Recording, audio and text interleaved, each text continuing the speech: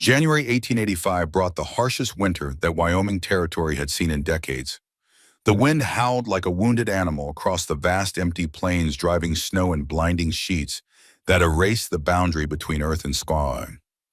It was in the heart of this merciless blizzard that a stagecoach struggled along the narrow road to Pine Valley, its wheels fighting against the deepening drifts.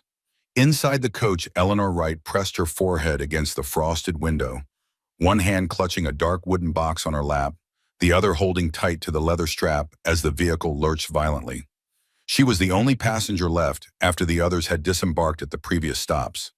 The driver had warned her they might not make it to Pine Valley before nightfall, and he'd been right. Darkness was falling fast, and with it the temperature.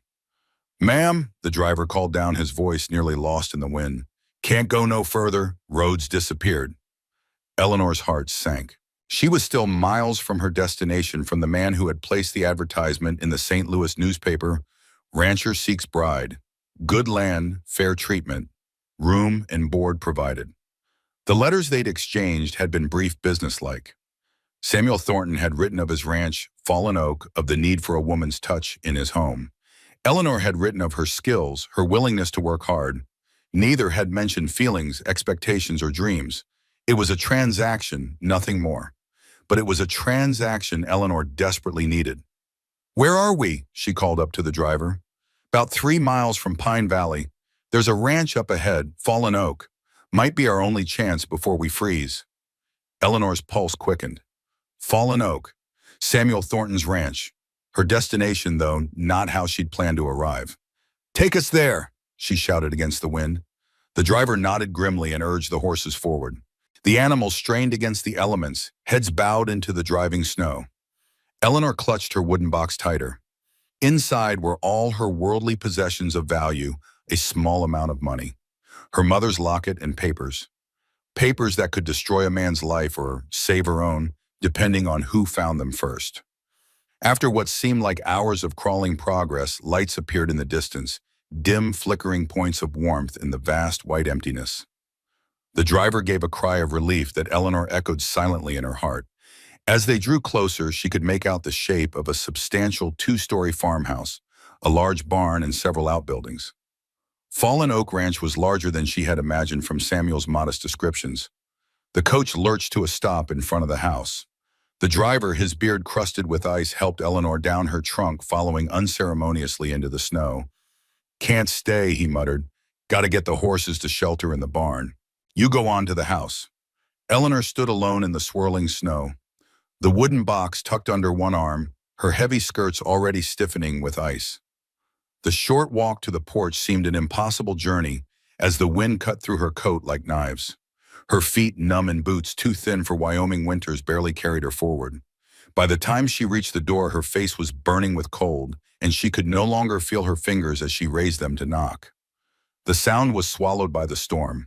She knocked again, harder, desperation giving strength to her frozen hand. The door swung open abruptly, spilling golden lamplight onto the snow-covered porch. A tall man stood framed in the doorway, his face half in shadow.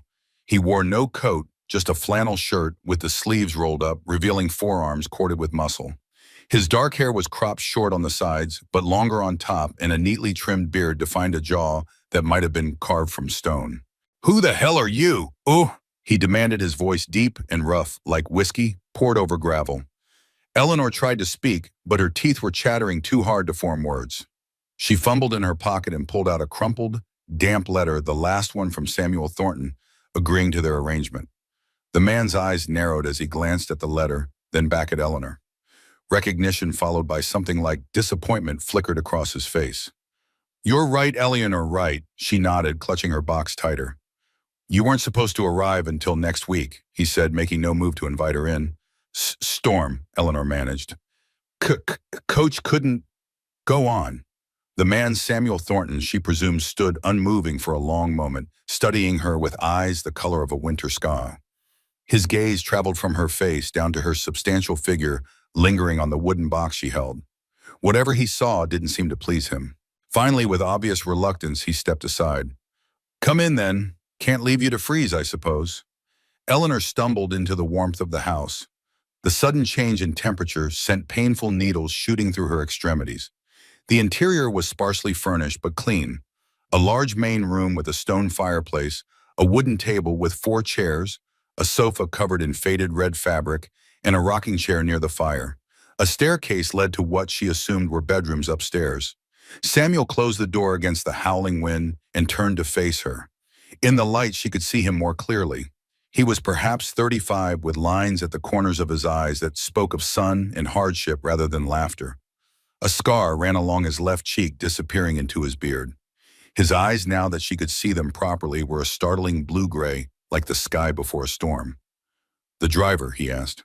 "Taking the horses to your barn," Eleanor replied, her voice steadier now that she was out of the cold. Samuel nodded curtly. "I'll check on him. Take off those wet things before you catch your death. There's coffee on the stove." Without another word, he grabbed a coat from a hook by the door and strode out into the blizzard, leaving Eleanor alone in the sudden silence of the house. She stood dripping onto the wooden floor, still clutching her box. Slowly, her fingers regaining feelings, she unbuttoned her sodden coat and hung it on a peg near the door. Her dress beneath was damp at the hem, but mostly dry. She removed her boots and placed them near the fire, then padded in her stockinged feet to the stove where a pot of coffee sat, keeping warm. Eleanor poured herself a cup with hands that still trembled from cold and exhaustion. The coffee was strong and bitter, but its warmth spread through her like a blessing. She sank into the rocking chair by the fire, the wooden box on her lap, and looked around at what was to be her new home. It was a bachelor's house, clearly, functional without ornamentation or softness. A rifle hung over the fireplace. A pair of worn boots sat by the door. A stack of newspapers occupied one end of the table. Yet it was clean and solid, with no signs of neglect or disrepair. Samuel Thornton might not be welcoming, but he took care of what was his. Eleanor's gaze fell to the wooden box on her lap. Her fingers traced the intricate carvings on its lid, vines and leaves that her father had crafted years ago, before consumption took him. Inside lay not just her few valuables, but her insurance, her protection. The letter that had inadvertently revealed Samuel Thornton's true intentions was tucked safely within, along with the documents that could destroy Julian Barrett if he ever found her. The door burst open again, admitting Samuel and the driver in a swirl of snow and cold air. The driver looked half frozen, but relieved. "Horses are settled," he announced. "Storm's getting worse. Don't suppose you'd have a corner for me to wait it out, Mr. Thornton?" Samuel nodded.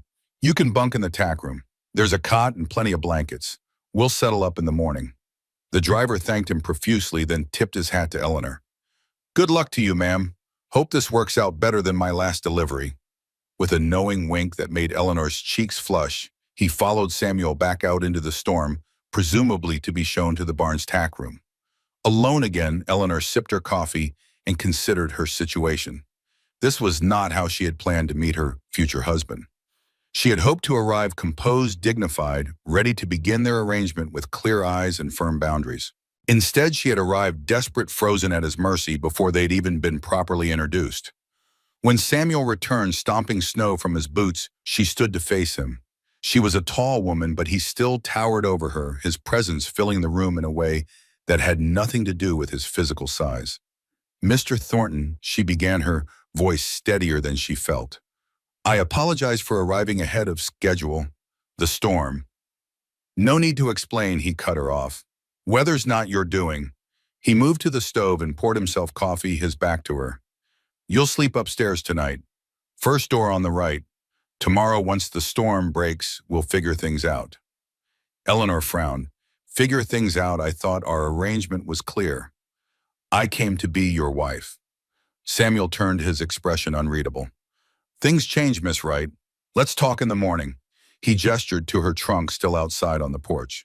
"I'll bring that in. You should rest. Looks like you've had a long journey." The dismissal was clear. Eleanor wanted to press him to demand answers, but exhaustion weighed on her like a physical burden. She nodded, gathered her box, and headed for the stairs. "Mr. Thornton," she said, pausing with one hand on the banister. "Thank you for taking me in tonight." He looked up, surprise briefly softening his stern features. "You're welcome, Miss Wright." The room upstairs was small but neat, with a narrow bed, a washstand, and a chest of drawers. Eleanor set her box carefully on the dresser and sank onto the bed. Through the small window, she could see nothing but swirling white as the blizzard raged on.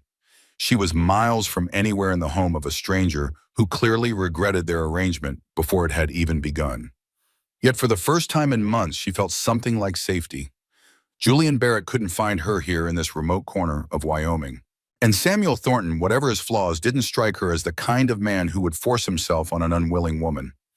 She lay back on the bed, still fully dressed, and closed her eyes. Tomorrow would bring its own challenges. For now, she had shelter from the storm, and that was enough. Morning brought clarity in more ways than one. The storm had passed during the night, leaving behind a world transformed. From her window, Eleanor could see miles of unbroken white glittering in the pale winter sunshine. Fallen Oak Ranch spread before her, the barn corrals, outbuildings, and beyond them rolling hills that disappeared into a sky of flawless blue. The beauty took her breath away, but Eleanor had no time to admire it. She needed to understand her situation to know where she stood with Samuel Thornton. She dressed quickly in one of her two good dresses, a practical garment of deep blue wool. Her figure had always been substantial, but she carried herself with dignity, her thick dark hair pinned neatly at the nape of her neck, her movements deliberate and controlled. When she descended the stairs, she found Samuel at the table, a ledger open before him, a plate of half-eaten breakfast pushed to one side. He looked up as she entered, his expression guarded. "Morning," he said gruffly. "There's coffee and biscuits, if you're hungry." "Thank you." Eleanor helped herself, noting the biscuits were hard and slightly burned. Clearly, Samuel Thornton was no cook. She sat across from him, cradling her coffee cup in both hands. "I believe we need to talk, Mr. Thornton." He closed the ledger with a sigh. "I suppose we do. You said last night that things had changed. I'd like to understand what you meant." Samuel leaned back in his chair, regarding her with those storm cloud eyes. "I made a mistake, Miss Wright. When I placed that advertisement, when I wrote those letters, I wasn't thinking clearly. I'm not in a position to take a wife right now." Eleanor felt a flicker of anger. "You seemed quite certain in your letters. What's changed in the 2 weeks since you last wrote?" He had the grace to look uncomfortable. "My circumstances." "I see." Eleanor set down her cup carefully. "And what of my circumstances, Mr. Thornton? I've traveled over 1,000 miles based on your word. I've left everything behind." Samuel's jaw tightened. "I'll pay your way back to St. Louis, of course, once the roads are passable." "That's very generous," Eleanor replied, her voice cool, "but it doesn't answer my question. What's changed?" For a long moment he didn't answer. Then with a muttered curse, he stood and paced to the window. "The truth, Miss Wright, is that I never intended to go through with it. The advertisement was—" He hesitated, his back to her. "It was the result of a wager." Eleanor felt as if she'd been struck. A wager. "With my foreman, Nathan Reed. He said no woman in her right mind would agree to marry a man she'd never met, especially not." He trailed off, but Eleanor could fill in the blank. "Especially not a scarred, unfriendly man like Samuel Thornton." "So you placed the advertisement to prove him wrong," she said flatly. Samuel turned, his expression a mixture of shame and defiance. "Yes, it was foolish, childish. I didn't expect anyone to actually respond." He glanced away. "When your letter came, I should have written back immediately to tell you not to come. But I thought perhaps it was a sign that maybe I was ready after all. And now you've decided you're not." Eleanor's voice was steady, but inside something was crumbling. Not her heart, she hadn't come to Pine Valley looking for love, but her hope, her carefully laid plans. "I'm sorry," Samuel said, and he seemed to mean it. "I'll make it right. As soon as the road's clear, I'll take you to town. You can stay at the hotel until the next coach east." Eleanor looked down at her hands, thinking. She couldn't go back to St. Louis. Julian Barrett would be waiting his influence, ensuring she'd never find work, his lies turning everyone against her. And even if Barrett weren't a factor, her pride rebelled at the thought of returning home, admitting failure before she'd even had a chance to try. She needed time to think, to plan her next move. "The storm was severe," she said slowly. "It could be days before the roads are clear enough for travel. Perhaps weeks." Samuel frowned. "What are you suggesting?" "I'm suggesting that I stay here until then. I can cook, clean, help with the accounts." She gestured to the ledger on the table. "In exchange for room and board. No commitment beyond that." He studied her, suspicion warring with practicality in his eyes. "You cook better than I do." Despite everything, Eleanor found herself smiling slightly. Mr. Thornton, a child could cook better than you do, judging by these biscuits. A hint of amusement flickered across his face before it settled back into its customary sternness. All right, until the road's clear. But we need to be clear about our arrangement. You'll be my housekeeper, nothing more. If anyone asks, we'll say you're a distant cousin come to help for the winter. Eleanor nodded, relief washing through her. She had bought herself time. Agreed. The stagecoach driver departed after breakfast, eager to make up lost time. As Samuel saw him off, Eleanor heard low voices followed by raucous laughter from the driver. When Samuel returned, his expression was thunderous. Something wrong? Eleanor asked, washing the breakfast dishes. Nothing, he snapped. I need to check on the herd. The storm likely scattered them. I'll be back by nightfall. He left without another word, and Eleanor was alone in the house that should have been her home. She spent the day exploring, taking inventory. The kitchen was poorly stocked, but had the basics. The pantry held flour, coffee beans, and salt pork, but little else. Upstairs, besides her room and Samuel's bedroom, which she didn't enter, there was a small study filled with books, history, agriculture, a few novels. Samuel Thornton was clearly an educated man despite his rough exterior. It was in this study that Eleanor found the first evidence of the war. A framed daguerreotype sat on a shelf showing a much younger Samuel in a Union Army uniform. His face underlined his eyes, clear and hopeful. Beside him stood another young man in the same uniform, their arms around each other's shoulders, both smiling with the invincibility of youth. Eleanor studied the image, wondering what had happened to that young man with the hopeful eyes. She thought of the scar on Samuel's cheek, the way he sometimes seemed to look through her, rather than at her, the nightmares she'd heard through the thin walls the night before. The war had broken many men. Perhaps Samuel Thornton was one of them. She replaced the photograph carefully and continued her exploration. In a drawer of the desk, she found another photograph, this one of a pretty young woman with fair hair and a demure smile. On the back, in elegant handwriting, "To my dearest Samuel, with all my love, Elizabeth." Eleanor closed the drawer, feeling like an intruder. Samuel had loved once, perhaps still did. It was none of her business. By late afternoon, she had taken stock of the house and begun to make changes. The kitchen was cleaned and reorganized. A pot of beans simmered on the stove with salt pork and the few onions she'd found in the root cellar, and the main room was dusted and swept. She had also discovered, to her dismay, that the roof leaked in one corner of the kitchen. She placed a bucket beneath the drip and added it to her mental list of things to address. As promised, Samuel returned as dusk was falling. He stomped snow from his boots at the door, his face red with cold, his expression weary. "Something smells good," he said, hanging his coat by the door. "Bean soup," Eleanor replied. "It's simple, but it'll warm you up. How are the cattle?" "Most were in the sheltered valley, thank God. Lost a few, but not as many as I feared." He moved to the stove, lifting the lid on the pot and inhaling deeply. "Haven't had a home-cooked meal in months." "You should eat then. It's ready." They ate in relative silence, Samuel focused on his food, Eleanor watching him surreptitiously. He ate like a man who viewed food as fuel, nothing more, but he emptied his bowl twice and accepted a piece of the cornbread she'd made to accompany the soup. "You cook well," he said, finally pushing his empty bowl away. "Thank you." Eleanor hesitated, then added, "I found a leak in the kitchen roof." Samuel nodded. "Been meaning to fix that. Haven't had the time. There's a ladder in the barn, I assume, and tools." He looked up sharply. "You're not climbing on my roof, Miss Wright." "I'm not proposing to do it in the middle of winter, Mr. Thornton. But when spring comes, you'll be long gone," he reminded her. "Back to St. Louis, remember?" Eleanor met his gaze steadily. "Of course, but until then, I'd like to make myself useful. I noticed the chicken coop needs repair as well, and the front steps are loose." Samuel's eyebrows rose. "You know carpentry?" "My father was a carpenter. I helped him from the time I could hold a hammer." It wasn't a complete lie. Her father had indeed been a carpenter, and she had watched him work countless times, though she'd rarely been allowed to help. Samuel studied her with new interest. "You're full of surprises, Miss Wright." Eleanor smiled slightly. "I try to be useful, Mr. Thornton." After dinner, Samuel retreated to his study while Eleanor cleaned up. When she had finished, she found herself drawn to the window, where moonlight transformed the snow-covered landscape into something ethereal, almost magical. The beauty of this wild place stirred something in her that she hadn't felt in a long time, a sense of possibility. But beauty could be deceptive, and possibility didn't equal probability. Eleanor knew better than to build castles in the air.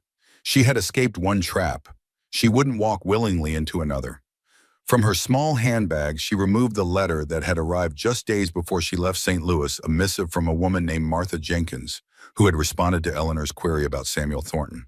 Martha, it seemed, was the local school teacher in Pine Valley and had written out of concern, "Dear Miss Wright, I feel compelled to warn you that Mr. Thornton's advertisement was not placed in good faith. It is the result of a wager with his foreman, Mr. Reed, and is the subject of much local amusement.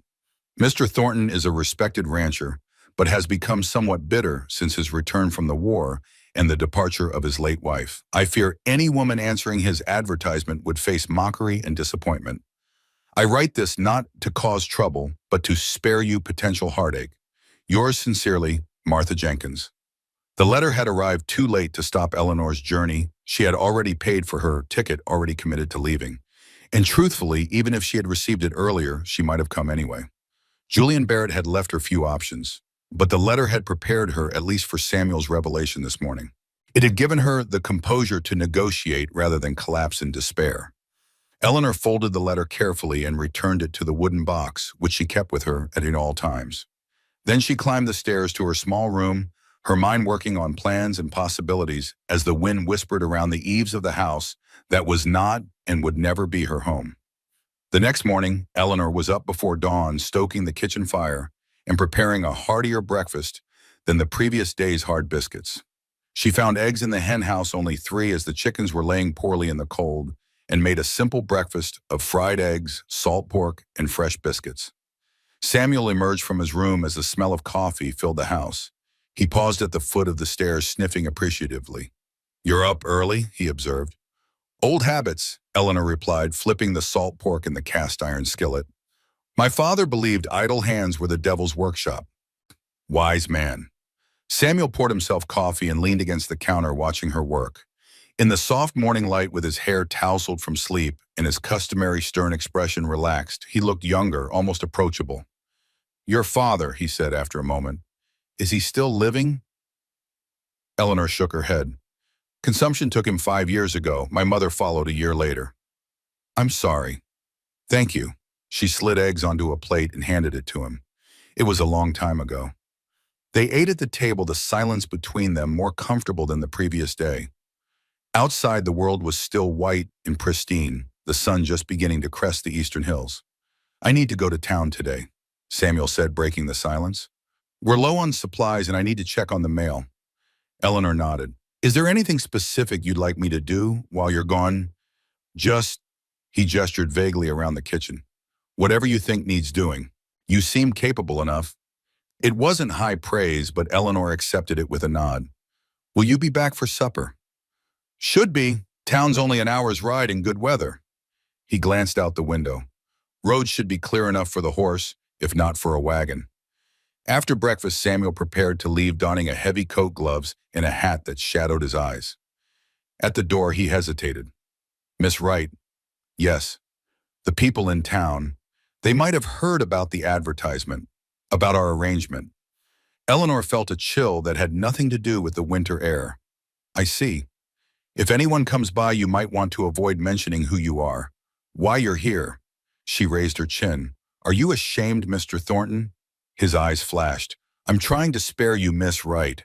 Not everyone in Pine Valley is kind." With that, he was gone, the door closing firmly behind him. Eleanor stood in the silent house, digesting his words. So the entire town knew about Samuel's wager, his false advertisement. They were all in on the joke that had brought her 1,000 miles from home. Anger flared hot and bright. She had been humiliated before in St. Louis, when Julian Barrett's lies had turned her friends and colleagues against her. She would not be humiliated again. With renewed determination, she threw herself into work. By midday, she had cleaned the entire downstairs, reorganized the pantry, mended a tear in the curtains, and begun an inventory of what supplies they would need to last the winter. The physical labor was satisfying, giving her mind something to focus on besides her precarious situation. As she worked, she compiled a mental list of her assets, She had a small amount of money sewn into the lining of her dress. She had her accounting skills, though they had proved both blessing and curse in St. Louis. She had her wits and her determination. It wasn't much to build a new life on, but it would have to be enough. The sound of approaching hoofbeats drew her to the window. A rider was coming up the drive, not Samuel, but a younger man with fair hair visible beneath a worn cowboy hat. He rode with the easy confidence of someone born to the saddle. Eleanor watched as he dismounted and approached the house. He was handsome in a rough way, with a ready smile and eyes that crinkled at the corners. His clothes were those of a working cowboy, worn jeans, a sheepskin jacket, boots that had seen better days. He knocked on the door, and Eleanor took a deep breath before answering it. "Good afternoon," she said, keeping her voice neutral. The man's eyebrows rose in surprise. "Well, hello there. Wasn't expecting to find a lady at old Sam's place." He removed his hat, revealing a shock of sandy hair. "Nathan Reed, ma'am. I'm the foreman here at Fallen Oak." So this was Nathan Reed, the man who had wagered with Samuel, who had laughed at the idea of a woman answering the advertisement. Eleanor's spine stiffened. "Eleanor Wright," she replied coolly. "Mr. Thornton's housekeeper." Nathan's smile widened. "Housekeeper, is it? That's not what I heard." Eleanor met his gaze steadily. "I don't know what you've heard, Mr. Reed, but I assure you I'm simply helping Mr. Thornton until the roads are clear enough for travel." Sure. Nathan's tone was disbelieving. "Sam in need to talk to him about the cattle we found up in the north section.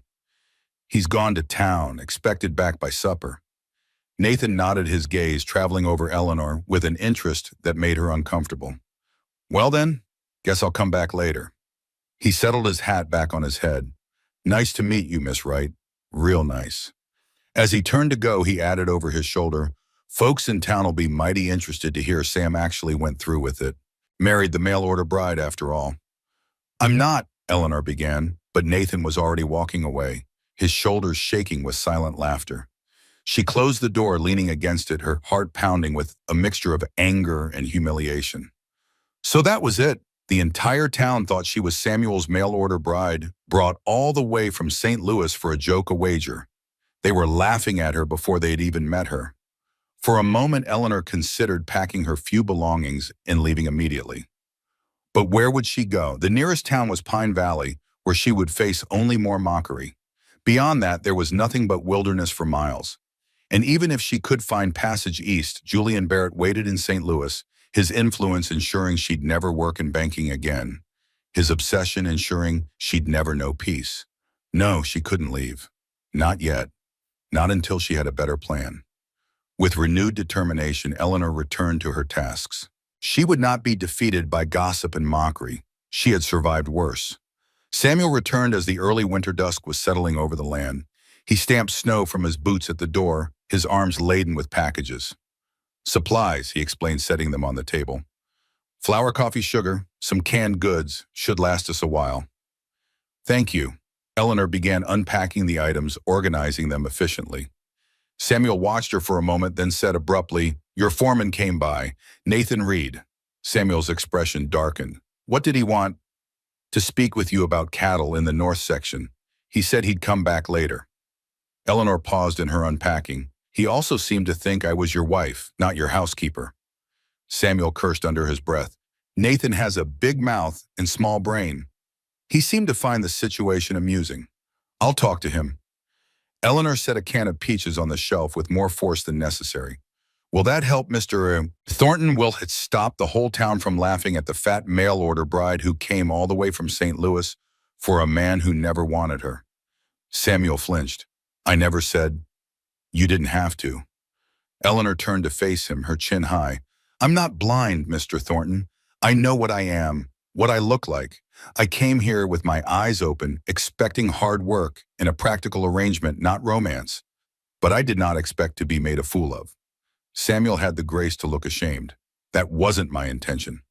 Wasn't it you placed an advertisement as a joke, accepted my response as a joke, allowed me to travel all this way as a joke? And now the entire town is laughing." Eleanor fought to keep her voice steady. "Tell me, Mr. Thornton, at what point did your intentions become honorable?" He had no answer for that. "I thought so." Eleanor resumed unpacking, her movements precise and controlled. I will stay until the roads are clear as we agreed. I will cook and clean and make myself useful. But I will not be mocked, not by you, not by Mr. Reed, not by anyone in Pine Valley." Samuel stood silent for a long moment.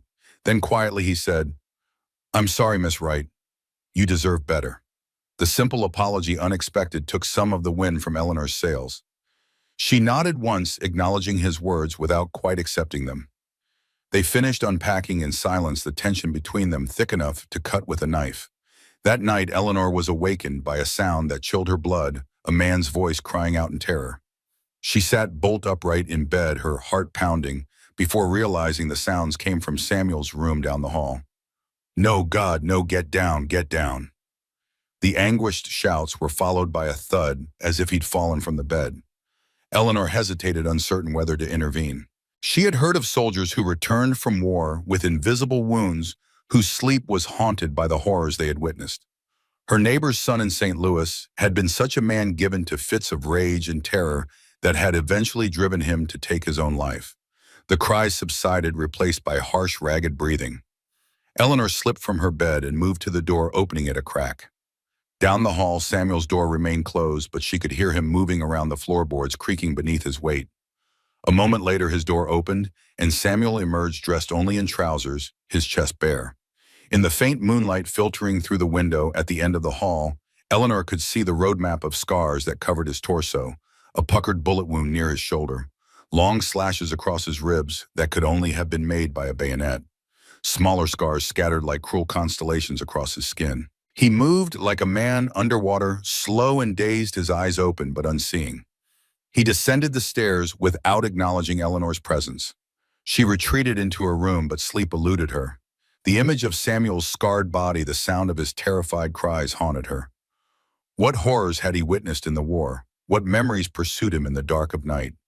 Morning found Eleanor in the kitchen before dawn, again preparing breakfast with movements made automatic by fatigue. She had heard Samuel return to his room in the early hours, his tread heavy on the stairs. When he appeared at breakfast, he looked as tired as she felt, with dark circles under his eyes and a tightness around his mouth. He nodded a greeting but said nothing as he accepted the plate of food she offered. They ate in silence until Eleanor, unable to bear it any longer, said quietly, "You fought in the war." Samuel's hand stilled, a forkful of eggs halfway to his mouth. "Yes. Union Army. Yes, boss. 10th Michigan Infantry." He resumed eating clearly, hoping to end the conversation. Eleanor persisted. "You were wounded." His eyes flashed to hers, sharp and wary.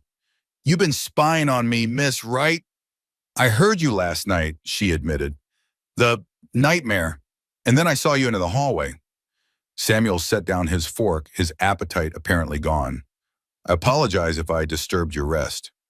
"You don't need to apologize for nightmares, Mr. Thornton." "Don't I?" His laugh was bitter. 11 years since Appomattox, and I still can't sleep through the night like a normal man. Still jumping at shadows, still seeing dead men when I close my eyes. Eleanor's heart ached for him, despite everything. The war broke many men. "Not me," Samuel said fiercely. "I'm not broken. I'm just—" He trailed off, unable to find the words. "Haunted," Eleanor supplied softly. Something in Samuel's face shifted, a brief vulnerability quickly masked. "Yes, haunted." He stood abruptly. "I need to check the north pasture. Nathan said some of the cattle broke through the fence during the storm."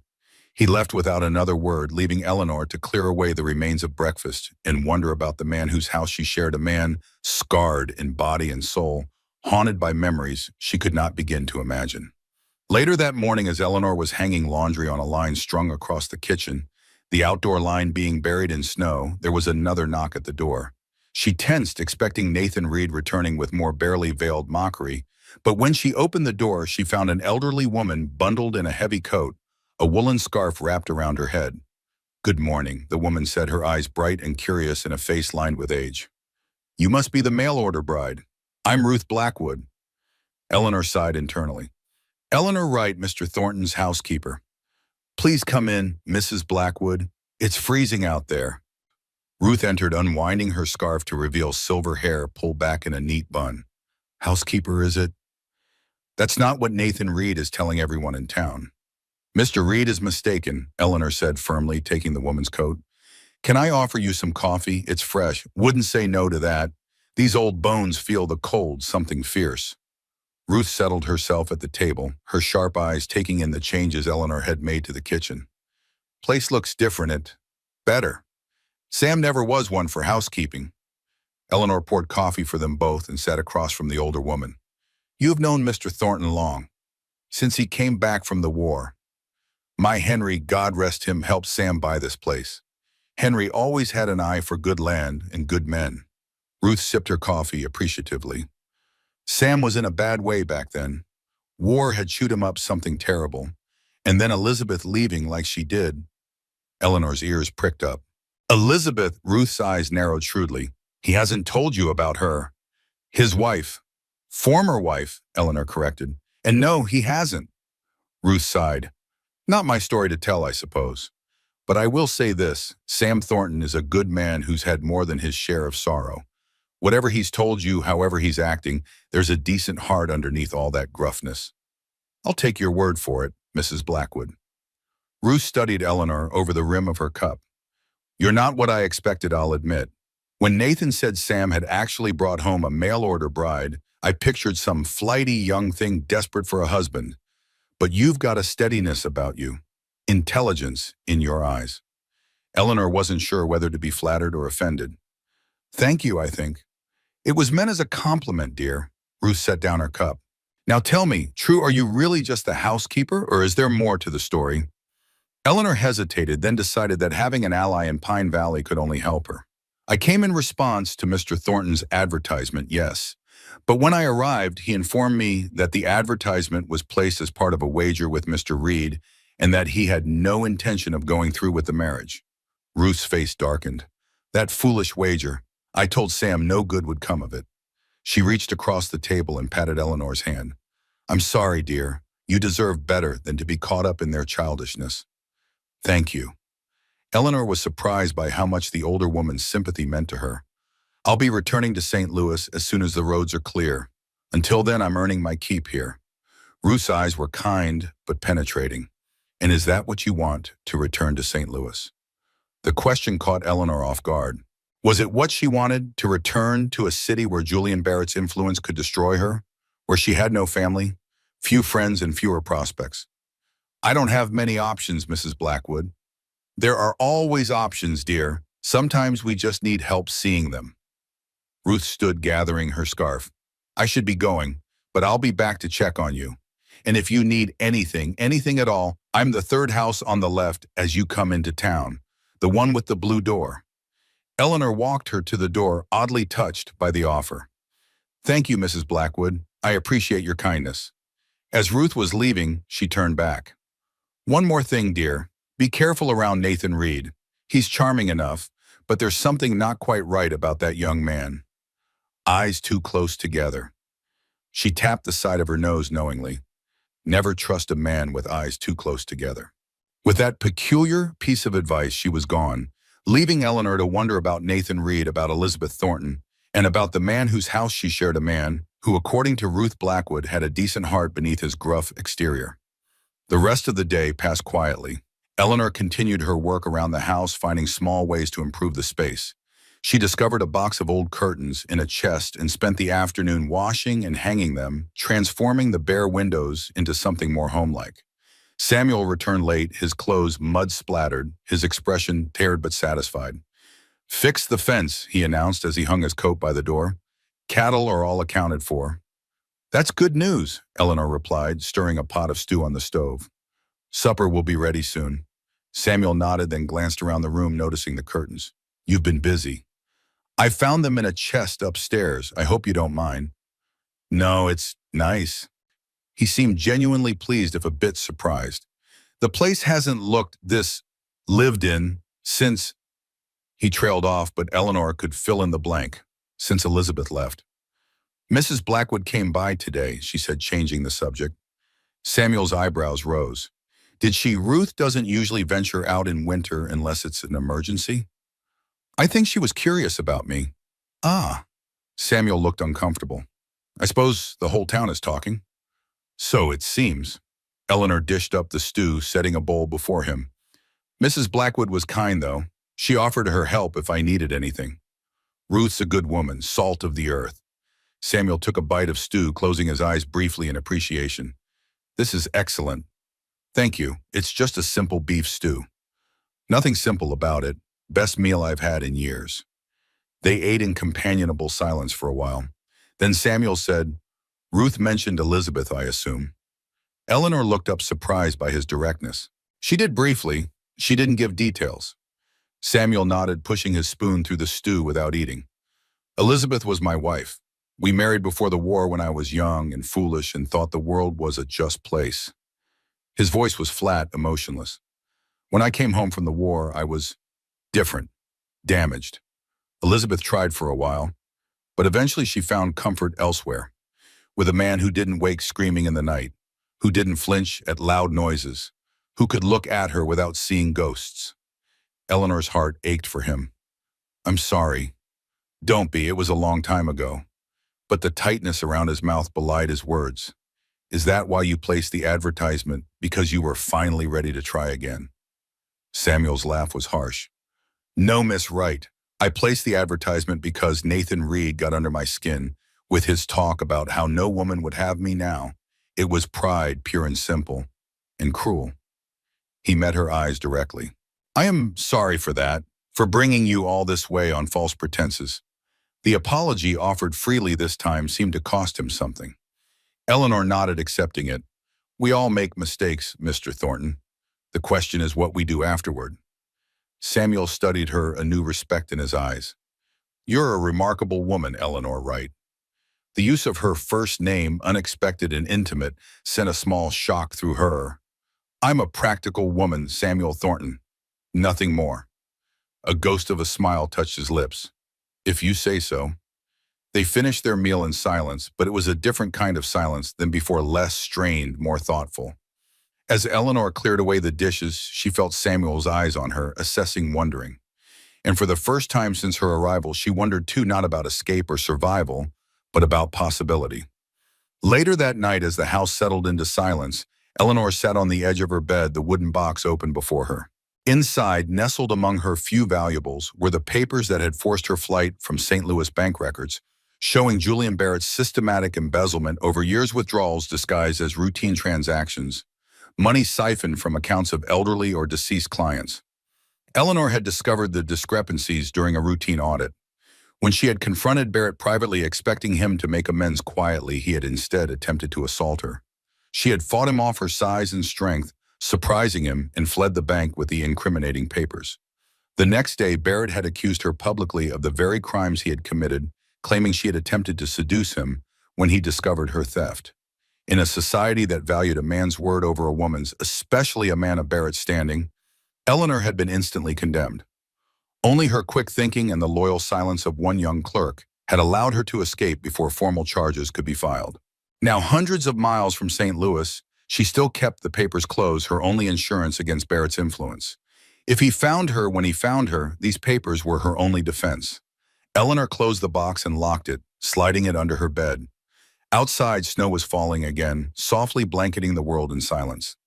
In the room down the hall, Samuel Thornton slept, perhaps peacefully tonight, perhaps not.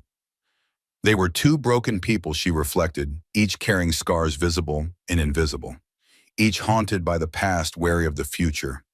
But for now, they had found a temporary peace under this roof, a quiet understanding that might in time become something more.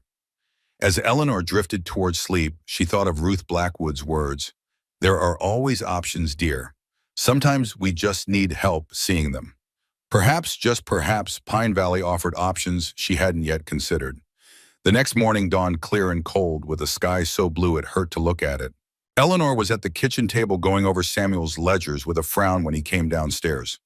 "Something wrong?" he asked, noticing her expression. Eleanor tapped the page before her. "Your bookkeeping is creative, Mr. Thornton." "Never was good with numbers," he admitted, pouring himself coffee. "As long as there's more coming in than going out, I don't worry too much about the details." "Details matter in accounting." Eleanor turned the ledger so he could see. For instance, you've been recording feed costs under general supplies, which makes it impossible to track how much you're spending specifically on livestock maintenance. Samuel looked at the page with a mixture of confusion and admiration. You understand all this? I was an accountant in St. Louis at Barrett Savings and Loan. His eyebrows rose. A female accountant? That's unusual. I was unusual, Eleanor replied with a small smile. Mr. Barrett hired me initially as a clerk, but when he discovered my facility with numbers, he promoted me. It caused quite a scandal, but I was too valuable to replace. She kept her voice steady, not revealing how that value had ultimately led to her downfall, how Julian Barrett had expected more than professional services in return for his patronage, and how her refusal had set in motion the events that led her to Pine Valley. Samuel leaned against the counter, studying her with new interest. So you're not just a housekeeper. You're a professional accountant who can cook and mend. And repair chicken coops if you'll let me. He laughed, a genuine sound that transformed his stern features. You're full of surprises, Miss Wright. Please call me Eleanor. If we're to live under the same roof for weeks, formality seems excessive. Eleanor, then, and you should call me Samuel. It was a small thing, this exchange of first names, but it felt significant, a tiny bridge across the chasm of misunderstanding that had separated them. I could help with your accounts, Eleanor offered. Organize them properly. It might save you money in the long run. Samuel nodded. I'd appreciate that. He hesitated, then added, I need to ride out to check the cattle again today. The weather's holding, but there's another storm coming in from the west. Should hit tomorrow. I'll be fine here. There's plenty to keep me busy. He studied her for a moment longer, then nodded and moved to the door. I'll be back before dark. After he left, Eleanor turned her attention back to the ledgers. They were a mess, but not unsalvageable. With methodical precision, she began to reorganize the accounts, creating separate categories for different expenses, noting patterns of spending that Samuel had likely never noticed. As she worked, she found herself becoming increasingly invested in the ranch's financial health. Fallen Oak was struggling, she realized, not in immediate danger, but operating with thin margins that left little room for error. A bad winter, a disease among the cattle, a drop in beef prices, any of these could push the ranch toward insolvency. Eleanor's mind raced with possibilities. With proper accounting, with careful management of resources, Fallen Oak could be more profitable. Samuel could invest in expanding his herd, in improving his grazing land, perhaps even diversifying into other types of livestock or crops. She caught herself mid-thought, surprised by the direction of her mind. Why was she planning improvements to a ranch she would leave as soon as the roads cleared? Why did she care about Samuel Thornton's financial future? The answer came unbidden because she was starting to care about Samuel himself. The realization was uncomfortable. Eleanor had not come to Wyoming looking for emotional entanglements. She had come seeking safety, anonymity, a fresh start. Caring for Samuel, a man who had initially seen her as nothing more than the butt of a joke, was not part of her plan. Yet she couldn't deny the warmth that spread through her when he smiled, the respect that had begun to grow as she glimpsed the decent man beneath the gruff exterior. Ruth Blackwood was right there, was a good heart there, scarred by war and betrayal, but still capable of kindness. Eleanor closed the ledger with more force than necessary. She was being foolish. Samuel had made it clear their arrangement was temporary. Once the roads cleared, she would leave Fallen Oak, and that would be the end of it. But a small voice in the back of her mind whispered, what if it doesn't have to be that afternoon? Eleanor was in the kitchen kneading dough for bread when she heard hoofbeats approaching. Assuming Samuel had returned early, she wiped her hands on her apron and moved to the window. But it wasn't Samuel. Nathan Reed was dismounting, his face set in what appeared to be the concern. He hurried to the door and knocked with urgency. Eleanor opened it, immediately alert. Mr. Reed, is something wrong? Miss Wright. Nathan removed his hat, his expression grave. I'm afraid there's been an accident. Samuel's horse came back to the barn without him. We think he might have fallen in the north section. Fear clutched at Eleanor's heart. Is he hurt? Have you found him? Not yet. I've got the hands searching, but it's a lot of ground to cover. I thought you should know. Nathan's eyes searched her face. You care about him, don't you? The question caught Eleanor off guard. Of course I'm concerned. Any decent person would be. Nathan nodded, but there was something calculating in his gaze that made Eleanor uneasy. We'll find him, don't worry. I just wanted to let you know what was happening. Thank you, I appreciate that. As Nathan turned to go, Eleanor called after him, Mr. Reed, please let me know the moment you find him, no matter the hour. Of course, Miss Wright. He mounted his horse and rode away, leaving Eleanor standing in the doorway, her hands still dusted with flour, her heart pounding with a fear she hadn't expected to feel. Samuel Thornton had entered her life as an adversary, a man who had brought her west under false pretenses. But somehow in the span of just a few days, he had become someone whose safety mattered to her deeply. The hours that followed were among the longest of Eleanor's life. She paced the house, pausing frequently at the windows to scan the horizon for any sign of riders. As dusk approached, her worry deepened. If Samuel was injured and not found before nightfall, the plummeting temperatures could prove fatal. Unable to bear the waiting any longer, Eleanor made a decision. She would go looking for Samuel herself. It might be foolish, even dangerous, but she couldn't sit idly by while he might be freezing to death in the snow. She donned her warmest clothes, found a lantern in the barn, and was just leading one of the spare horses from its stall when she heard the sound of approaching riders. Hard in her throat, she hurried to the barnyard. Two riders were approaching, one supporting the other. Even in the fading light, Eleanor could recognize Samuel's broad shoulders, the set of his head. Relief washed over her in a wave so powerful her knees nearly buckled. The riders drew closer, and Eleanor realized with surprise that the second man was not Nathan Reed or one of the ranch hands, but an older man with a weathered face and a long white beard. Samuel, she called, hurrying toward them. Samuel looked up, his face pale beneath a layer of dirt and dried blood. A gash on his forehead had bled freely, matting his hair and staining his collar. Eleanor, he sounded confused. What are you doing out here? Looking for you, you fool. Tears of relief stung her eyes.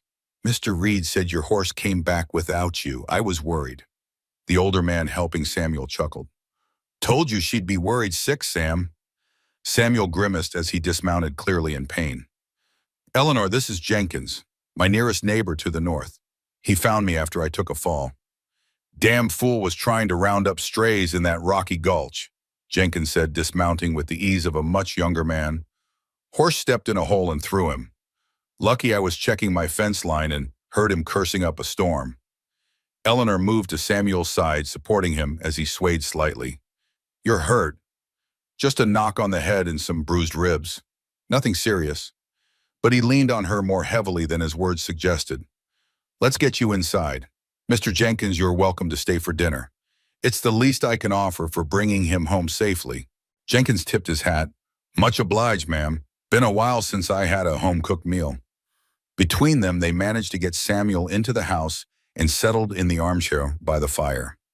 Eleanor cleaned the wound on his forehead, her touch gentle but firm, as she wiped away the blood and applied a salve she found in the kitchen cabinet. Samuel submitted to her ministrations with surprising docility, his eyes never leaving her face. You were really going to come looking for me? Of course I was. Eleanor's voice was brusque to hide the emotion behind it. Couldn't very well let you freeze to death out there. Who would pay my way back to St. Louis? A ghost of a smile touched his lips. Practical as always. Someone has to be. She finished bandaging his head and stepped back to inspect her work. You'll live, but you should rest. No riding out tomorrow. Yes, ma'am. His tone was mock serious, but his eyes held a warmth that made Eleanor's heart skip a beat. Jenkins, who had been watching this exchange with evident interest, cleared his throat. You two make a fine pair, if you don't mind my saying so. About time Sam found himself a good woman. Eleanor felt heat rise to her cheeks. We're not. Eleanor is my housekeeper, Jenkins, Samuel said, but without the firmness he might have used days earlier. Temporary arrangement. Jenkins winked at Eleanor. If you say so, Sam. If you say so. The older man stayed for dinner, regaling them with stories of his 50 years in Wyoming territory. He had come west as a young man during the gold rush, found no gold but plenty of good land, and never looked back. His wife had died a decade earlier, but he lived contentedly on his small ranch with his Australian horses for company. As they ate, Eleanor noticed Jenkins studying her with shrewd eyes. Finally, he said, You're not what I expected, Miss Wright. Oh, Eleanor raised an eyebrow. And what did you expect? From the way Nathan Reed described Sam's mail-order bride, I was picturing some simpering city girl, all frills and no substance. Jenkins took a bite of stew, chewing appreciatively. But you've got backbone, and you cook like an angel. Eleanor glanced at Samuel, who looked uncomfortable. Mr. Reed has been talking about me in town. Nathan's got a big mouth, Samuel muttered. Always has. Jenkins nodded sagely. Been telling everyone how Sam finally got himself a wife, and a hefty one at that. No offense, miss, he added quickly, seeing Eleanor's expression. Just repeating what was said. Eleanor's stomach twisted with familiar humiliation. So that was how the town saw her, the fat mail-order bride, an object of curiosity and ridicule. Samuel's hand came down hard on the table. That's enough, Jenkins. I won't have Eleanor spoken of that way, not even in repetition. The old man raised his hands in surrender. Meant no harm, Sam. Just thought you should know what's being said. He turned to Eleanor. For what it's worth, miss, I think you're a fine woman, regardless of size or circumstance. And a damn sight too good for the likes of Sam Thornton. Despite herself, Eleanor smiled. Thank you, Mr. Jenkins. After dinner, Jenkins took his leave, promising to check in on Samuel in a few days. At the door, he took Eleanor's hand in his weathered one. Word of advice, miss. Be careful around Nathan Reed. Man's got a forked tongue and cold eyes. Never trusted him myself. It was the second warning about Nathan in as many days. Why do you say that, Mr. Jenkins? Jenkins leaned closer, lowering his voice. Few years back, there was a matter of some missing cattle. Nothing proven, mind you, but tracks led mighty close to Reed's old cabin. And there's rumors about him and the bank in Pine Valley. Cozy relationship, some say. With that cryptic warning, he departed, leaving Eleanor to wonder about Nathan Reed and his cozy relationship with the bank. It was a detail to file away, perhaps insignificant, perhaps not. She returned to the main room where Samuel sat staring into the fire, his expression distant. The bandage on his forehead stood out starkly against his tanned skin. You should rest, Eleanor said softly. You've had a hard day. Samuel looked up, his eyes focusing on her, as if returning from far away. I keep thinking about what Jenkins said, about Reed spreading tales in town. People will talk, Samuel. It doesn't matter. It matters to me. His voice was low and tense. You deserve better than to be the subject of gossip and mockery, especially because of my foolishness. Eleanor sat in the chair opposite him, warmed by his concern. I've developed a thick skin over the years. I can handle a little town gossip. Samuel studied her, his eyes thoughtful. You've had practice, haven't you, being judged, being underestimated? Most women have, Eleanor replied simply, especially women who don't fit neatly into society's expectations. Because of your work, or because of, he gestured vaguely, clearly uncomfortable. My size, Eleanor finished for him, both. In St. Louis, I was a curiosity, the female accountant who didn't know her place. Add to that a figure that's less than fashionable and, well, she shrugged. People can be unkind. Samuel's expression darkened. People can be cruel. Yes, they can. Eleanor's voice softened. But not all people. There are kind ones too, like Ruth Blackwood, like Mr. Jenkins. She hesitated, then added, like you when you choose to be. Samuel looked startled, then oddly pleased. I haven't given you much reason to think kindly of me. You've given me shelter. You've respected my boundaries. You've apologized for your mistakes. Eleanor smiled slightly. By the standards of most men I've known, that makes you practically a saint. A reluctant smile tugged at the corner of his mouth. You have very low standards, Eleanor Wright. Or perhaps I simply recognize goodness when I see it, Samuel Thornton. Their eyes met across the space between them, and something shifted, subtle but unmistakable. A recognition, a possibility. The moment stretched fragile and fraught with unspoken emotion.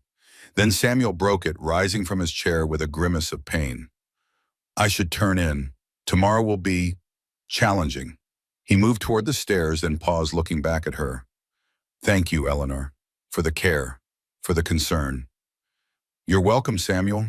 He nodded once, then climbed the stairs slowly, each step clearly causing discomfort. Eleanor watched him go, her heart full of emotions. She had not expected to feel concern, yes, but also a growing affection, a tentative trust. This man who had begun as her adversary was becoming something else entirely. What that might mean for her future, for her plans, she couldn't yet say. But for the first time since arriving at Fallen Oak, Eleanor allowed herself to wonder if there might be a place for her here, not just as a temporary housekeeper, but as something more permanent. It was a dangerous thought, laden with risk and uncertainty. But as she banked the fire for the night, Eleanor found herself smiling. Perhaps Ruth Blackwood was right. Perhaps there were always options, if one had the courage to see them. That night, as snow began to fall once more, Eleanor sat by the window in her small room, the wooden box open before her. Inside, along with the incriminating bank documents, was the letter from Martha Jenkins warning her about Samuel's wager. Eleanor reread it, noting the kindness that had prompted a stranger to try to spare her humiliation. She had come to Pine Valley expecting the worst and found instead a complexity she hadn't anticipated, a damaged man capable of growth, a community with both cruelty and kindness in its heart, a possible future she had never imagined. Eleanor replaced the letter in the box and locked it carefully. Tomorrow would bring its own challenges. Samuel's injuries, the approaching storm, the ongoing gossip in town. But for tonight, in this quiet moment, she allowed herself to feel something she had almost forgotten: hope. Outside, the snow fell steadily, covering the land in a blanket of pristine white. Inside, Eleanor Wright closed her eyes and dreamed of possibilities. The predicted storm arrived with a vengeance the following morning. Eleanor woke to the sound of wind shrieking around the eaves of the house, rattling the windows in their frames. Outside, the world had disappeared behind a curtain of swirling white. She dressed quickly and descended to find Samuel already up, standing at the window with a cup of coffee in hand, staring out at the blizzard. "Good morning," she said, moving to the stove to prepare breakfast. Samuel turned, wincing slightly as the movement pulled at his bruised ribs. "Morning, quite a storm." "You should be resting," Eleanor chided gently. "Those ribs won't heal if you keep moving around." "Can't rest, too much to do." But he sank into a chair at the table with another grimace of pain. "Though maybe not today. No one's going anywhere in this." Eleanor set a pot of oatmeal to cook and began slicing bread for toast. "How's your head?" Samuel touched the bandage on his forehead. "Still attached. Hurts like the devil, though." "I'm not surprised. That was a nasty cut." She placed a cup of fresh coffee before him. "You were lucky Mr. Jenkins found you when he did." Jenkins has always had good timing. Samuel sipped his coffee, watching her work. "You know, I've been thinking about what he said, about Reed spreading stories in town." Eleanor stiffened slightly but kept her voice casual. "Oh, I'm going to have a talk with him. Make it clear that he needs to keep his mouth shut about our arrangement." "That's not necessary, Samuel." "It is to me."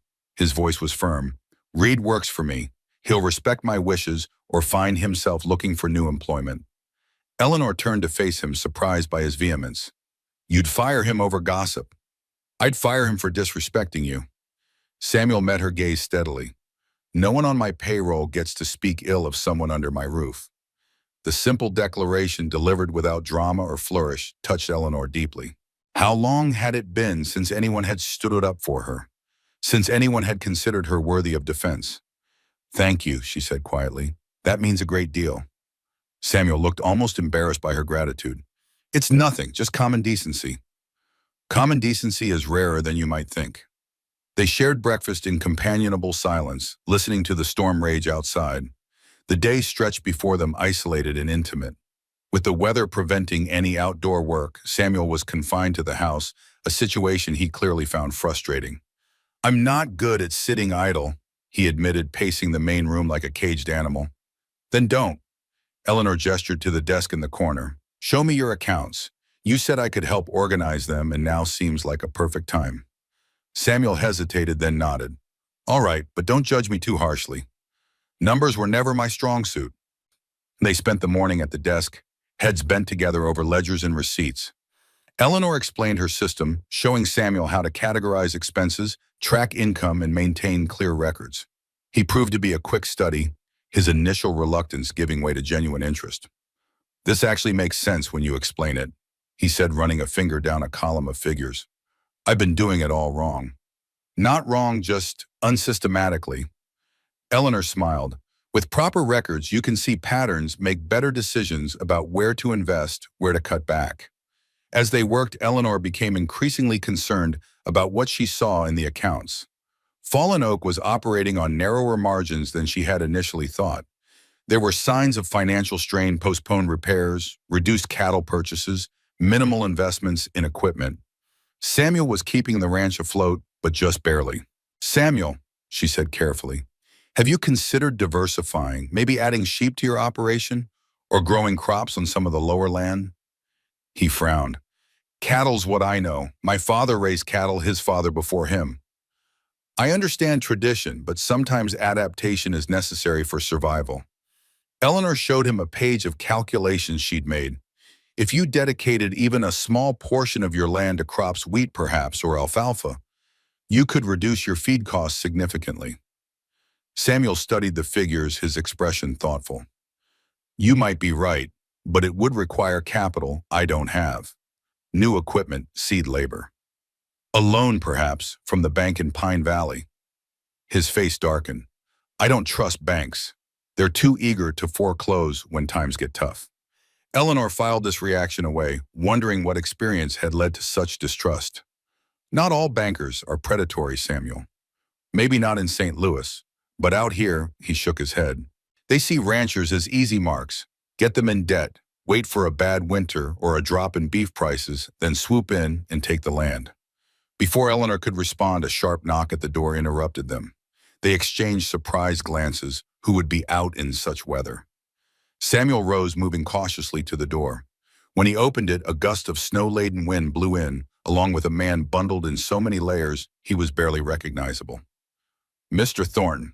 The man unwound a scarf from his face, revealing sharp features and cold, assessing eyes. Edgar Monroe, Pine Valley Bank. Sorry to intrude in such weather, but business waits for no man or storm. Samuel's expression hardened. Monroe, what brings you out in this? May I come in? It's rather brisk out here. With evident reluctance, Samuel stood up to side. Monroe entered, stomping snow from his boots. His gaze immediately found Eleanor, and his eyebrows rose. Ah, you must be the mail-order bride I've heard about. Edgar Monroe at your service, ma'am. He bowed slightly, his manner formal, but his eyes calculating.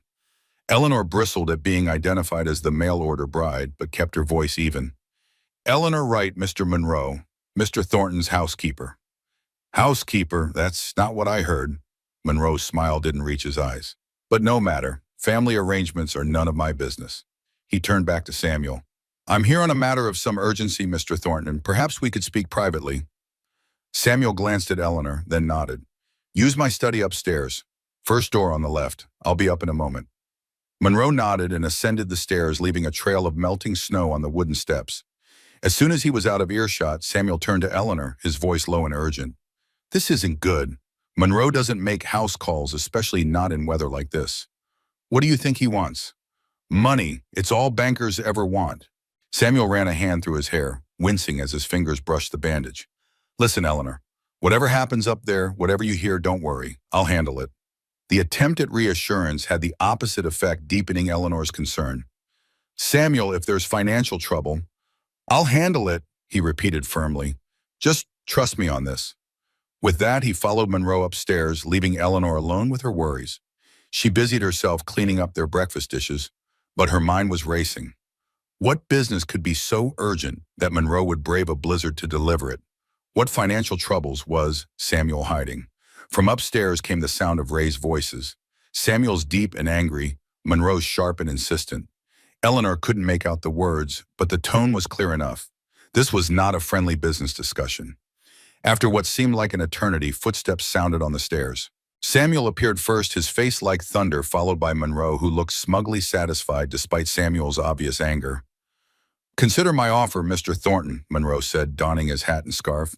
You have until the end of the month. After that, I'm afraid, matters will proceed. Formally. Samuel said nothing, merely holding the door open with rigid courtesy. Monroe nodded to Eleanor as he passed. A pleasure, Miss Wright. I suspect we'll be seeing more of each other in the coming weeks. With that cryptic remark, he was gone, swallowed by the swirling snow. Samuel slammed the door behind him with such force that the windows rattled. He stood for a moment, breathing heavily, his hands clenched into fists at his sides. Samuel, Eleanor approached cautiously. What did he want? Samuel turned his face a mask of barely controlled rage. To ruin me. To take everything my father built, everything I've worked for. I don't understand. The bank is calling in my father's loans. All of them at once. Samuel paced the room agitated. Loans that were supposed to be paid over the next 5 years. Monroe says they've reassessed the risk and want full payment by the end of the month. Eleanor's heart sank. How much? $5,000. It was an enormous sum, far more than Fallen Oak could possibly generate in a few weeks. That's impossible. They must know that. Of course they know. They don't want the money, they want the land. Samuel slammed his fist against the wall, then winced at the pain. Monroe made that clear enough. Said the bank would be generous and buy Fallen Oak for half its value if I can't pay. Eleanor's mind raced, trying to understand. But why? Why now? Railroads coming through. The northern section of my land, the part that borders Jenkins's property, is ideal for a depot. Monroe's been trying to buy it for years, but I've always refused. Samuel's laugh was bitter. Now he doesn't need to buy it. He can just take it. There must be something we can do, some way to raise the money. Samuel shook his head. Not in a month, not in this economy with beef prices where they are. He sank into a chair, suddenly looking much older than his years. My father worked himself to death to build this ranch, left it to me to take care of, to preserve for future generations. And now I'm going to lose it because of some banker's greed. Eleanor moved to his side, resting a hand on his shoulder. We'll find a way, Samuel. I'm good with numbers, with finances. There might be options you haven't considered. He looked up at her, surprise mingling with the despair in his eyes. We, yes we, Eleanor squeezed his shoulder gently. You've given me shelter, defended me against gossip. The least I can do is help you fight for your home. Something shifted in Samuel's expression, a softening, a flicker of hope. You're an extraordinary woman, Eleanor, right? I'm a practical woman, Samuel Thornton. And practical women solve problems. She moved to the desk, already mentally cataloging possibilities. First, we need to understand exactly what we're dealing with. Show me the loan documents. Samuel retrieved a folder from his study, and they spent the afternoon poring over the paperwork. The situation was even worse than Eleanor had feared.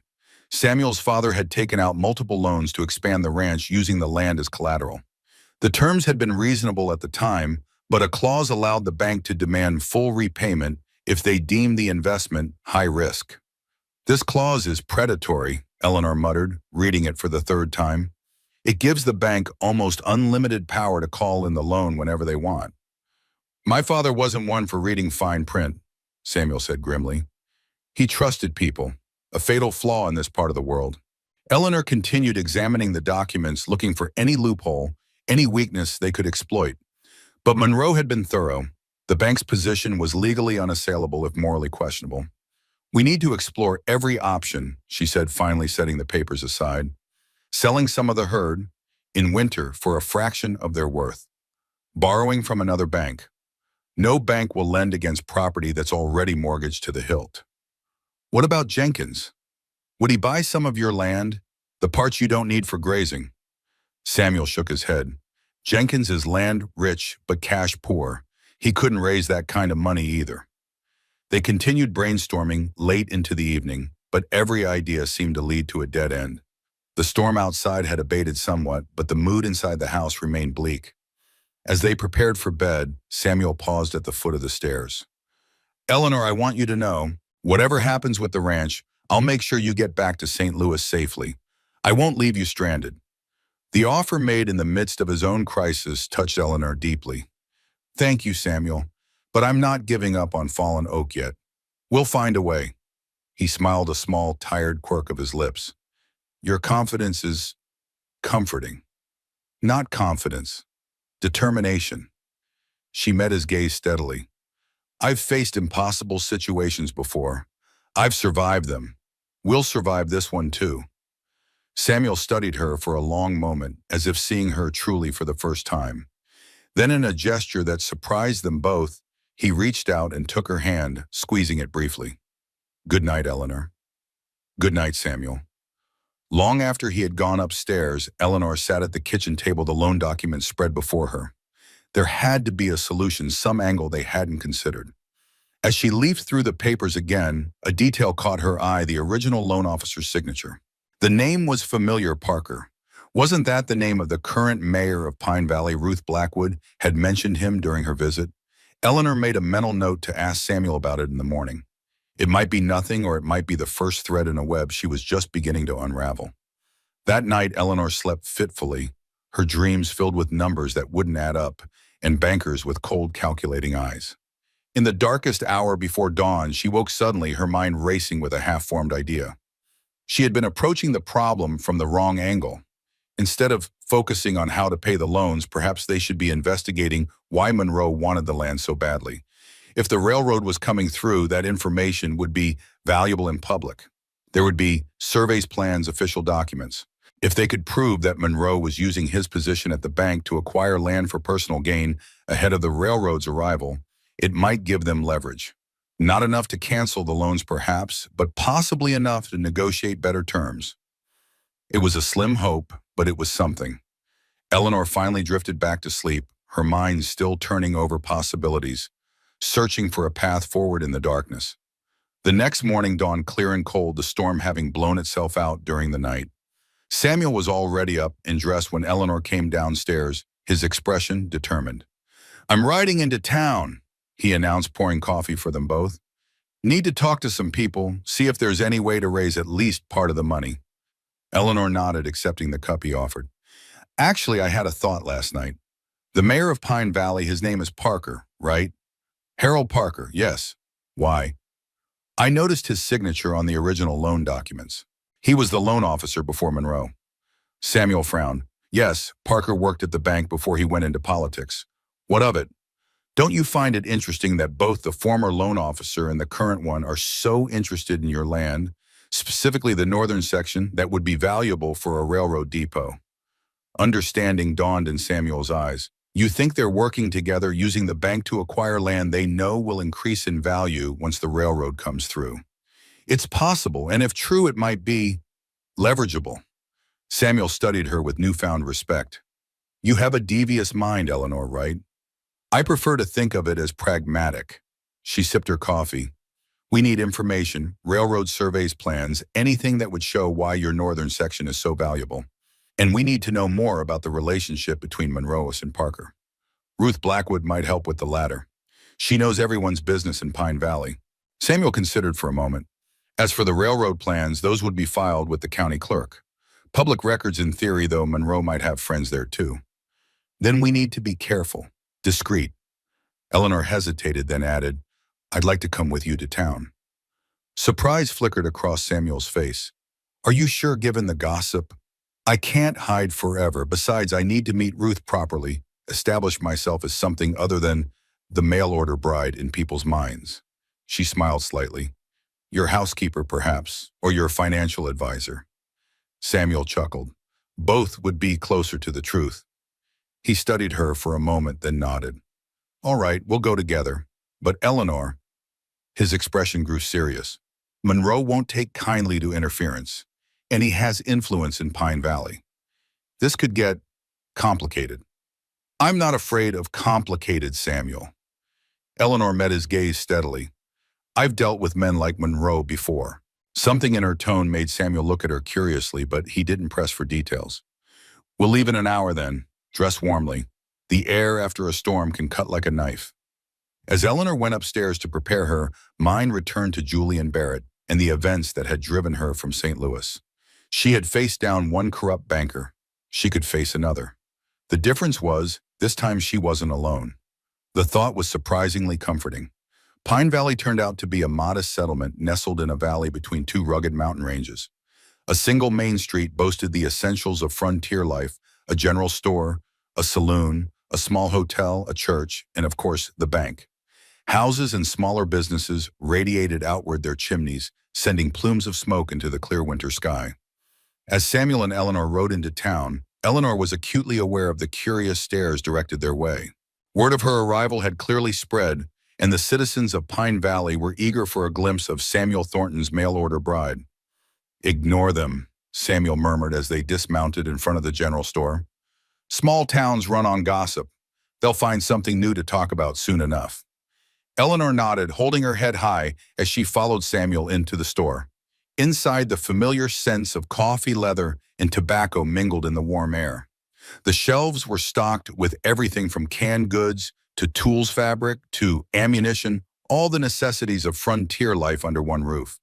Behind the counter stood a tall, thin man with spectacles perched on a prominent nose. He looked up as they entered, his eyebrows rising at the sight of Eleanor. "Sam Thornton," he said, his voice neutral. "Been a while." "Wilson," Samuel nodded curtly. "Need some supplies." He handed over a list, then added, "This is Miss Wright. She's helping me with the ranch accounts for a while." Wilson's gaze moved to Eleanor, assessing, but not unkind.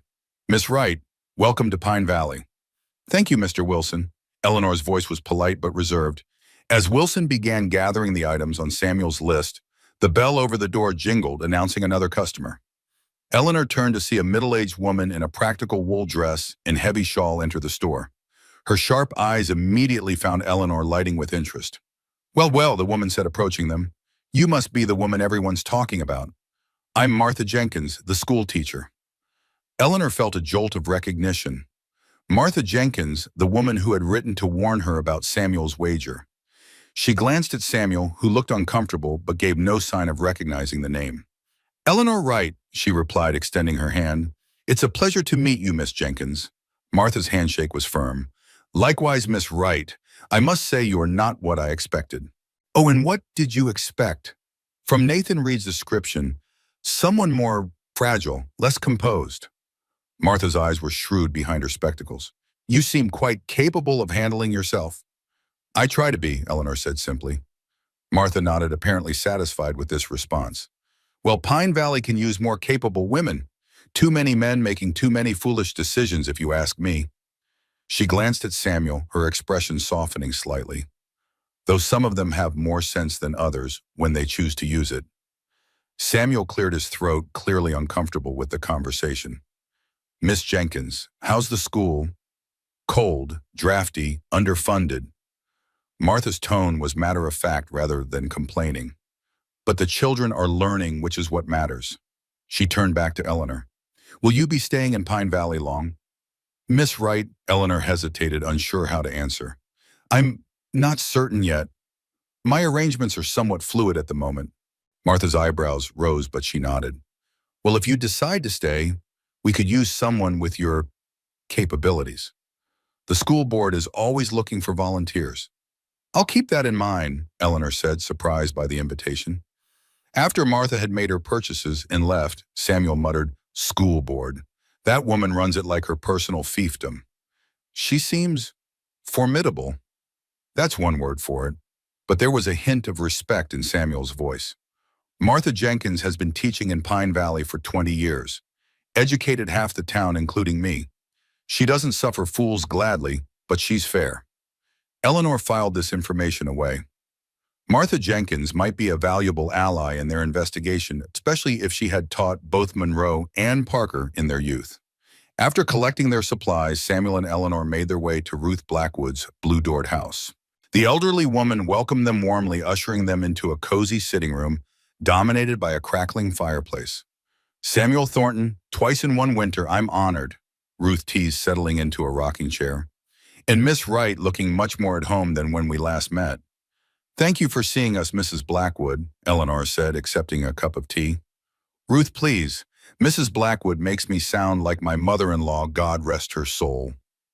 Ruth's eyes twinkled mischievously. "Now what brings you two into town on such a cold day? Surely not just to visit an old woman." Samuel exchanged a glance with Eleanor, then leaned forward. "We need information, Ruth, about Edgar Monroe and Harold Parker." Ruth's expression sharpened. "Monroe's been causing trouble, has he?" "Can't say I'm surprised. That man's been coveting your land for years.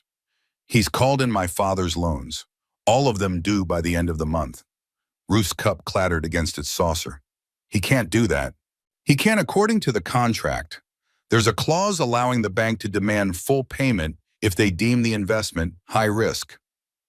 "High risk, fallen oak. That's nonsense."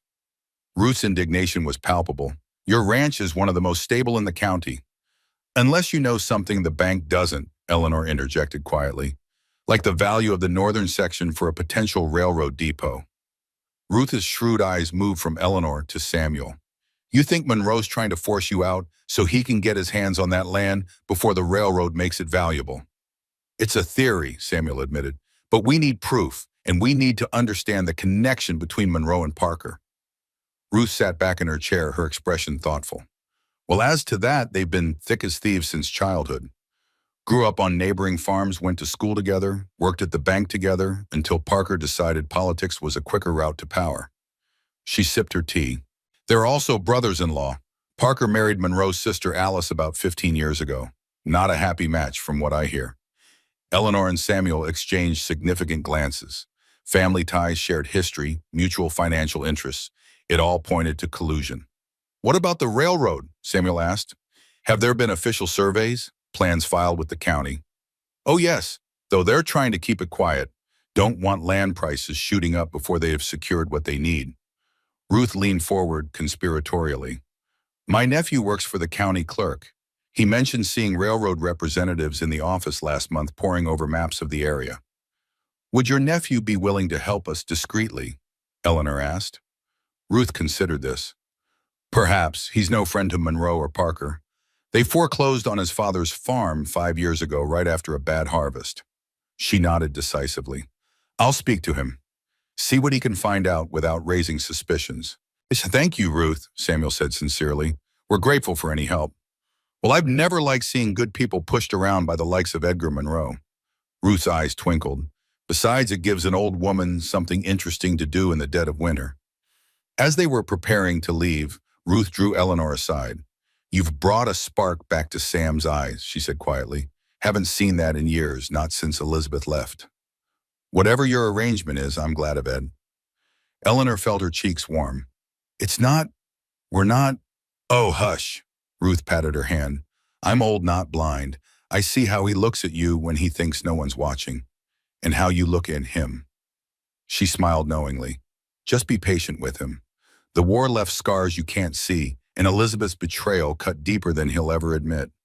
Before Eleanor could respond, Samuel called from the doorway, and the moment for confidence has passed. But Ruth's words stayed with her as they left the blue-doored house and headed toward their next destination, the county clerk's office. The clerk's office was a small, dusty room in the back of the town hall. The man behind the desk, a harried-looking individual with ink-stained fingers, barely glanced up as they entered. Help you, he muttered, continuing to write in a large ledger. Samuel stepped forward.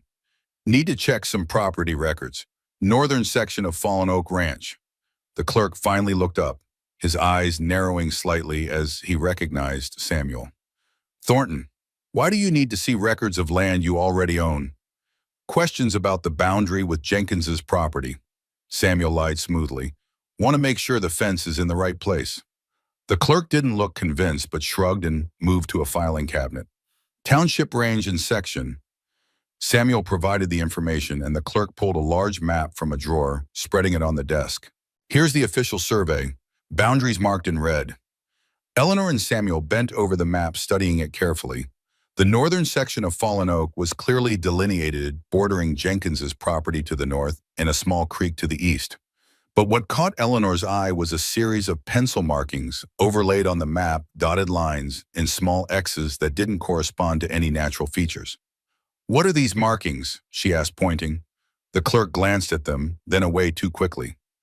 Don't know, not official survey marks.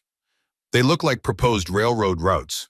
Samuel observed his finger tracing one of the dotted lines that ran directly through his northern section. And this X here would be perfect for a depot or water tower, right where my land meets Jenkins's. The clerk's discomfort was palpable. Like I said, not official marks, probably just notes from the last survey. When was the last survey? Eleanor asked innocently. About a month ago. Routine county business. I see. Samuel straightened up. We'd like a copy of this map, please. The clerk hesitated. I'm not authorized to make copies without approval from the mayor, Samuel's voice hardened, or perhaps Mr. Monroe at the bank. The clerk's face flushed. I have procedures to follow, Mr. Thornton, and I have rights as a property owner. Samuel leaned forward, in his presence suddenly intimidating. That map shows my land. I'm entitled to a copy of any official document pertaining to my property. The clerk swallowed nervously, then nodded. I'll make a copy. It'll take a few minutes. We'll wait, Samuel said firmly. While the clerk worked at a small copying desk in the corner, Eleanor whispered, "Those are definitely railroad markings. They're planning a depot right on your land." And Monroe and Parker know it. Samuel's jaw was tight with anger. They're trying to steal my land before the railroad makes its plans public. This is evidence of their motives, but it doesn't give us leverage to stop the loan foreclosure, Eleanor cautioned. We need more. We need to know who in the railroad company they've been dealing with. If they've made some kind of arrangement, promised land they don't yet own, that would be fraud, Eleanor finished, her mind racing with possibilities. And if we could prove it, the clerk returned with a copy of the map, which he handed over with obvious reluctance. Here you are, Mr. Thornton. Will there be anything else? No, thank you, Samuel said, carefully folding the map and tucking it into his coat. You've been most helpful. As they left the clerk's office, Eleanor was certain of one thing: the man would be reporting their visit to Monroe or Parker as soon as they were gone. They needed to move quickly now before their adversaries realized they were investigating. Their next stop was the saloon, not a place Eleanor would normally enter, but Samuel insisted it was the best source of information in town. Bartenders hear everything, he explained as they approached the weathered building. And Jim Hawkins has been serving drinks in Pine Valley for 30 years. If anyone knows the comings and goings of Monroe and Parker, it's him. Eleanor hesitated at the door. Perhaps you should go alone. A woman in a saloon will cause talk, Samuel smiled grimly. Eleanor, we're already the subject of every conversation in town. Might as well give them something new to discuss. With that, he pushed open the door and entered, Eleanor following after a moment's hesitation. The interior was dimly lit and smoky, with a long bar along one wall and several tables scattered throughout. Despite the early hour, a few patrons were already nursing drinks. All conversation ceased as Eleanor entered, every head turning to stare at the unexpected female visitor. Samuel ignored the stares, leading Eleanor directly to the bar, where a heavy-set man with impressive mustaches was polishing glasses. Sam Thornton, the bartender greeted him, eyes moving curiously to Eleanor. And company, what brings you to my establishment, miss? Right, Eleanor Wright, she replied, holding the man's gaze steadily. Mr. Thornton's accountant. The bartender's eyebrows rose, but he nodded respectfully. Jim Hawkins, at your service. What can I get for you folks? Information, Samuel said quietly, leaning on the bar. About Monroe and Parker and the railroad. Hawkins's expression became guarded. Dangerous topics, Sam. Those two have a lot of influence in this town. And I have cash. Samuel placed several bills on the bar. For your finest whiskey and your discretion. Hawkins considered for a moment, then swept the money into his apron pocket and set 2 glasses on the bar, filling them with amber liquid from a bottle beneath the counter. What do you want to know? He asked, his voice low. Railroad representatives, have they been in town? Meeting with Monroe or Parker? Hawkins nodded slowly. Couple of fellows from the Northern Pacific were here last month. Stayed at the hotel, spent most days closeted with Monroe at the bank or Parker at the town hall. He leaned closer. One night, after too many drinks, the younger one mentioned something about securing the depot site and keeping the locals in the dark until the deals were finalized. Eleanor and Samuel exchanged glances. This confirmed their suspicions. Did they mention specific properties? Eleanor asked. Fallen Oak, perhaps. Hawkins scratched his chin thoughtfully. Not by name, but they did say something about the stubborn rancher who needed to be persuaded to sell. Could have been you, Sam. Could have been Jenkins. Hard to say. What about Monroe and Parker? Any unusual behavior recently? Samuel pressed. Well, they've been meeting more than usual. Late nights at the bank, sometimes with that foreman of yours, Nathan Reed. Samuel's hand tightened around his glass.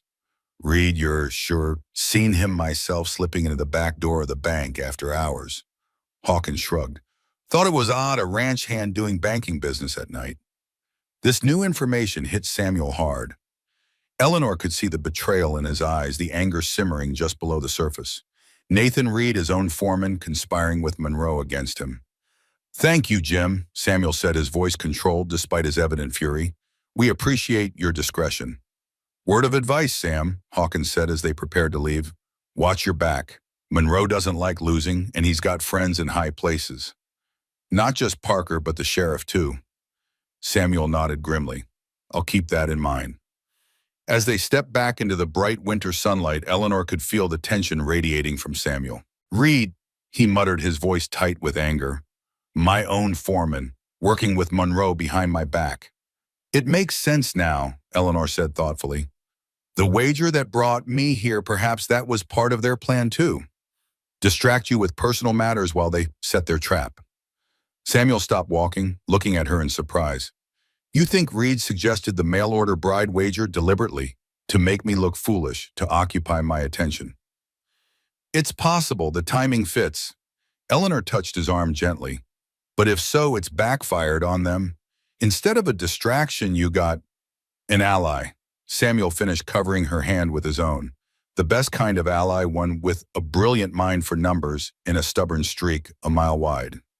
The unexpected compliment warmed Eleanor from within, chasing away the winter chill. For a moment they stood there on the sidewalk, connected by touch and gaze, oblivious to the curious stares of passers-by. The moment was broken by a familiar voice calling Samuel's name. They turned to see Nathan Reed approaching, his expression carefully neutral. Thought I saw you ride into town, Reed said, nodding to them both. Everything all right at the ranch? Samuel dropped Eleanor's hand, his face hardening. Fine, Reed, just fine. Good to hear. Reed's gaze shifted to Eleanor, his smile not reaching his eyes. Miss Wright, looking lovely today.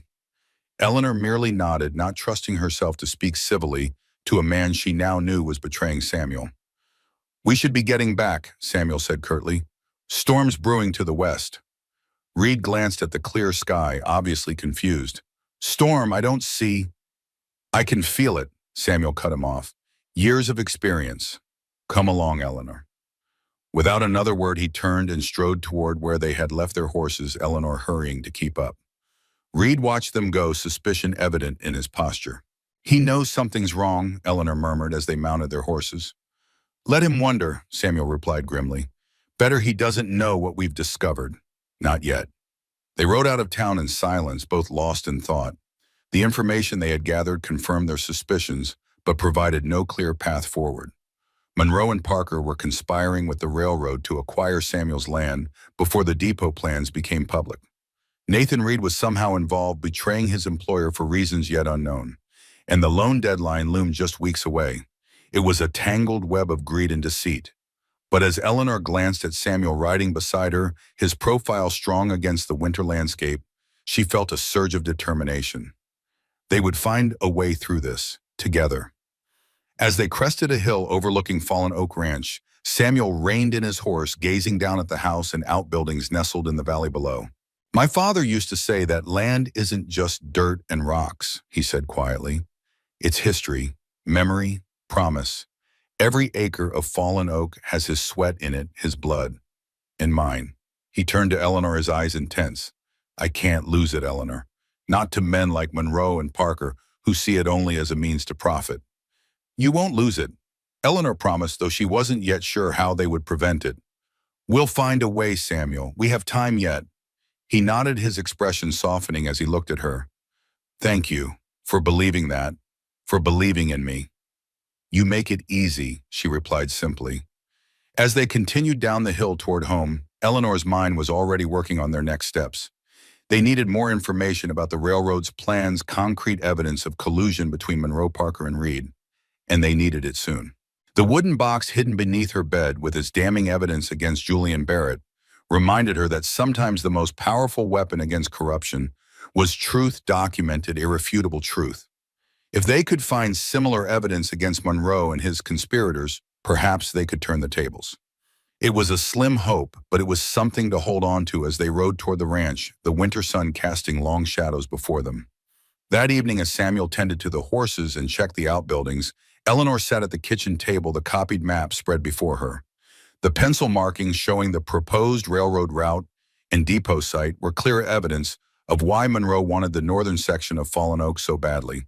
But there was something else about the map that nagged at her, something she couldn't quite put her finger on. The boundaries between Fallen Oak and Jenkins' property seemed odd. There was a jog in the line that didn't make logical sense, creating an awkward projection of Jenkins's land into Samuel's. Eleanor was still studying the map when Samuel entered, stamping snow from his boots. Everything secure, she asked, looking up. For now. He hung his coat by the door and came to stand behind her, looking over her shoulder at the map.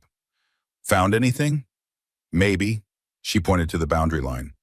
Does this look right to you, this section, where Jenkins's land cuts into yours? Samuel frowned, leaning closer. No, that's not right. The boundary follows the ridge straight north to the creek, always has. According to this official map, it doesn't.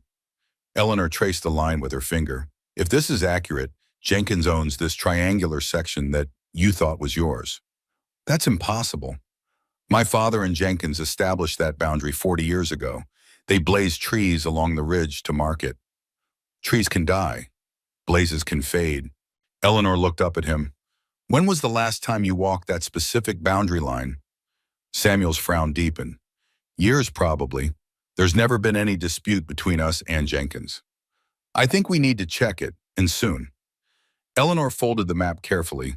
If Monroe and Parker have altered the official records somehow, they couldn't. The county surveyor would have to be involved. And who appoints the county surveyor? The mayor, perhaps? Understanding dawned in Samuel's eyes, followed quickly by anger. Those bastards, they're trying to steal my land, piece by piece. We need proof, Eleanor cautioned, and we need to speak with Jenkins. If they've altered his boundaries as well. First thing tomorrow, Samuel agreed. We'll ride up to the north section, check the boundary ourselves, then visit Jenkins. They ate dinner in thoughtful silence, each turning over the implications of what they had discovered. If Monroe and Parker were willing to falsify county records, what else might they be capable of? After dinner, as they sat by the fire, Samuel surprised Eleanor by asking, "Tell me about St. Louis, about your life there." She hesitated, unsure how much to reveal. "What would you like to know? Whatever you're willing to share." His eyes were kind in the firelight. "You know most of my story now, the war, Elizabeth, the ranch, but I know very little about you beyond your skill with numbers and cooking." Eleanor smiled slightly. "Not much to tell, really. I was born in St. Louis, the only child of a bookbinder and a seamstress. My father taught me to love books, my mother to be practical. They both died when I was in my early 20s, father of pneumonia, mother of a heart ailment the following year." "I'm sorry," Samuel said softly. "Losing parents is never easy, no matter the age." "No, it isn't." Eleanor stared into the fire, memories washing over her. "After they died, I needed work. I had some education, more than most women, and a head for figures. Barrett Savings and Loan was hiring clerks, and Mr. Barrett was progressive enough to consider a female applicant." She kept her voice neutral, not revealing how Julian Barrett's progressive attitude had masked a predatory nature. "You became an accountant," Samuel prompted. "Eventually, yes. I worked hard, proved my worth. There was resistance, of course. The other clerks, all men, resented me. The customers were often shocked to deal with a woman. But I persevered." Eleanor's hands twisted in her lap, until circumstances made it impossible to stay. Samuel studied her face. "These circumstances, they're why you answered my advertisement, why you were willing to travel so far to marry a stranger." Eleanor nodded, not meeting his eyes. "Yes." "Was someone hurting you, Eleanor?" His voice was gentle but direct. The simple question asked with such evident concern nearly broke her composure. How long had it been since someone had cared enough to ask, since anyone had seen her as something other than an oddity, a bird and a target? "Yes," she admitted softly. "Someone was hurting me. Is still trying to, I suspect." Samuel's hand covered hers, warm and steady. "You're safe here, Eleanor. Whatever you're running from, whoever is after you, they won't find you at Fallen Oak." The promise made with such quiet certainty touched Eleanor deeply. For a moment she was tempted to tell him everything about Julian Barrett's attempted assault, his subsequent accusations, the evidence hidden in her wooden box. But the habit of secrecy, of self-protection, was too ingrained. "Thank you, Samuel," she said instead. "That means more than you know." He squeezed her hand gently, then released it. "We should turn in. Tomorrow will be a long day." As Eleanor climbed the stairs to her room, she felt both lighter and heavier. Lighter for having shared even that small part of her past with Samuel. Heavier with the knowledge that she was still keeping secrets from a man who had opened his home and his heart to her. In her room, she retrieved the wooden box from under her bed and opened it, removing the documents that detailed Julian Barrett's crimes. Page after page of falsified entries, embezzled funds, accounts of deceased clients drained through careful manipulation. If Eleanor had taken these papers to the authorities in St. Louis, Barrett might have faced justice. But his influence ran deep. His friends were powerful, and in the end, it had been her word against his. She had chosen flight over a fight she couldn't win. But now facing Monroe and Parker's machinations, Eleanor wondered if it was time to stop running and start fighting. The skills that had enabled her to uncover Barrett's fraud could be turned against Monroe's schemes. The determination that had carried her across the country could fuel their resistance to the bank's unjust demands. For the first time since arriving at Fallen Oak, Eleanor allowed herself to imagine a future here, not as a temporary arrangement, but as something permanent. A partnership with Samuel that went beyond convenience or necessity, a home she could help build, protect, improve. It was a dangerous dream laden with uncertainties. But as she closed the wooden box and returned it to its hiding place, Eleanor found herself smiling. Some risks were worth taking. Morning brought clear skies and bitter cold. Eleanor and Samuel set out early, bundled against the chill, heading for the northern section of the ranch. The ride took over an hour, the horses struggling through snow that in some drifts reached their bellies. The north section was wilder than the rest of Fallen Oak, with rocky outcroppings and stands of pine breaking up the rolling prairie. As they approached the ridge that supposedly marked the boundary with Jenkins' property, Samuel pointed to a line of ancient cottonwoods following the crest. "The boundary follows those trees," he explained. "My grandfather planted them when he first claimed this land." He and Jenkins' father agreed they would mark the division between their properties. Eleanor studied the trees, then consulted the map they had copied from the county records. According to this, the boundary cuts east about half a mile south of here, creating that triangular projection of Jenkins' land into yours. Samuel frowned, dismounting to examine the area more closely. "That makes no sense. There are no natural features there, nothing that would serve as a logical boundary marker." They rode to the spot indicated on the map, finding nothing but open snow-covered ground. No fences, no markers, no natural divisions of any kind. "This is wrong," Samuel said firmly.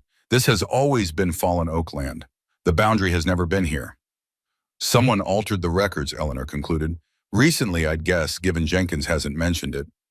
"Monroe and Parker," Samuel's voice was tight with anger, "preparing the ground for the railroad, shifting boundaries on paper to create the parcel they need for the depot." "We should speak with Jenkins right away," Leonor urged. "If they've altered his records as well." They continued north, crossing what the falsified map claimed was Jenkins's land, but what Samuel knew was his own. After another hour's ride, they reached Jenkins's cabin, a sturdy log structure nestled against a hillside, smoke rising from its stone chimney. The old man was outside, chopping wood with the vigor of someone half his age. He straightened as they approached, wiping sweat from his brow despite the cold. "Sam, Miss Wright," he called, setting down his axe. "What brings you all the way up here in this weather?" "Need to talk to you about boundaries, Jenkins," Samuel replied, dismounting. "And railroad plans." Jenkins's bushy eyebrows rose. "Better come inside then. Too cold for serious talk out here." The interior of Jenkins's cabin was warm and cluttered, with every surface covered in the accumulated treasures of a long life.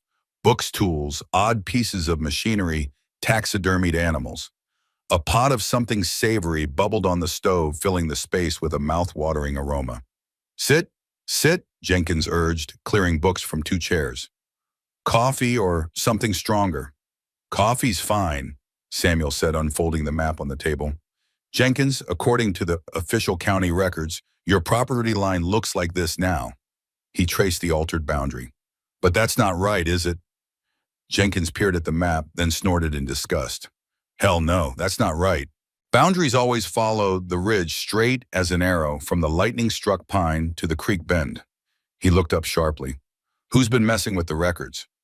"We think Monroe and Parker," Eleanor explained, accepting a mug of coffee from the old man. "There are plans for a railroad depot in this area right where our properties meet. They're trying to acquire the land before the plans become public." "Railroad, eh?" Jenkins scratched his beard thoughtfully. "That explains the strangers who've been poking around. Thought they were just surveyors." "Strangers?" Samuel leaned forward. "When, last month or so, city types with fancy instruments said they were updating county maps. Jenkins shook his head. Should have known something wasn't right. They spent all their time in that section where our properties meet, hardly looked at the rest of the boundary at all. Eleanor and Samuel exchanged glances. This confirmed their suspicions. There's more, Samuel said grimly. Monroe has called in all my father's loans demanding full payment by the end of the month. $5,000. Jenkins whistled low.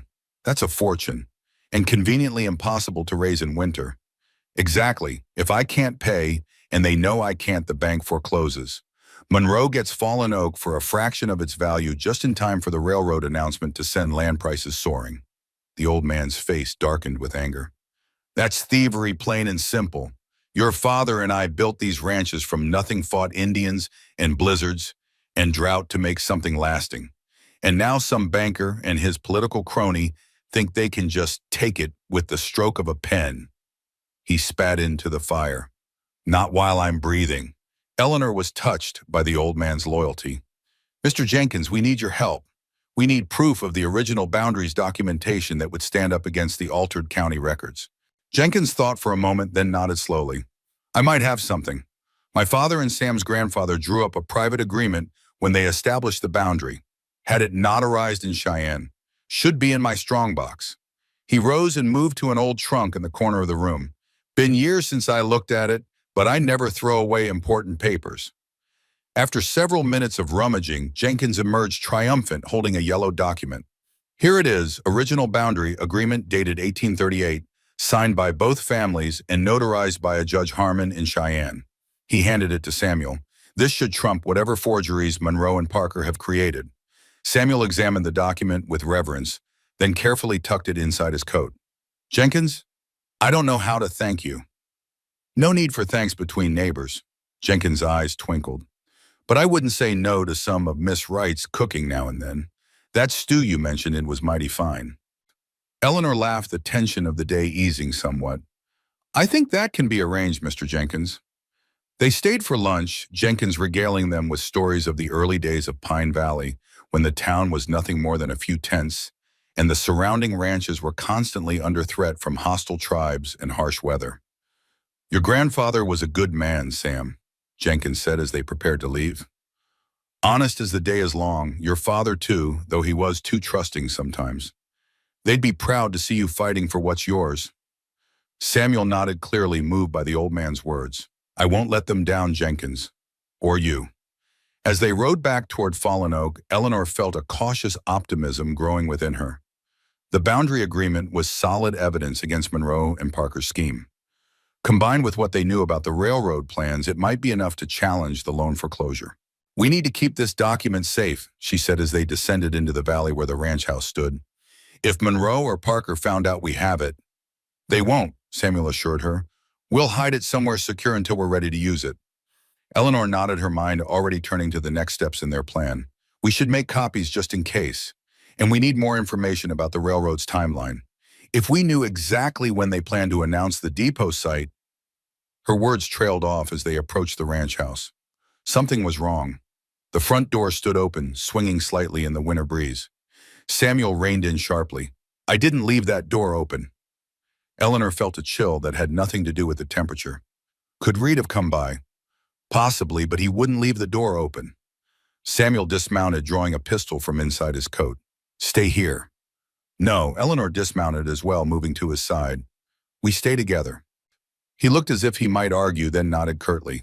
Stay behind me, and if I tell you to run, you run. No questions. They approached the house cautiously, Samuel leading with his pistol raised. The main room appeared undisturbed at first glance. The fire had burned down to embers. The breakfast dishes still sat in the basin where Eleanor had left them. But as they moved further into the house, signs of intrusion became evident. Someone's been searching, Samuel muttered, noting papers scattered on the desk, books pulled from shelves, drawers left open. Looking for something specific. Eleanor's heart began to race. The wooden box, she whispered. My room. Without waiting for Samuel, she hurried up the stairs, dread building with each step. Her room had been thoroughly ransacked, mattress, overturned clothing, strewn about floorboards pried up in one corner. And the wooden box that had been hidden beneath her bed was gone.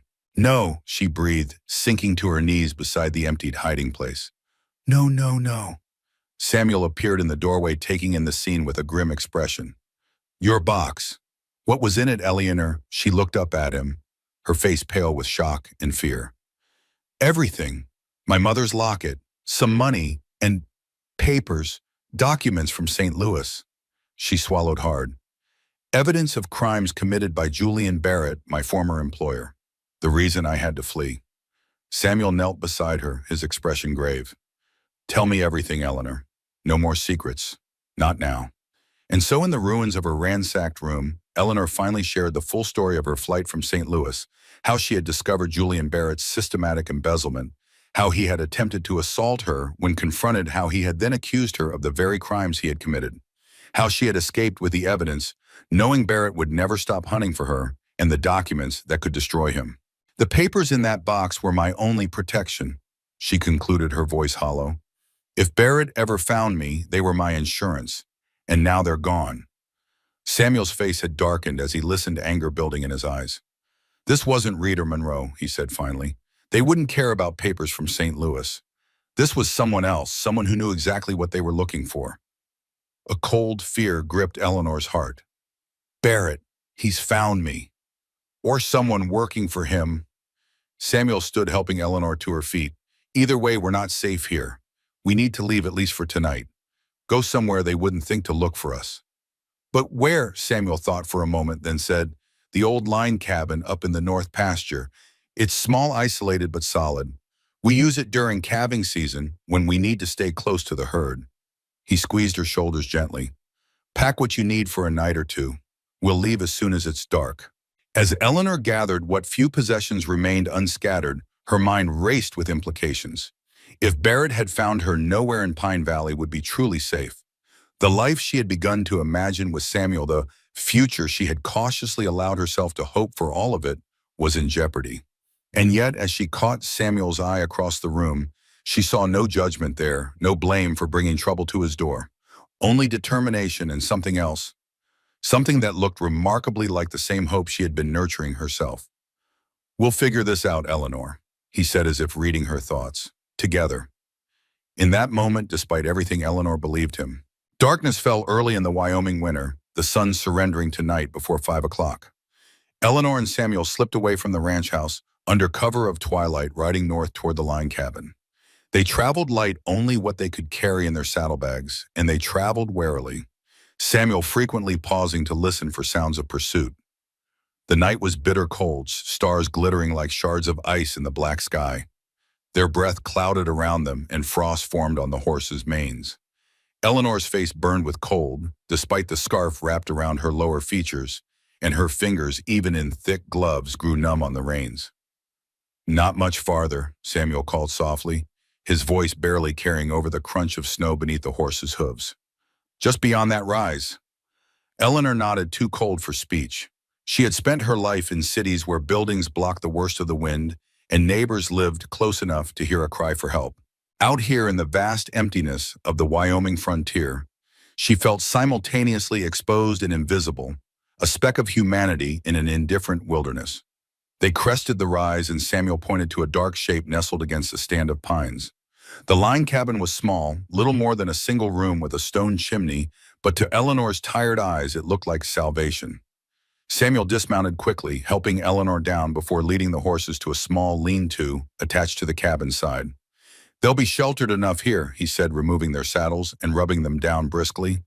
Not comfortable, but they'll survive the night. Eleanor stamped her feet, trying to restore circulation as Samuel worked. The cold was penetrating, seeping through layers of clothing to chill her to the bone.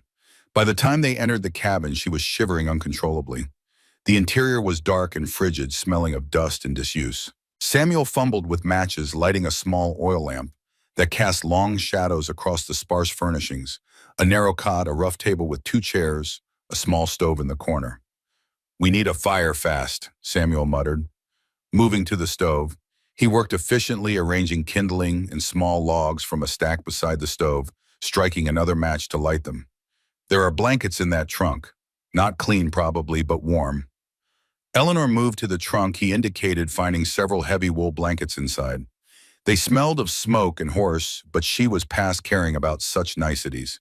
She wrapped one around her shoulders immediately, the shivers gradually subsiding as the stove began to emit a blessed heat. Samuel busied himself with practical matters, melting snow for water, unpacking the food they had brought, checking the cabin's small windows to ensure they were secure. His movements were precise, controlled, but Eleanor could sense the tension beneath the calm exterior. "You think they'll come looking for us tonight?" she asked, her voice steady despite her fear.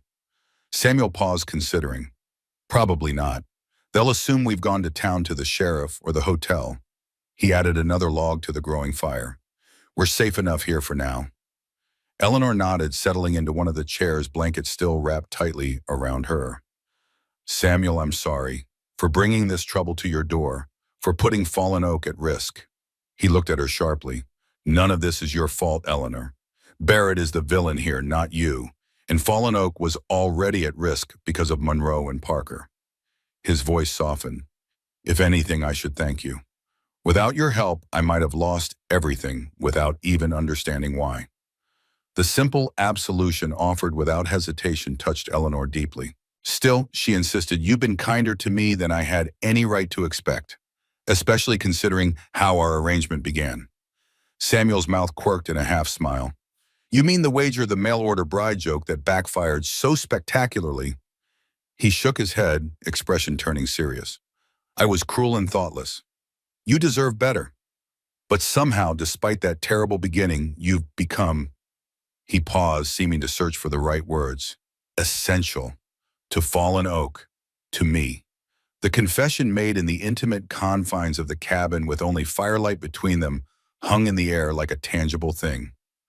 Eleanor felt her breath catch, her heart accelerating.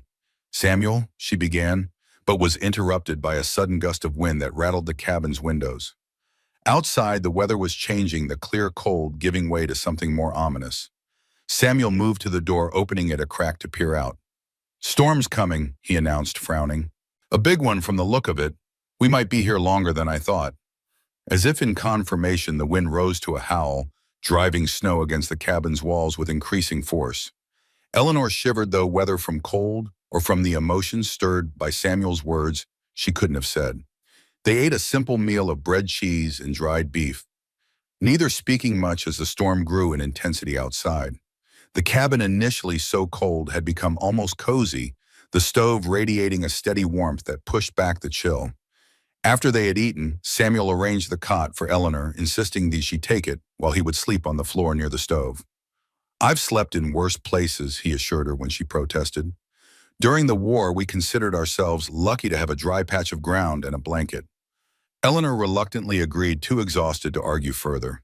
The events of the day, discovering the altered boundary maps, the ransacking of her room, the loss of her precious wooden box, the flight through the bitter cold had drained her completely.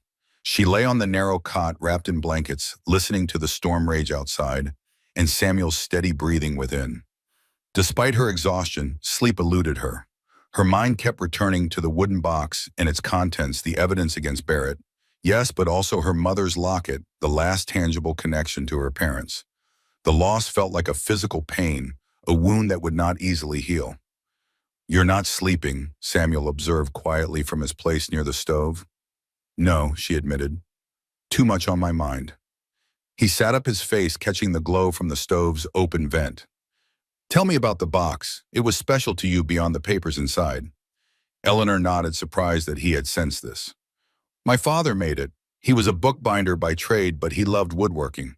Made the box for my 10th birthday, carved all those leaves and vines by hand." She swallowed against the tightness in her throat. "It's the only thing I had left of him. Of either of them." Samuel was silent for a moment, then said softly, "I understand. After my mother died, my father gave me her wedding ring. Said I should keep it for my future wife. I carried it through the war, through everything that came after. It was the only part of her I had left." "Did you give it to Elizabeth?" Eleanor asked before she could stop herself. "No, hun." His voice was quiet but firm. "Something held me back. Maybe some part of me knew she wouldn't stay." He paused, then added, "The ring is in my desk drawer at the ranch, one of the few valuable things I own." Eleanor nodded, understanding the implicit trust in his sharing this information. "If Barrett or his men return to the ranch—" "They won't find it," Samuel assured her. "It's well hidden." They fell silent again, but it was a different kind of silence now comfortable shared.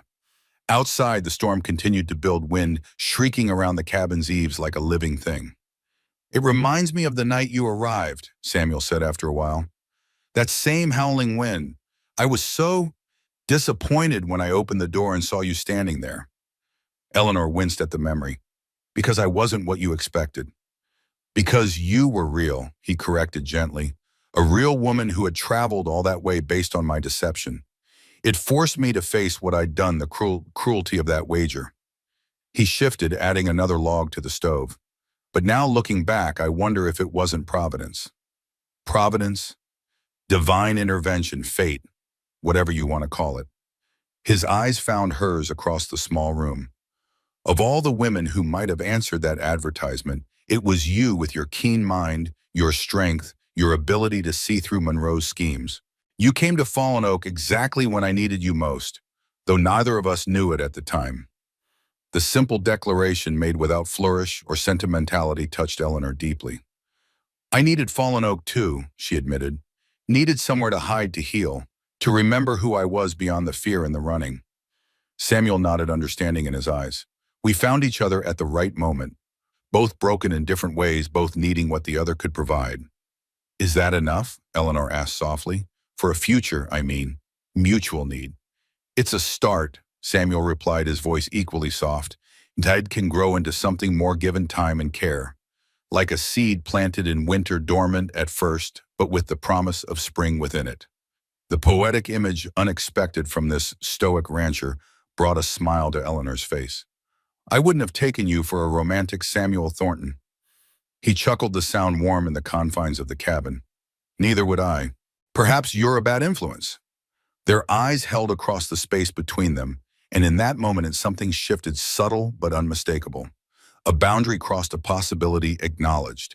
Then the moment passed, broken by a particularly violent gust of wind that seemed to shake the very foundation of the cabin. "We should try to sleep," Samuel said, settling back onto his makeshift bed. "Tomorrow will bring its own challenges." Eleanor nodded, turning onto her side, facing the wall. "Good night, Samuel." "Good night, Eleanor." Despite the storm's fury, she slept, then lulled by the stove's warmth and the steady rhythm of Samuel's breathing. And for the first time in many months, her dreams were not of flight or fear, but of possibility.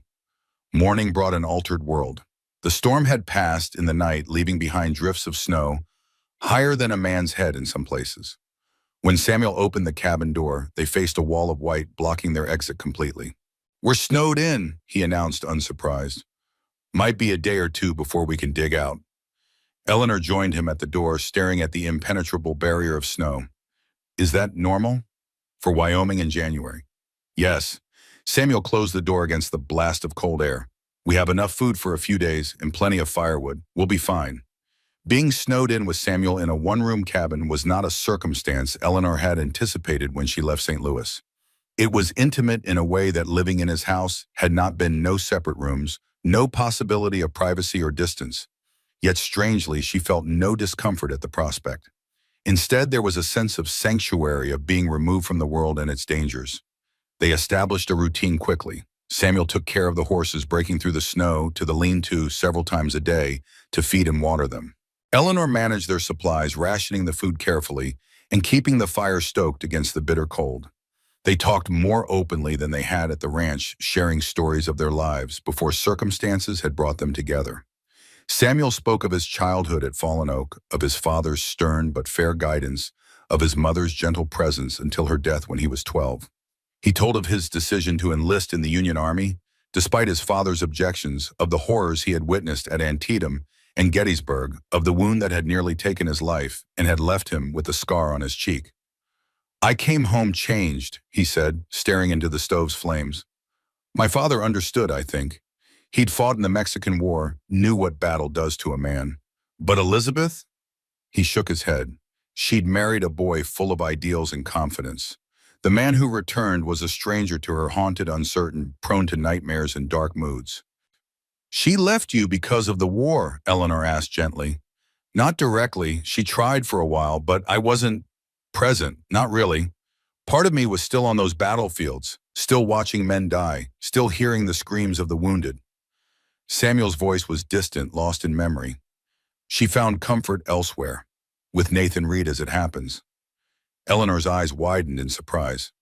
Reed, your foreman. Samuel nodded, a bitter smile touching his lips. Ironic, isn't it? He wasn't working for me then. Was just passing through Pine Valley looking for work. Young, handsome, untouched by war. He shrugged, the movement deliberately casual. She left with him one spring morning. No note, no goodbye. Just empty drawers and an empty space in the bed. I'm sorry, Eleanor said, meaning it. Whatever Elizabeth's reasons, such an abandonment was cruel. I blamed myself for years, Samuel continued. Thought if I'd been more attentive, less damaged, she might have stayed. It's why I hired Reed when he returned to Pine Valley 2 years later alone. Some twisted form of penance, perhaps.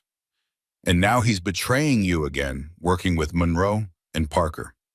Eleanor shook her head, anger rising on Samuel's behalf. That man has much to answer for. Samuel looked at her, a spark of warmth breaking through the melancholy in his eyes. Your loyalty is refreshing and unexpected given how our acquaintance began. I judge people by their actions, not their mistakes, Eleanor replied simply. And you, Samuel Thornton, are a good man who made one poor decision. Reed, on the other hand, appears to make betrayal a habit. He laughed, then the sound filling the small cabin. You have a way of cutting to the heart of things, Eleanor, right? Practicality, she said with a smile. My greatest virtue and most persistent flaw, according to my mother. As the day progressed into evening, Eleanor shared more of her own story, her childhood in St. Louis, her early fascination with numbers, her determination to forge a path beyond the limited options typically available to women. My father encouraged my education, she explained as they shared a simple supper. Said a mind was a terrible thing to waste regardless of whether it belonged to a man or a woman. My mother was more practical, insisted I learn cooking and sewing alongside arithmetic and literature. The world as it should be and the world as it is, she would say. Wise woman, Samuel observed, though I suspect she'd be proud of how you've combined both sets of skills at Fallen Oak. Perhaps. Eleanor's smile was tinged with sadness. I wish they could have seen me make something of myself, however briefly, at the bank, before everything fell apart. Tell me about that, Samuel prompted gently. About Barrett and what led you to flee St. Louis. Eleanor hesitated, then nodded.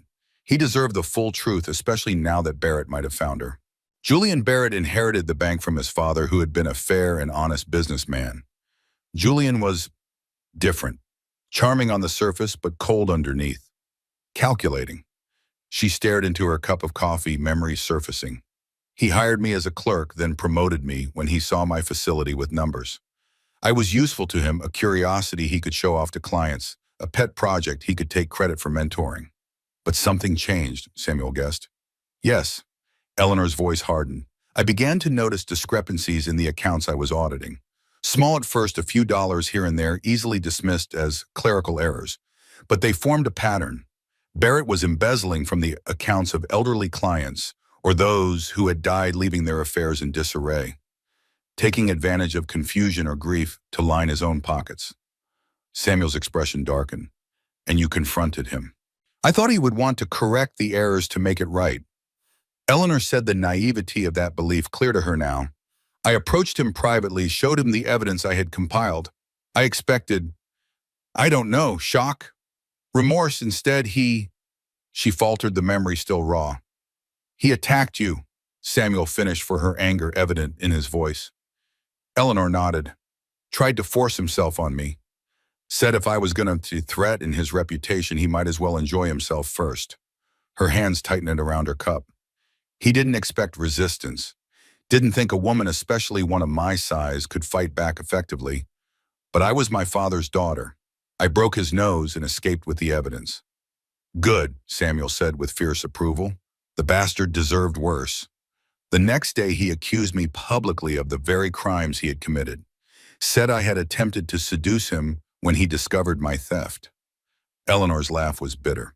Who would believe the fat female accountant over the respectable banker, especially when the evidence, the real evidence, was in my possession, not his? So you ran, Samuel said, understanding in his eyes. I had no choice. Barrett had friends in the police and the courts. My word against his would never have been enough. Eleanor set down her cup, meeting Samuel's gaze directly. I saw the advertisement for a mail-order bride and thought, a new start, a place far from St. Louis from Barrett's influence, a chance to disappear. And now the wooden box with the evidence is gone, Samuel mused, taken by Barrett or someone working for him. Yes, Eleanor's voice was steady, though fear coiled in her stomach. Without those papers, I have no protection if he finds me. No leverage. You have me, Samuel said simply, and Jenkins, and Ruth Blackwood. You're not alone anymore, Eleanor. The declaration made without flourish or hesitation brought unexpected tears to Eleanor's eyes. How long had it been since she had allies? Since anyone had stood beside her against adversity? Thank you, she whispered, unable to say more past the tightness in her throat. Samuel reached across the small table, taking her hand in his. His palm was calloused from ranch work, but his touch was gentle. We'll face Barrett together just as we'll face Monroe and Parker. And we'll win Eleanor. I promise you that. She squeezed his hand, drawing strength from his certainty. I believe you, Samuel. God help me, I do. That night, as the temperature plummeted and the wind rose again, they moved their sleeping arrangements closer to the stove. Eleanor still took the cot, but Samuel's makeshift bed was now just an arm's length away. The proximity should have been uncomfortable, but instead it felt right, a physical manifestation of the closeness that had been growing between them.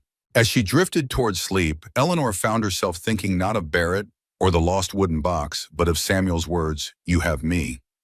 3 simple words that had somehow changed everything. Morning brought a change in the weather, a Chinook wind that raised the temperature dramatically and began to melt the snow that had trapped them. By midday, Samuel had managed to clear a path to the horses, and by late afternoon, the drifts had diminished enough that travel back to the ranch seemed possible. We should leave at first light tomorrow, Samuel decided, surveying the rapidly changing landscape. The melt won't last, could freeze again by tomorrow night, making the trails treacherous. Eleanor nodded, surprised to find herself reluctant at the prospect of leaving their snowy sanctuary. These 2 days isolated together had shifted something fundamental between them, creating a closeness that might be difficult to maintain once they returned to the broader world and its dangers. Samuel seemed to sense her thoughts. Things will be different when we go back, he said, his voice gentle. Barrett could be waiting. Monroe certainly will be. The deadline for the loan payment is approaching fast. I know, Eleanor replied, but we're stronger now, aren't we? Clearer about what we're fighting for. Yes, his gaze held hers unwavering, absolutely clear. That evening, as they prepared for their last night in the line cabin, Samuel surprised Eleanor by producing a small package from his saddlebag. I brought this thinking it might be needed, he explained, unwrapping the paper to reveal a small revolver, its pearl handle gleaming in the firelight. It was my mother's. My father gave it to her when they first settled here, when the territory was still wild and dangerous. He held it out to Eleanor. I'd like you to have it, to carry it at least until Barrett is dealt with. Eleanor hesitated, then took the weapon, testing its weight in her hand. It was smaller than Samuel's pistol, designed for a woman's grip. I don't know how to use it, she admitted. I'll teach you. The basics are simple enough. Samuel showed her how to check if it was loaded, how to cock the hammer, how to aim. It's a last resort, he emphasized, but knowing you have it might make both of us sleep easier. Eleanor practiced holding the revolver, getting accustomed to its weight and feel. She had never imagined herself as someone who would carry a weapon, but the reality of their situation, Barrett's pursuit, Monroe's machinations, had changed many of her previous conceptions about herself. Thank you, she said finally, carefully setting the revolver aside, for trusting me with this, for everything, Samuel. He looked at her for a long moment, something unspoken in his eyes. Then with deliberate gentleness, he reached out and touched her cheek, his fingers warm against her skin. Eleanor, he began, his voice low and uncertain. I want you to know, but whatever he intended to say was interrupted by a sound outside, the distant but unmistakable rhythm of approaching hoofbeats. They froze, listening intently as the sound grew louder. Someone's coming, Samuel said, immediately alert. Stay here. He moved to the window, peering cautiously through the frosted glass. The sun had set, but the snow reflected enough moonlight to illuminate the surrounding area. 2 riders, he reported, his voice tense, coming fast from the direction of the ranch. Eleanor's heart raced, fear and adrenaline flooding her system. Barrett's men. Can't tell yet. Samuel retrieved his rifle from beside the door, checking that it was loaded. But they know where to find us, which isn't a good sign. The hoofbeats grew louder, then slowed as the riders approached the cabin. Samuel positioned himself by the window, rifle ready. "Hello, the cabin," a familiar voice called. "Samuel in there." Samuel's posture relaxed slightly. "It's Jenkins," he told Eleanor, relief evident in his voice. He opened the door, rifle still in hand, but no longer raised. "Jenkins, that's you?" The old man dismounted stiffly. His companion, a younger man Eleanor didn't recognize, following suit. "Thank God you're here," Jenkins said, his face grave in the fading light. "Been searching half the day." "What's happened?" Samuel asked, ushering them inside. Jenkins stomped snow from his boots before entering, his expression grim. "Trouble at the ranch. Reed and some men from town came looking for you yesterday. When they couldn't find you, they started tearing the place apart. Looking for something specific," Reed said. He glanced at Eleanor. "Something of yours, Miss Wright." Eleanor's stomach clenched. The wooden box, but it was already taken. "That's what Reed claimed when they couldn't find it. Said you must have taken it with you." Jenkins settled heavily into one of the chairs, accepting the cup of coffee Samuel offered. "But that's not the worst of it. Monroe's moved up the deadline for the loan payment. Says it's due in 3 days, not at the end of the month." Samuel cursed under his breath. "He can't do that. The agreement be damned, according to Monroe. He's claiming some clause about changing circumstances or some such legal nonsense." Jenkins shook his head in disgust. "It's a trap, plain and simple. He knows you can't raise the money in 3 days. "Who's your friend?" Samuel asked, nodding toward the younger man who had remained silent by the door. "This is my nephew Thomas," Jenkins explained. "Works at the county clerk's office. The one I mentioned might be able to help us." Thomas stepped forward, removing his hat. He was a serious-looking man in his 30s, with Jenkins's same sharp eyes and determined chin. "Uncle's told me what Monroe and Parker are up to," he said without preamble. "I've seen the altered records myself. Even made the copies at Parker's instruction, though I didn't know at the time they were falsified." "Can you testify to that?" Samuel asked eagerly. "Officially?" Thomas hesitated. "It would be my word against the mayor's. Not sure how far that would get us." He reached into his coat and withdrew a folded document. "But I did find something that might help. The original survey map of this area filed when the county was first established. It clearly shows the boundary following the ridge line, just as you and Uncle claim." Samuel took the document, examining it carefully. "This is perfect. Combined with the boundary agreement, Jenkins found it proves they've been tampering with official records." "There's more," Thomas added. "I overheard Monroe talking to Parker in the clerk's office yesterday. The railroad announcement is scheduled for next week. They're planning a big ceremony in Pine Valley with representatives from the Northern Pacific present to reveal the depot location." Eleanor and Samuel exchanged glances, the implications clear. Monroe had moved up the loan deadline to ensure he had possession of Fallen Oak before the announcement, when land values would skyrocket. 3 days. Samuel mused, his expression hardening with determination. "Not much time, but enough if we move quickly." He turned to Jenkins and Thomas. "We need to gather as much evidence as possible, the boundary agreement, this original survey, anything else that proves what Monroe and Parker are doing. Then we need to get it to someone with the authority to stop them." "The circuit judge," Eleanor suggested. "Surely he would see the fraud for what it is." Thomas shook his head. "Judge Wilson is Parker's cousin by marriage. They hunt together every fall." "What about the railroad representatives?" Eleanor persisted. "They can't want their depot project tainted by fraud and corruption." Jenkins nodded slowly, a smile spreading across his weathered face. "The girl's right, Sam. The Northern Pacific has investors to answer to, a reputation to maintain. If they knew their local partners were engaging in fraud, they'd drop Monroe and Parker like hot coals."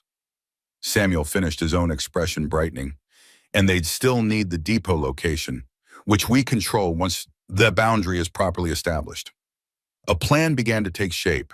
They would return to the ranch tomorrow, gather all their evidence, then ride to Cheyenne, where the Northern Pacific's regional office was located. There they would present their case directly to the railroad executives, bypassing Monroe's local influence. "It's risky," Jenkins cautioned. "Monroe won't give up easily, and there's still the matter of Barrett and his men looking for Miss Wright." "We'll be careful," Samuel assured him. "Travel by night if necessary. Stay away from main roads." As they discussed details, Eleanor felt a growing sense of resolve. This was no longer just about surviving, about escaping Barrett, or protecting Samuel's ranch. It was about justice for both of them, about standing and fighting rather than running. When Jenkins and Thomas prepared to leave, declining Samuel's invitation to stay the night in favor of returning to Jenkins's ranch, the old man drew Eleanor aside. "He's different with you around," Jenkins said quietly, nodding toward Samuel, who was deep in conversation with Thomas. "More alive, more like the young man he was before the war took its toll." He studied her face with shrewd eyes. "You care for him, don't you?" "I do," Eleanor admitted, seeing no point in denial. "More than I expected to. More than is perhaps wise given our circumstances." Jenkins chuckled. "Wisdom's got nothing to do with matters of the heart, my dear, never has." He squeezed her arm gently. "You're good for him, and unless I miss my guess, he's good for you too. Don't let fear of what might happen rob you of what could be." With that simple advice, he rejoined the men, and soon he and Thomas were riding away, disappearing into the gathering darkness. Alone again, Eleanor and Samuel sat before the stove, the plan for the coming days weighing heavily on both their minds. "It could work," Samuel said, breaking the silence. "If we can get to the railroad executives before Monroe realizes what we're doing." "It will work," Eleanor said, with more confidence than she felt. "It has to." Samuel looked at her, his expression softening. "Whatever happens, Eleanor, I want you to know that I don't regret placing that advertisement. Not anymore. It brought you to Fallen Oak to me. That alone makes it worthwhile regardless of what comes next." The simple declaration made without flourish or expectation touched Eleanor deeply. "I don't regret answering it," she replied softly. "Even knowing what I know now. Even with Barrett hunting me with all the danger and uncertainty, I would make the same choice again." Samuel reached for her hand, his calloused fingers entwining with hers. "When this is over, when we've dealt with Monroe and Barrett, I'd like to place another advertisement." Eleanor looked at him in confusion. "Another advertisement?" "Yes." His smile was tender, his eyes holding hers steadily. But this time it would read, "Samuel Thornton Rancher seeks the hand of Eleanor Wright, the bravest, most intelligent woman he has ever known. No deception involved, only admiration, respect, and a heart that has learned to hope again." Eleanor's breath caught, her heart seeming to pause before racing ahead. "Samuel, you don't need to answer now," he said quickly. "I know it's sudden. I know we've only known each other a short time. But I've never been more certain of anything in my life." He squeezed her hand gently. "Think about it. That's all I ask." Eleanor found herself unable to speak, overwhelmed by emotions she had thought herself incapable of feeling again after the betrayals and disappointments of recent years. Instead, she leaned forward and kissed him, a gentle, hesitant press of her lips against his that nonetheless conveyed what words could not. When she drew back, Samuel's expression was one of wonder and joy. "Is that a yes?" he asked, his voice husky. "It's a I need to think about it, but I'm strongly inclined toward yes," Eleanor replied, a smile breaking through her own wonder. "We have some battles to win first, Samuel Thornton. Then we can discuss advertisements and futures." He laughed, the sound warm and rich in the confines of the cabin. "Fair enough, Eleanor Wright. Fair enough." That night, as they prepared for sleep on what would be their last night in the line cabin, Eleanor found herself filled with a curious mixture of fear and hope. The dangers ahead were real and substantial. Barrett still hunting her, Monroe and Parker scheming to steal Fallen Oak, a desperate race to reach the railroad executives before it was too late. Yet underlying those fears was a newfound certainty that whatever came, she would face it with Samuel beside her. That for the first time since fleeing St. Louis, she had found not just a refuge but a home, not just an ally but a partner. As she drifted toward sleep, Eleanor's last conscious thought was that perhaps Ruth Blackwood had been right after all. There were always options if one had the courage to see them.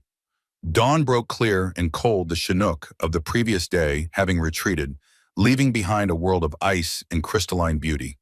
Every branch, every blade of winter-killed grass was encased in a sheath of frost that glittered in the rising sun like diamonds. Eleanor and Samuel prepared to leave the line cabin with a mixture of regret and determination. The small shelter had been their sanctuary, a place apart from the world, and its dangers were something precious had taken root between them. But the time for hiding was past. Now was the time for action. They rode south toward the ranch, alert for any sign of trouble. The plan was simple: retrieve the original boundary agreement from its hiding place, gather whatever other evidence they could find, then head immediately for Cheyenne and the Northern Pacific offices. Speed was essential. Monroe's accelerated deadline gave them less than 3 days to prevent the foreclosure of Fallen Oak. As they approached the ranch, Samuel held up a hand, signaling Eleanor to stop. "Something's not right," he murmured, studying the buildings ahead with narrowed eyes. "There's smoke, but it's too much for just the chimney." Eleanor followed his gaze, her heart sinking as she realized what he was seeing. Thick, dark smoke rose from behind the barn, more than would come from normal ranch operations. "A fire?" she asked, dread building in her stomach. Samuel nodded grimly. "Stay here, I'll check it out." "No," Eleanor said firmly, drawing the small revolver he had given her. "We stay together. Remember." He looked as if he might argue, then nodded curtly. "Stay behind me, and if I tell you to run, I run," she finished. "No questions." They approached cautiously, riding wide of the main trail to stay within the cover of a stand of pines that bordered the property.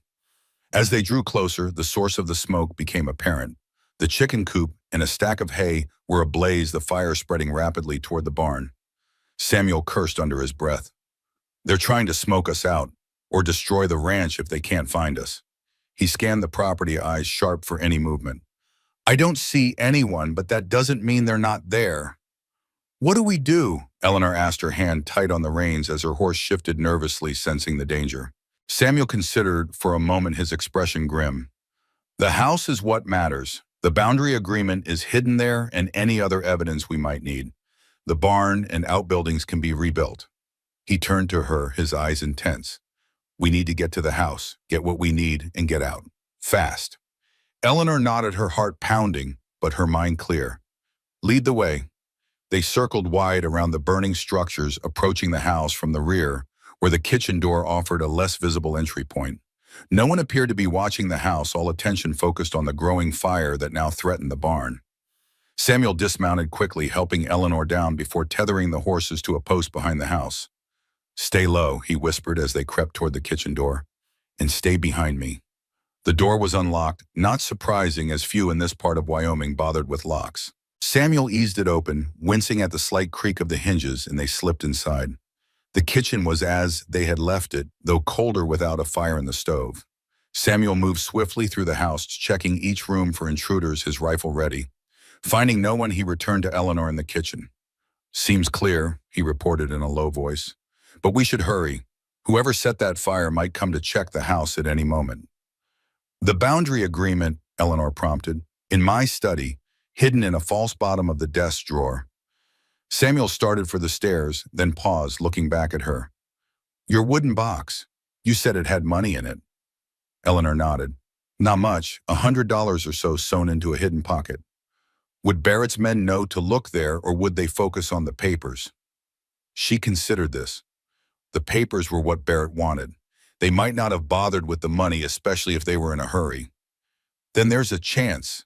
Samuel didn't finish the thought, but his intention was clear. If the money remained in the ransacked room, it could help fund their journey to Cheyenne and whatever came after. They ascended the stairs cautiously, Samuel leading the way. Eleanor's room was as they had left it. Bed overturned, floorboards, pried up possessions, scattered. The wooden box was indeed gone, but Samuel immediately began a methodical search of the chaos, looking for anything the intruders might have missed. Eleanor, meanwhile, moved to the window, keeping watch on the yard below. The fire had reached the barn, now flames licking at its wooden walls. If anyone was fighting the blaze, they weren't visible from this angle. "Eleanor," Samuel called softly, "is this it?" She turned to see him holding a small cloth-wrapped bundle he had retrieved from beneath a loose floorboard. Her heart leaped with recognition. "Yes," she exclaimed, keeping her voice low despite her excitement. "They missed it." Samuel handed her the bundle, which she quickly unwrapped to reveal a carefully sewn pocket containing several folded bills. Not a fortune, but enough to sustain them on their journey to Cheyenne. "Now the boundary agreement," Samuel said, leading the way to his study across the hall. The study, unlike Eleanor's room, appeared untouched. The desk stood as always, its surface neat and orderly. Samuel moved to it quickly, opening the bottom drawer and pressing a hidden catch that revealed a false bottom. From this secret compartment, he withdrew a leather document case. "The agreement," he said, opening it to check the contents. "And my mother's ring. Both safe." Eleanor felt a surge of relief. Anything else we need? Samuel glanced around the room, considering. The original loan documents might help our case. They're in that cabinet. He nodded toward a small filing cabinet in the corner. And there's money in the strongbox behind that painting. Not much, but combined with yours, it should see us through to Cheyenne and back. As Eleanor moved to the cabinet, a sound from below froze them both, the unmistakable creak of the front door opening. Samuel's expression hardened. Someone's here, he whispered, gesturing for Eleanor to stay put. He moved silently to the study door, peering down the hallway toward the stairs. Voices drifted up from below, at least two men, their words indistinct, but their tone urgent. Samuel retreated into the study, closing the door quietly. Two men, he reported in a barely audible whisper. Don't recognize the voices. Not Reed, not Monroe. Barrett's men, Eleanor suggested, fear coiling in her stomach. Possibly we need to get out of here. Samuel glanced around the room, assessing options. The window, it opens onto the roof of the porch. We can climb down from there, get to the horses. Eleanor nodded, already gathering the documents they had retrieved. She tucked the money securely into her bodice, ensuring it wouldn't be lost during their escape. Samuel moved to the window, easing it open slowly to minimize noise. The voices from downstairs grew louder. The men were ascending the stairs. Quickly, Samuel urged, helping Eleanor through the window. The roof of the porch was slippery with frost, requiring careful movement. Eleanor edged along it, keeping close to the wall of the house for stability. Samuel followed the document case secured inside his coat. They had nearly reached the edge of the roof when the study door burst open behind them. Through the open window came shouts of discovery, followed immediately by the crack of a pistol shot. The bullet splintered the wooden frame of the window, missing Samuel by inches. "Run!" he shouted, abandoning caution. They scrambled to the edge of the roof. Samuel lowered himself, first hanging by his hands before dropping the short distance to the ground. He reached up to help Eleanor, who followed his example, gasping as his strong hands caught her waist and lowered her safely beside him. More shouts came from above, followed by another shot that went wide. Samuel grabbed Eleanor's hand, and they ran for the horses, ducking low to present smaller targets. The horses, nervous from the gunfire, and the nearby fire, danced and snorted as they approached. Samuel calmed his with a few soft words, helping Eleanor mount before swinging into his own saddle. "Ride," he commanded, turning his horse toward the cover of the pines. "Don't look back." Eleanor needed no further urging. She dug her heels into her horse's flanks, bending low over its neck as they galloped away from the house. Behind them came more shouting and the sound of men running, but no more gunfire. They rode hard for several minutes, weaving through the pine forest that bordered Fallen Oak's southern boundary. Only when they were well away from the ranch did Samuel signal to slow their pace. "We need to conserve the horse's strength," he explained, breathing hard from the exertion and excitement. "It's a long way to Cheyenne." Eleanor nodded, her own heart still racing. "Who were they? Did you see them?" Strangers, not locals." Samuel's expression was grim. "Barrett's men, most likely. They seemed more interested in us than in the fire." "The fire," Eleanor repeated, remembering. "Samuel, your ranch. Buildings can be rebuilt," he said firmly. "Land endures. As long as we can stop Monroe from taking Fallen Oak, the rest is just, details." His calm in the face of such destruction amazed Eleanor. The home that had sheltered his family for generations was likely burning at that very moment, yet his focus remained on the larger battle. "Which way to Cheyenne?" she asked, practical concerns reasserting themselves. Samuel pointed southeast. "Normally I'd suggest following the stage road, but under the circumstances a less traveled route might be wiser. There's an old trapper's trail that runs along the river. Longer but less likely to have unwelcome encounters." They rode steadily through the morning, keeping to the cover of forests and gulches whenever possible. Samuel set a pace that was urgent, without exhausting the horses, knowing they had a journey of several days ahead of them. By midday, they had put considerable distance between themselves and Fallen Oak. They paused in a sheltered ravine to rest the horse and eat a sparse meal from the provisions they had brought from the line cabin. "We should reach Jenkins's place by nightfall," Samuel said, studying the terrain ahead. "We can rest there, get fresh horses for the journey to Cheyenne." Eleanor nodded, her mind racing with plans and contingencies. "Do you think Barrett's men will follow us?" "Possibly. They seem determined." Samuel's expression was thoughtful. "But they may think we're headed for Pine Valley, not Cheyenne. That could buy us some time." And Monroe, when he learns we've retrieved the boundary agreement, he'll be desperate to stop us from reaching the railroad executives. Samuel met her gaze steadily. This isn't going to be easy, Eleanor. We're facing powerful men with resources and influence. Men who won't hesitate to use violence to protect their interests. I know, she straightened her shoulders, determination replacing fear. But so are they. Facing us, I mean. Samuel's smile was grim but proud. Yes, so are they. They continued their journey through the afternoon, the landscape gradually changing as they moved southeast. The pine forest gave way to more open country, rolling hills, covered in winter-brown grass, dotted with stands of aspen and cottonwood along the courses of frozen streams. As dusk approached, they crested a hill and saw Jenkins's ranch spread out below them, a sturdy cabin, a well-built barn corrals and outbuildings all nestled in a protected valley. Almost there, Samuel said with evident relief. Jenkins will have heard about the fire by now. He'll be expecting us. They rode down into the valley, alert for any sign of danger, but the ranch appeared peaceful in the gathering twilight. Smoke rose from the cabin's chimney, and a lamp glowed in the window, signs of welcome that warmed Eleanor's heart after the tension of the day. Jenkins himself emerged from the cabin as they approached, a rifle in his hands that he lowered upon recognizing them. "Sam, Miss Wright," he called, his weathered face creased with concern. "Thank God you're safe. Heard about the fire from one of my hands who rode past Fallen Oak this morning. Feared the worst. We got out just ahead of Barrett's men," Samuel explained as they dismounted. "The barn was burning when we left. Probably the house too by now." Jenkins spat in disgust. "Bastards. Burning a man's home is about as low as it gets." He ushered them toward the cabin. Come in, come in. You look half frozen and wholly exhausted." The interior of Jenkins's cabin was warm and welcoming. The main room dominated by a large stone fireplace where a fire crackled cheerfully. Thomas Jenkins's nephew sat at the table, papers spread before him, and looked up in surprise as they entered. "You made it," he said, relief evident in his voice. "We were worried when we heard about the fire." "Barely," Samuel admitted, helping Eleanor remove her snow-covered coat. "Barrett's men were searching the house when we arrived. We managed to get what we needed in escape, but it was close." "Barrett," Jenkins frowned. "The banker from St. Louis. What's his connection to all this?" Eleanor exchanged a glance with Samuel, who nodded encouragingly. "He's after me," she explained. "For evidence I had against him, evidence of his crimes. The wooden box that was stolen from my room at Fallen Oak." She proceeded to tell Jenkins and Thomas the full story: Barrett's embezzlement, his attack on her, her flight from St. Louis with the incriminating documents. By the time she finished, both men were regarding her with a mixture of sympathy and admiration. "You've had a rougher time of it than most, Miss Wright," Jenkins said finally, "but you've shown more spine than many a man I've known." "Thank you," Eleanor replied, touched by the simple compliment. "But now Barrett and Monroe seem to be working together, which complicates our situation considerably." "Not surprising," Thomas observed. "Men like that tend to find each other. Shared interests, shared lack of scruples."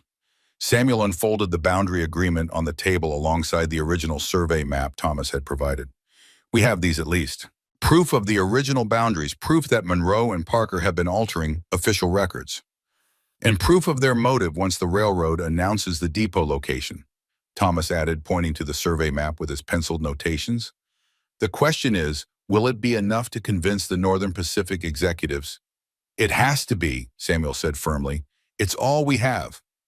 They spent the evening planning their journey to Cheyenne, studying maps and discussing the fastest, safest route. Jenkins offered fresh horses, stronger and more rested than their own, and provisions for the trip. "You'll need to avoid the main roads," he cautioned. "Monroe's likely to have men watching them, especially once he realizes you've left Pine Valley." "The old Sioux Trail follows the river most of the way," Samuel suggested. "Longer but less traveled." Jenkins nodded approval. "Good choice. And there are friendly homesteads along the way where you could rest if needed. I'll make a list." As the men continued their planning, Eleanor found herself fighting exhaustion. The events of the day, the escape from the ranch, the long ride, the constant tension of knowing they were being hunted had drained her completely. Jenkins noticed her flagging energy. "Miss Wright, you look dead on your feet. There's a small bedroom through that door. Not fancy, but clean and warm. Why don't you rest while we finish the planning?" Eleanor started to protest, but Samuel gently touched her arm. "He's right, Eleanor. You need rest. Tomorrow will be another long day. Too tired to argue, she nodded gratefully and retreated to the small bedroom Jenkins had indicated. It was indeed simple but comfortable, a narrow bed with a colorful quilt, a small washstand, a chest for clothing. She barely had time to remove her boots before sleep claimed her deep and dreamless. She woke to the gray light of pre-dawn and the sound of quiet movement in the main room. For a moment, disorientation gripped her. This wasn't her room at Fallen Oak nor the line cabin. Then memory rushed back the fire, the escaped Jenkins ranch. Eleanor rose quickly, washing her face in the cold water from the basin on the washstand. Her reflection in the small mirror showed a woman changed from the one who had left St. Louis months ago, still substantial in build, but her face was leaner, her eyes more determined, her bearing more confident. The frontier had hardened her, but in ways that felt right, necessary. When she emerged from the bedroom, she found Samuel Jenkins and Thomas already up and preparing for the day. A pot of coffee bubbled on the stove, and the aroma of frying bacon filled the cabin. "Good morning," Samuel greeted her, his smile warming his tired eyes. "Sleep well." "Better than I expected," she admitted, accepting the cup of coffee he offered. "What's the plan?" "We leave within the hour," he replied. "Jenkins has provided fresh horses and enough provisions to see us to Cheyenne without stopping in towns. If all goes well, we should reach the Northern Pacific offices by tomorrow evening." Eleanor nodded, mentally calculating. "Just in time. Monroe's deadline is the day after tomorrow." "Cutting it close," Thomas observed, "but feasible if you encounter no delays." "A big if," Jenkins added grimly. "Monroe's not a fool. He'll have realized by now what you're planning." Samuel's expression hardened. "We'll be careful, and we'll be armed." They ate a hearty breakfast, knowing it might be their last proper meal for some time. As they prepared to leave, Jenkins pulled Samuel aside for a private word, while Thomas approached Eleanor with a small package. "A spare revolver," he explained, handing it to her. "Samuel mentioned you had his mother's, but an extra won't hurt. It's loaded and ready." Eleanor accepted the weapon with a nod of thanks, tucking it into her saddlebag. The weight of it, like the weight of Samuel's revolver in her pocket, was both reassuring and sobering, a reminder of the very real dangers they faced. Outside, the eastern sky was lightening, promising another clear, cold day.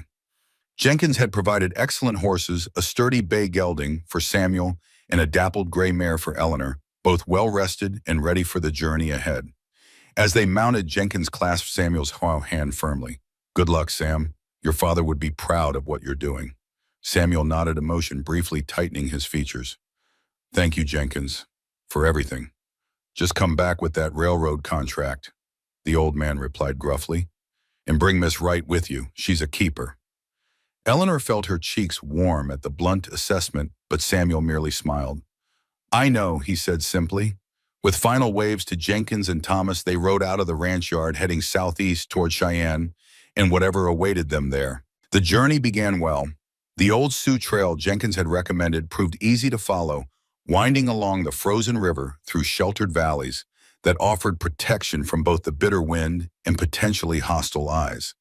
They made good time through the morning, the fresh horses moving at a steady pace that ate up the miles without exhausting them.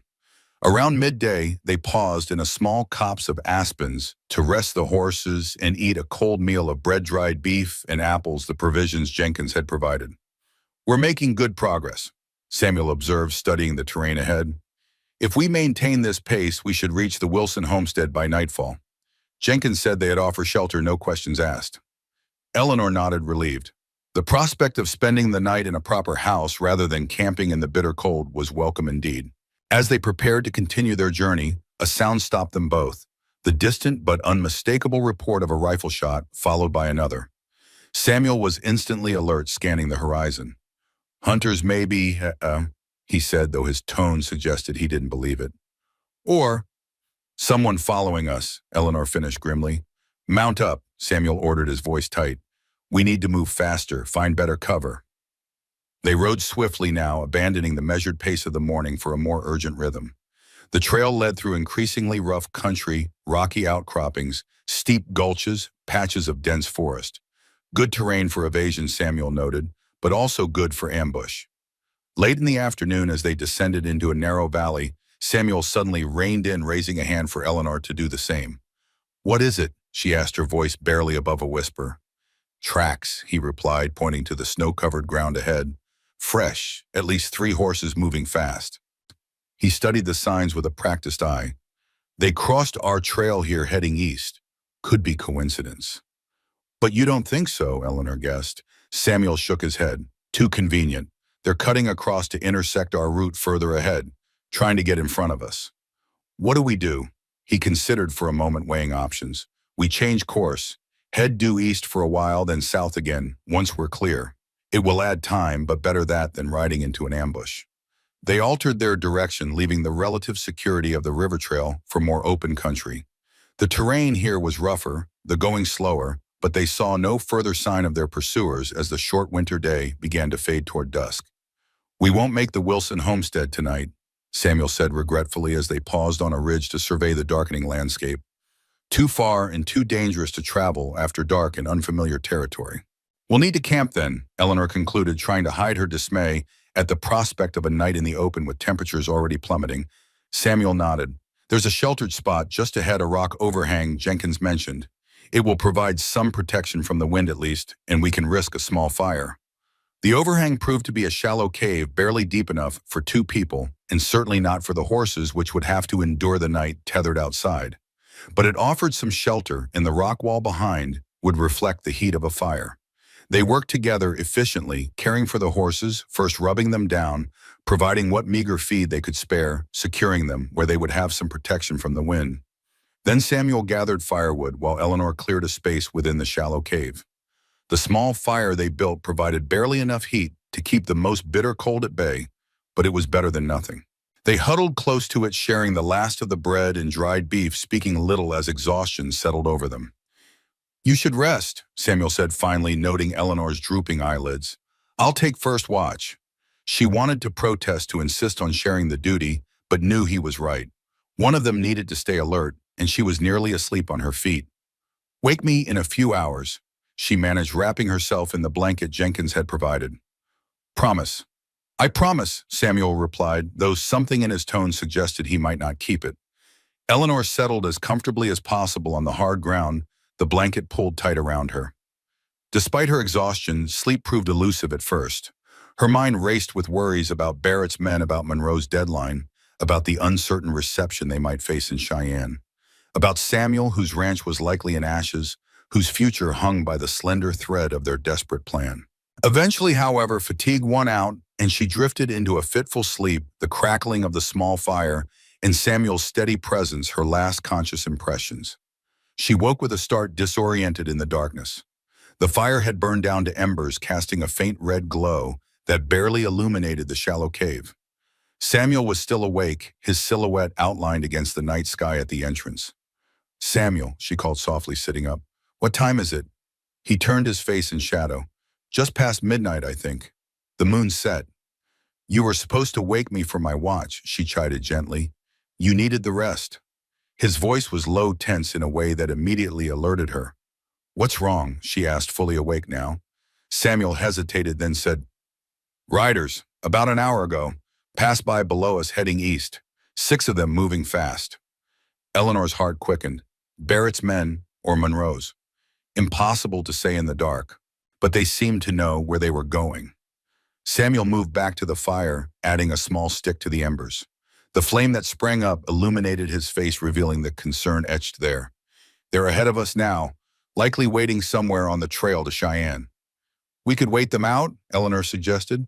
Stay here another day, let them think we've taken a different route. Samuel shook his head. Monroe's deadline is the day after tomorrow. We don't have time to wait. He stared into the rekindled flame, his expression hardening with resolve. No, we press on at first light, but we stay alert and we stay ready. His hand moved to the rifle prop beside him, the gesture unconscious but telling. Eleanor nodded, understanding. The stakes were too high, the time too short for caution alone. They would have to risk the confrontation that seemed increasingly inevitable. Get some more rest, Samuel urged. Dawn's only a few hours away. Not until you've slept, too, she insisted. You can't keep going without rest, Samuel. Not if we're facing a fight tomorrow. He looked as if he might argue, then relented with a sigh. A few hours then. Wake me at the first hint of dawn. Eleanor took his place at the entrance to the shallow cave, wrapping the blanket around her shoulders against the bitter cold. The night was utterly silent, the kind of deep crystalline silence that comes only with extreme cold and complete isolation. Stars blazed overhead, countless and brilliant, in the clear mountain air. Despite the beauty of the night, Eleanor remained alert, her hand never far from the revolver in her pocket. Somewhere out there, men were hunting them. Men who would not hesitate to kill to protect their interests or fulfill their orders. The thought was chilling, yet it did not terrify her as it once might have. The frontier had hardened her, yes, but it had also clarified what was worth fighting for. Samuel. Fallen oak. Justice for them both. A future built on truth rather than deception. These were worth the risk, worth the fear, and worth the danger that awaited them on the trail to Cheyenne. As promised, she woke Samuel at the first pale lightening of the eastern sky. He rose immediately, fully alert despite the brief rest. "No sign of trouble?" he asked, surveying the surrounding landscape with practiced eyes. "None," Eleanor confirmed, "but it's been quiet, too quiet almost." Samuel nodded, understanding her meaning. The usual sounds of the wilderness, night birds, distant coyotes, the rustle of small creatures in the underbrush had been notably absent. A sign, perhaps, that something had disturbed the natural order of things. They broke camp quickly, eating a cold breakfast as they prepared the horses for another day's journey. The animals seemed rested enough, though they would need proper care soon: a warm stable, good feed, a thorough grooming. Another reason to press on to Cheyenne as quickly as possible. "We'll continue east for a while," Samuel decided as they mounted, "then swing south again once we're well clear of our original route. With luck, we'll bypass whoever was waiting for us." Eleanor nodded, adjusting her hat against the morning chill. "And if luck isn't with us," Samuel's expression was grim but determined, "then we fight, together." They rode out as the sun crested the eastern horizon, casting long shadows across the snow-covered landscape. The day promised to be clear but bitterly cold, the kind of cold that burned the lungs with each breath and turned exposed skin painful within minutes. For several hours they traveled without incident, gradually turning southward as the terrain became more familiar to Samuel. They were making good time, he noted with satisfaction. If all went well, they might reach Cheyenne by late evening, tired and cold, but in time to meet with the Northern Pacific executives the following morning.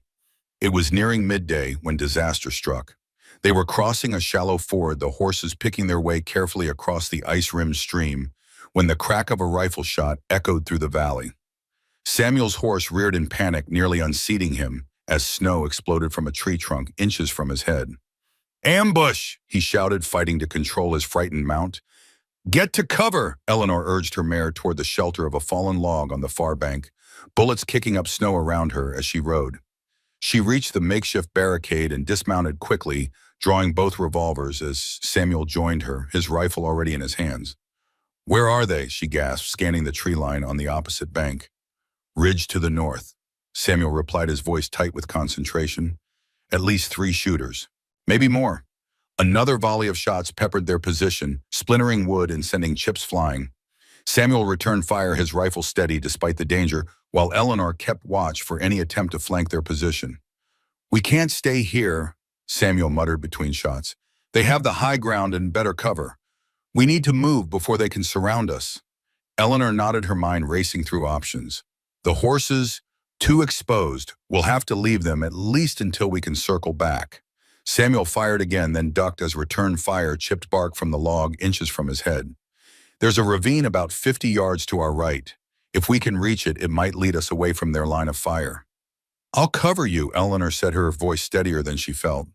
"Then you cover me." Samuel looked as if he might object, then nodded, recognizing the logic of her plan. "On my signal, then. Ready." Eleanor gripped the revolvers tightly, took a deep breath, and nodded. "Ready." "Now!" Samuel shouted and burst from cover, running in a zigzag pattern toward the ravine. Eleanor rose from behind the log, firing both revolvers toward the ridge where the ambushers were positioned. She couldn't see them clearly enough to aim with precision, but the volume of fire might keep them down long enough for Samuel to reach safety. Bullets whined past her, too close for comfort, but she held her position, firing steadily until Samuel's voice called from the ravine. "Clear your turn." She drew another deep breath, holstered one revolver to free a hand, and ran. The distance to the ravine seemed to stretch impossibly, each stride feeling like it was through molasses rather than snow. Rifle fire erupted from the ridge, more concentrated now that she was the only target. Samuel's covering fire provided some relief, forcing the ambushers to duck momentarily. Eleanor used the brief respite to put on a burst of speed, diving into the ravine just as a bullet clipped the heel of her boot. "Made it," she gasped, rolling to a seated position beside Samuel. "Now what?" "We follow the ravine east," he replied, reloading his rifle with quick, efficient movements. "It should take us away from their position. With luck, we can circle back for the horses once we're clear." They moved swiftly down the ravine, staying low to avoid presenting targets to the shooters on the ridge. The narrow gully eventually widened into a dry creek bed that wound through dense underbrush, providing better cover as they put distance between themselves and their attackers. After what felt like hours, but was probably less than one, the sounds of pursuit faded behind them. They paused in a small clearing, both breathing hard from the exertion and tension. "I think we've lost them," Samuel said, scanning the back trail. "For now, at least. But we've lost the horses, too." Eleanor pointed out the reality of their situation sinking in. "And our supplies, our documents, everything." Samuel's expression was grim, but not defeated. "The documents are here." He patted his coat where the boundary agreement and survey map were secured in an inner pocket. "And we're alive. That's what matters most." Eleanor nodded, forcing herself to focus on the positive. "How far to Cheyenne now?" "On foot at least a day and a half, maybe two." Samuel looked up at the sky, gauging the time from the sun's position. "We've lost precious hours." The implications were clear. They would miss Monroe's deadline. By the time they reached Cheyenne and the Northern Pacific offices, Fallen Oak might already be lost. "There's a stage road about 5 miles east of here," Samuel continued, thinking aloud. "If we can reach it by nightfall, we might be able to flag down a passing coach or wagon. It's a chance, at least." Eleanor straightened her shoulders, determination replacing despair. "Then we'd better start walking." Samuel studied her face for a moment, then smiled a genuine smile that reached his eyes despite their dire circumstances. "You're an extraordinary woman, Eleanor, right?" "I'm a practical woman, Samuel Thornton," she replied, echoing their earlier exchange. "And practical women keep moving forward no matter what." With that, they set off toward the east, leaving behind the ravine that had sheltered them and striking out across more open country. The walking was difficult. Snowdrifts in some places reached their knees and the bitter cold seeped through their clothing despite the exertion. As the afternoon wore on, Eleanor found herself drawing on reserves of strength she hadn't known she possessed. Each step was an act of will, each breath a small victory against the encroaching cold. But she kept pace with Samuel, refusing to be the one to ask for rest or respite. They spoke little as they walked, conserving energy and staying alert for any sign of pursuit. But the silence between them was comfortable, filled with a shared determination that needed no verbal expression. The sun was lowering toward the western horizon when Samuel suddenly stopped, raising a hand for Eleanor to do the same. He cocked his head, listening intently. "What is it?" she whispered, her hand moving instinctively to the revolver in her pocket. "Hoofbeats," he replied, his voice equally low. "Coming from the east. Multiple riders." Eleanor tensed, scanning the terrain ahead. There was little cover in this open stretch, a few scattered boulders, the occasional stunted pine, nothing that would conceal them effectively from mounted pursuers. "Options?" she asked, practical even in the face of renewed danger. Samuel considered for a moment, then said, "We stand our ground. They have already seen our tracks in the snow. Running would just exhaust us before the confrontation." He drew his rifle, checking that it was loaded and ready. "Besides, I'm tired of running." Eleanor nodded, drawing both revolvers. Together, then, they positioned themselves back to back in the center of a small clearing. Weapons ready on, eyes fixed on the direction of the approaching riders. The hoofbeats grew louder, accompanied now by the jingle of tack and the creak of saddle leather. And then, cresting a small rise ahead of them, came the riders, 5 men on horseback, moving at a steady trot. At their head rode a familiar figure, his weathered face breaking into a grin as he spotted them. "Jenkins," Samuel calls, lowering his rifle in relief. "What in God's name are you doing here?" The old rancher reined in before them, his companions, hard-looking men with rifles across their saddles, forming a protective circle around the clearing. "Saving your hides by the look of it," Jenkins replied with a chuckle. Thomas heard in town that Monroe and Barrett had joined forces, sent riders out to intercept you. Figured you might need some help. Eleanor felt her knees go weak with relief. You have no idea how glad we are to see you, Mr. Jenkins. Ran into your horses about 5 miles back. Jenkins continued, dismounting stiffly. Had a feeling there'd been trouble. Been tracking you ever since. He gestured to one of his men who led forward, Samuel's bay gelding and Eleanor's gray mare, both apparently unharmed. Found these wandering loose. Thought you might want them back. Jenkins, you miracle worker, Samuel said with feeling, stepping forward to clasp the old man's hand. You've just saved us a very long walk to Cheyenne. Better than that, Jenkins replied with a sly grin. We've saved you the trip entirely. He reached into his saddlebag and withdrew a folded document. Thomas is a clever lad. While you were fleeing for your lives, he was telegraphing the Northern Pacific head office in St. Paul, told them everything Monroe's scheme, the altered boundaries, the loan foreclosure, retry A continue, edit the railroad plans, even mentioned Barrett's involvement for good measure. Jenkins handed the document to Samuel, who unfolded it with eager hands, Eleanor looking over his shoulder. It was a telegram from the president of the Northern Pacific Railroad himself, addressed to the mayor of Pine Valley and copied to the bank. In terse but unmistakable language, it suspended all negotiations regarding the depot location, pending an investigation into allegations of fraud and record tampering. Furthermore, it extended a direct invitation to Samuel Thornton to meet with railroad representatives in Cheyenne to discuss alternative arrangements. They've halted everything, Samuel breathed, reading the telegram a second time to be sure he understood. Monroe can't proceed with the foreclosure if the railroad has withdrawn. Not legally, at least, Jenkins cautioned, though I wouldn't put it past him to try something underhanded still. That's why we're here, to escort you safely back to Pine Valley. Show that telegram to the judge. Get an official injunction against the foreclosure. Eleanor felt hope blooming in her chest, tempered with caution.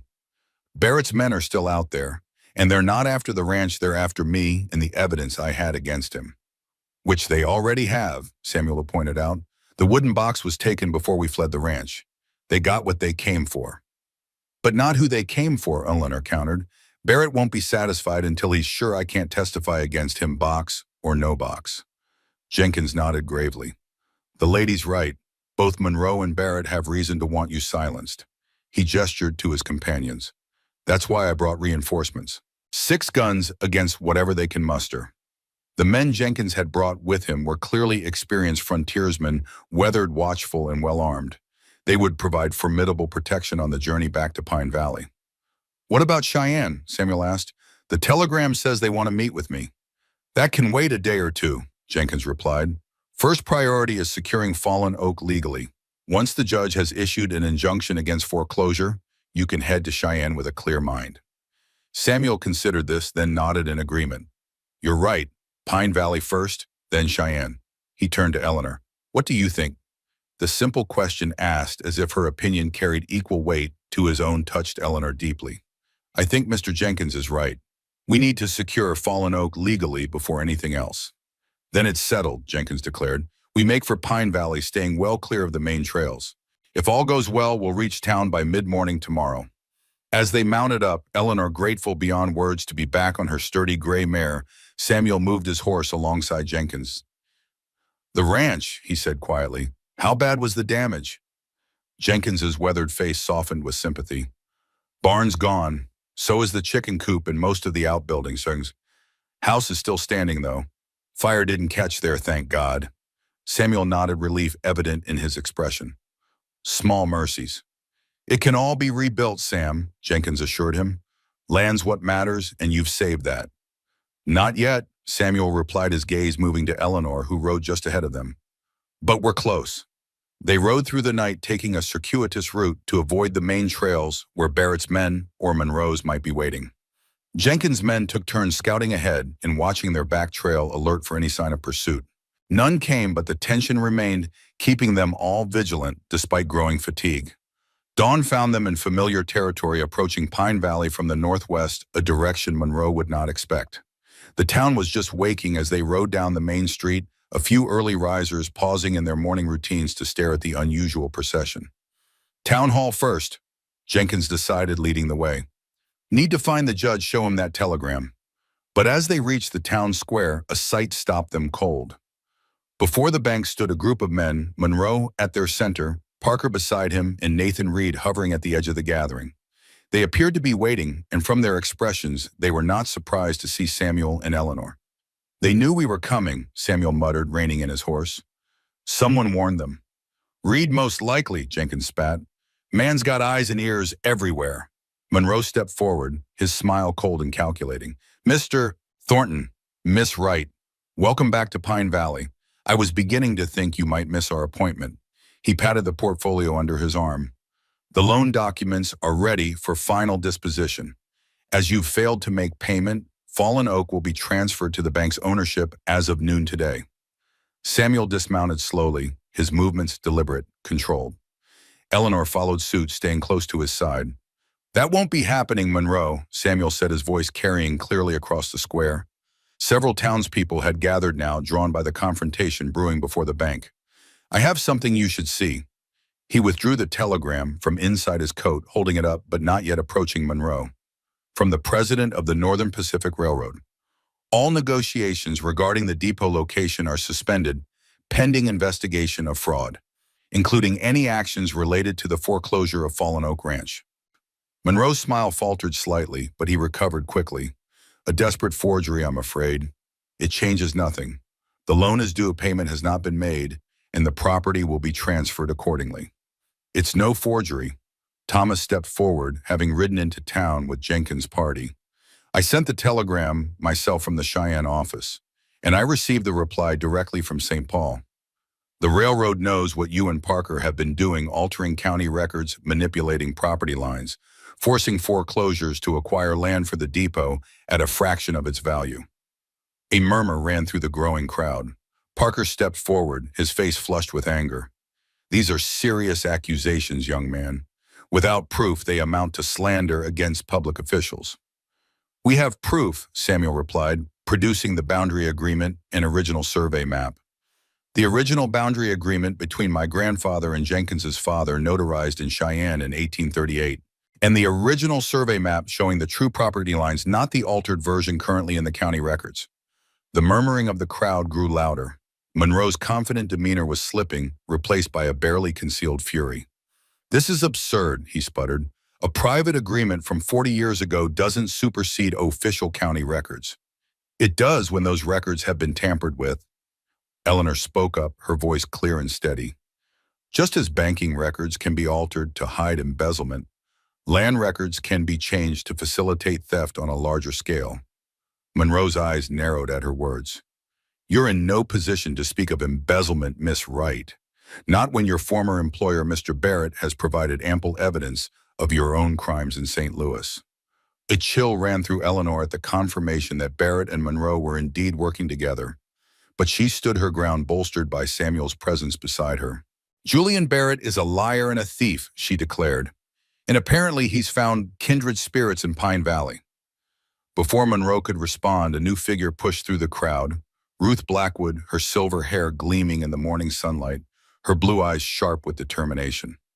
Edgar Monroe, she called, her voice surprisingly strong for her age. Harold Parker, enough of this. The whole town knows what you've been doing, not just with Fallen Oak, but with the Wilkins place before that and the Johnson homestead before that. Using the bank to steal land from honest folk who've worked it for generations. A chorus of agreement rose from the crowd, which had continued to grow as word spread of the confrontation in the town square. Monroe looked around, suddenly aware that the public sentiment was turning against him. This is a private banking matter, he insisted, his voice less certain now. The terms of the loan are clear. Payment is due and has not been made. The terms have been altered, just like the property records, Samuel countered. My father's original agreement allowed for payments over 5 years. You changed that, accelerated the deadline knowing I couldn't meet it in winter. Monroe's face flushed darker. You have no proof of that. Actually, he does, a new voice interjected.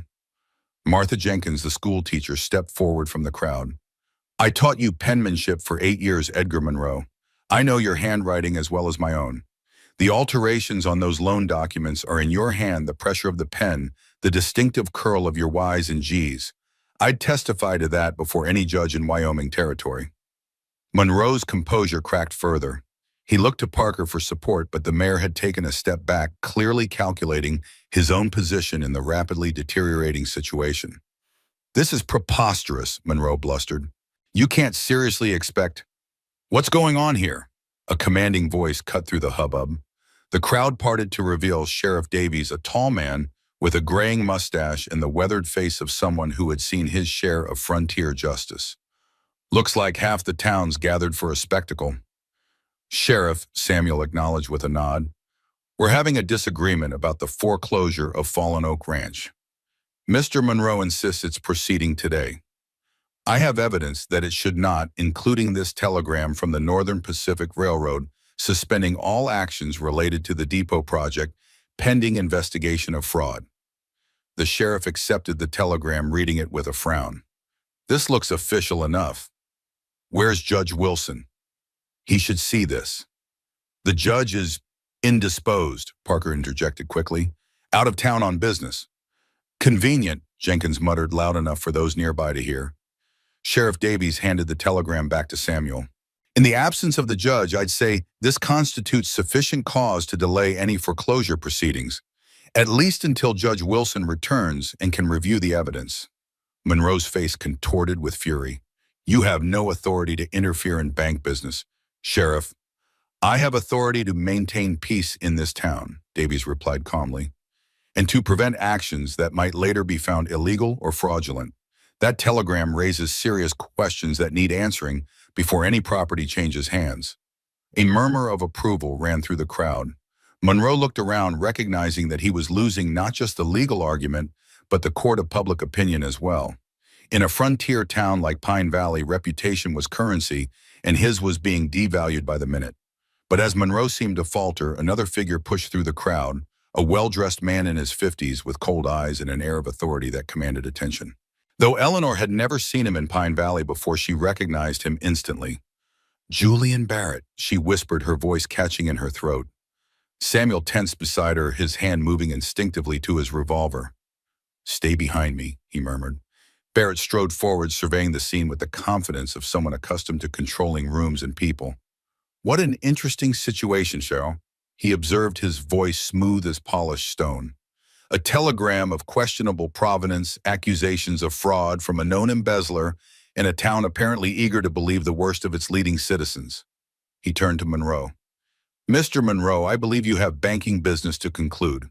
Don't let this theatrical display deter you." Monroe seemed to draw strength from Barrett's presence. "Indeed, Mr. Barrett, the foreclosure will proceed as scheduled."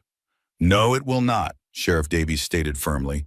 "Not until Judge Wilson reviews the evidence and makes a determination." Barrett's smile was cold.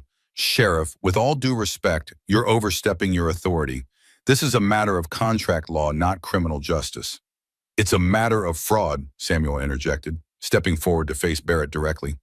"Fraud in the alteration of county records, fraud in the manipulation of loan terms, and fraud in the coordination with the railroad to acquire land at depressed values. All criminal matters well within the sheriff's jurisdiction." Barrett's gaze shifted to Samuel, assessing him with the cold calculation of a predator. "Mr. Thornton, I presume." The rancher with the mail-order bride. His eyes flicked to Eleanor, who had moved to stand beside Samuel rather than behind him. "Though bride might be a generous term given what I understand of your arrangement." "My arrangement with Miss Wright is none of your concern," Samuel replied, his voice tight with controlled anger. "Your conspiracy with Monroe and Parker to defraud landowners, however, is very much a public concern." Barrett laughed, the sound devoid of humor. "Conspiracy, that's a serious accusation, Mr. Thornton. Do you have evidence of this alleged conspiracy?" "We do," Eleanor spoke up, her voice steadier than she felt facing the man who had haunted her nightmares for months. "The wooden box your men stole from my room contained documents proving your embezzlement in St. Louis. Documents I believe you've now destroyed. But they also contained correspondence between you and Mr. Monroe dating back 6 months discussing mutual opportunities in Pine Valley. It was a bluff. The correspondence had been theoretical, based on their suspicions rather than actual evidence. But Eleanor had spent enough time observing Barrett to recognize the flicker of uncertainty that crossed his face, brief but telling. Miss Wright's imagination has always been vivid, Barrett recovered quickly, a trait that served her well when fabricating evidence against me in St. Louis, just as it serves her now inventing conspiracies where none exist. But the seed of doubt had been planted, visible in Monroe's sudden glance at Barrett, in Parker's further retreat from the confrontation, in the renewed murmurs among the townspeople. Sheriff Davies raised a hand for silence. "Here's how this will proceed," he announced with the authority of his office. "The foreclosure of Fallen Oak Ranch is suspended until Judge Wilson returns and reviews all evidence. Mr. Monroe will surrender the loan documents to my custody for safekeeping. Mr. Thornton will provide copies of his evidence, including the telegram and boundary agreement, also for safekeeping. And everyone," he emphasized the word, looking pointedly at Barrett, "will refrain from any actions that might be construed as interference with this process." Monroe looked as if he might object, but Barrett placed a restraining hand on his arm. "A reasonable compromise, Sheriff," Barrett said smoothly. "We are, after all, law-abiding citizens. If Mr. Monroe has nothing to hide, this review can only confirm the legitimacy of the bank's position." The apparent reasonableness of Barrett's response surprised Eleanor until she caught the calculating look in his eyes. He was retreating tactically, not admitting defeat. Whatever game he was playing, it wasn't over. With obvious reluctance, Monroe surrendered the loan documents to the sheriff. Samuel provided copies of the telegram and boundary agreement, keeping the original secure. The crowd began to disperse, the immediate crisis apparently averted, though the tension lingering in the air suggested this was merely a pause in the conflict, not its resolution. As people drifted away, Barrett approached Eleanor directly, his expression pleasant, but his eyes cold as winter. "Miss Wright," he said, lowering his voice so that only she and Samuel could hear. "How remarkable to find you here of all places. One might almost believe in providence." "Or persistent malice," Eleanor replied, meeting his gaze steadily despite the fear coiling in her stomach. "You've come a long way to continue your persecution, Mr. Barrett." "Persecution? No, my dear. Justice." Barrett's smile never reached his eyes. "You stole from me document as reputation, peace of mind. I've merely come to reclaim what's mine. The only thief here is you." "Oh," Samuel interjected, his hand coming to rest protectively at the small of Eleanor's back. "And you'll find frontier justice less easily manipulated than the courts of St. Louis." Barrett regarded Samuel with detached interest, like a scientist observing an unfamiliar specimen. "Mr. Thornton, your loyalty to Miss Wright is touching. Misplaced, but touching. I wonder if you'd be so steadfast if you knew the full extent of her deceptions." "I know everything I need to know," Samuel replied firmly, "including the fact that you attempted to assault her when she discovered your embezzlement, then framed her for your own crimes when she escaped." Barrett's expression hardened momentarily before his mask of civility slipped back into place. "A creative narrative, unsubstantiated, of course." "For now," Eleanor said quietly, "but truth has a way of emerging, Mr. Barrett, especially when powerful men become careless in their arrogance." Something dangerous flickered in Barrett's eyes, a glimpse of the true nature beneath the polished exterior. "Indeed it does, Miss Wright. Indeed it does." He tipped his hat with mock courtesy. "Until our next meeting, which I assure you will come sooner than you might wish." With that, he turned and walked away, joining Monroe and Parker, who had been watching the exchange from the bank steps. The three men entered the bank together, the door closing firmly behind them. Eleanor released a breath she hadn't realized she was holding. "He's not giving up," she murmured, leaning slightly into Samuel's supportive presence beside her. "Neither are we," Samuel replied, his voice low but determined. "We've won the first skirmish, but the war isn't over." Jenkins approached, having observed the confrontation from a few paces away. "Barrett's a dangerous man," he observed. "More dangerous than Monroe, I'd wager. The kind who doesn't forget or forgive." "No, he doesn't," Eleanor agreed. "And he has resources beyond what we've seen so far. The men who ambushed us, who burned the ranch, they're just the beginning." "Then we need to be prepared," Samuel said, his expression hardening with resolve. "Starting with ensuring our evidence is secure. The originals of the boundary agreement and telegram need to be stored somewhere safe, somewhere Barrett and Monroe can't reach them." "My place," Ruth Blackwood offered, having remained that after most of the crowd dispersed. No one would think to look there, and I keep a loaded shotgun by my bed." Her blue eyes twinkled with determination. "Been waiting 82 years to use it on deserving scoundrels." Samuel smiled at the elderly woman's fierce spirit. "Thank you, Ruth. We'll take you up on that offer." "And you two need rest," Jenkins added, his weathered face creased with concern. "You've been riding hard for days, fighting off ambushes, sleeping rough. Can't think straight without proper rest." "We can't go back to Fallen Oak," Samuel pointed out. "Not with the outbuildings burned and Barrett's men possibly still watching the place." "Stay with me," Ruth insisted. "I've got 2 spare bedrooms and no one to fill them since my Henry passed. It would be a comfort to have the company truth be told." Eleanor and Samuel exchanged glances, both recognizing the wisdom of the offer. Not only would Ruth's house provide physical shelter, but staying with a respected town elder would offer a measure of social protection as well. Barrett might be bold, but even he would hesitate to make a move against them in Ruth Blackwood's home.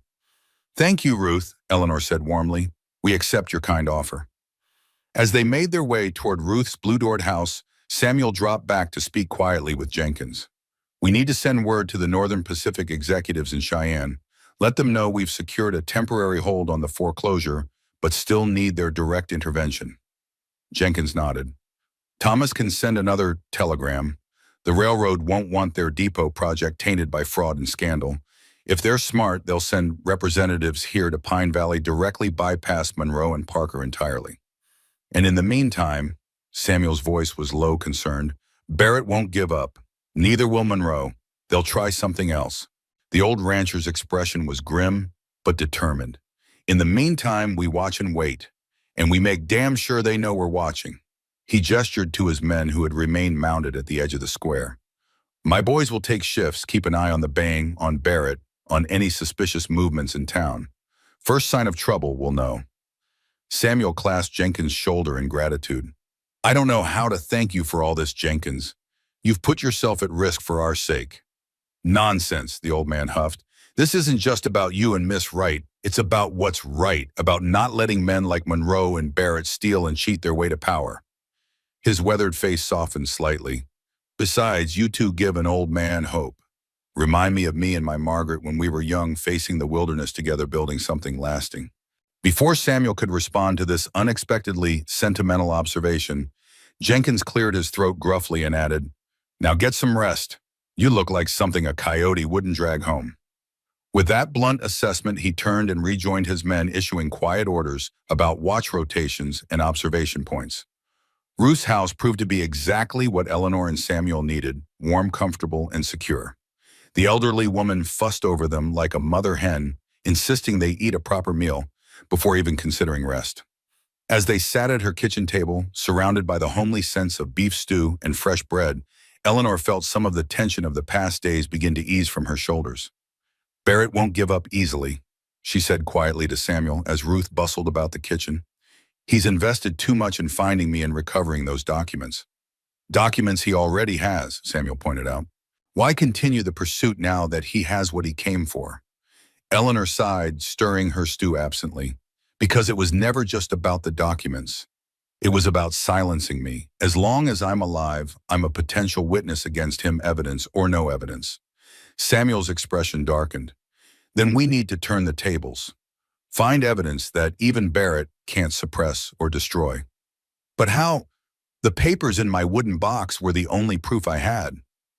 "Perhaps not the only proof," Samuel mused. "Barrett's embezzlement would have left traces in the bank's records, traces that might still be there if someone knew where to look." Eleanor stared at him, a wild hope beginning to form. "You're suggesting we contact the bank in St. Louis, ask them to review their records?" "Not just any review," Samuel clarified. "A full audit conducted by someone who can't be intimidated or bribed by Barrett. Someone with authority beyond St. Louis. The federal banking examiner." Eleanor breathed, the possibility taking clearer shape in her mind. "They have the authority to investigate suspected banking fraud across state lines." Samuel nodded, his eyes brightening with the emerging plan. "And Barrett's presence here, his involvement with Monroe's schemes, creates exactly the kind of interstate banking concern that might warrant such an investigation." For the first time in months, Eleanor felt a genuine hope of not just escaping Barrett, but of seeing him face justice for his crimes. It would take time, careful planning, and evidence they didn't yet have, but it was possible. With Samuel beside her, it was possible. Ruth returned to the table, setting down a plate of fresh-baked biscuits. "You two look like you're plotting something," she observed shrewdly. "Something that's put the light back in Miss Wright's eyes." Samuel smiled, reaching across the table to take Eleanor's hand. "We're discussing justice, Ruth. True justice, not the kind that can be bought or manipulated." The elderly woman nodded approvingly. "About time. But justice can wait until after you've both had some sleep. Those circles under your eyes are dark enough to plant potatoes in." Eleanor laughed, a genuine, unburdened sound that surprised even her. "You're right, Ruth. Sleep first, justice later." As they finished their meal and prepared to retire to the rooms Ruth had prepared, Samuel drew Eleanor aside in the hallway. "Whatever happens next," he said softly, his voice for her ears alone, "we face it together. Barrett Monroe, whatever schemes they devise, we stand against them as one." Eleanor gazed up at him, seeing in his eyes not just determination, but something deeper, something that made her heart quicken despite her exhaustion. "Together," she agreed, her voice equally soft. "As one."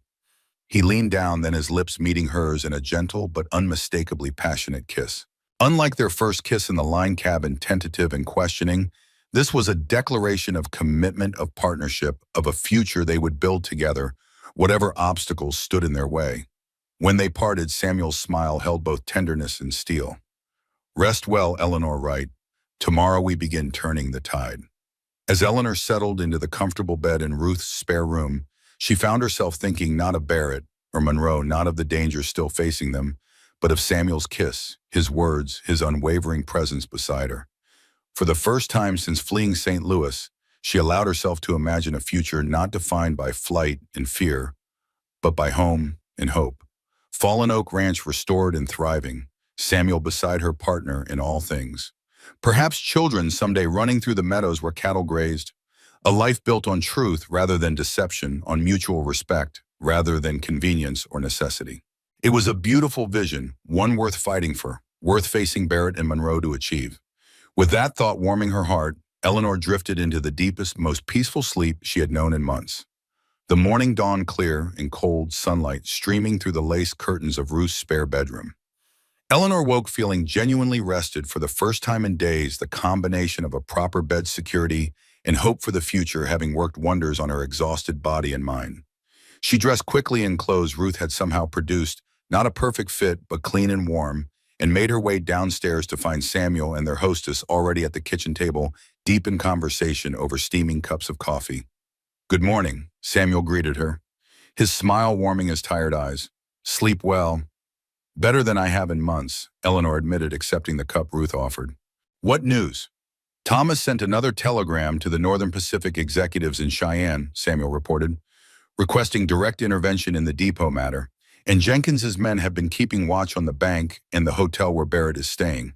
No suspicious movement yet, but they're being cautious." Ruth added, "Martha Jenkins, no relation to old Jenkins, mind you, has been gathering statements from townsfolk who've witnessed Monroe's questionable banking practices over the years, building a case for when the judge returns."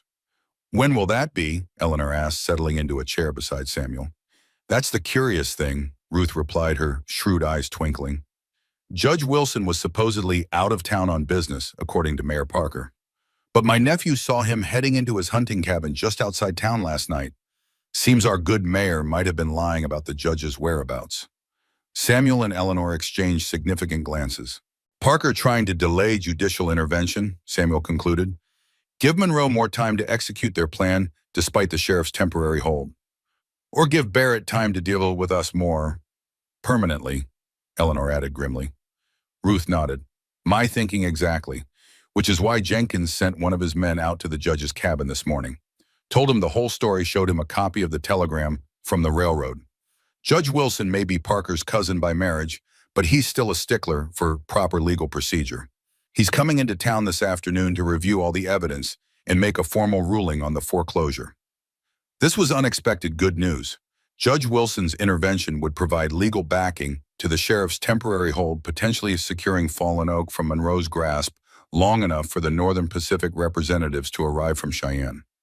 What about Barrett? Eleanor asked the specter of her former employer, never far from her thoughts. What's his next move likely to be? Samuel's expression darkened. Hard to say. Barrett's a banker, not a frontier operator. But he's shown he's willing to employ men who are comfortable with violence, the ambush on the trail, the fire at Fallen Oak. He's also patient, Eleanor added, remembering Barrett's calculating nature. And thorough. He won't give up easily, especially now that we've temporarily thwarted his ally Monroe. Ruth studied them both, her aged face creased with concern. You two need protection beyond what my shotgun and Jenkins' men can provide. Legal protection. She tapped a gnarled finger on the table for emphasis. Samuel, you need to file formal charges of attempted murder for that ambush. And Miss Wright, you need to submit a sworn statement about Barrett's crimes in St. Louis. Would that help? Eleanor asked doubtfully. Barrett has already stolen the evidence I had against him. A sworn statement is still evidence, Ruth insisted, especially when combined with telegraph inquiries to the banking authorities in St. Louis.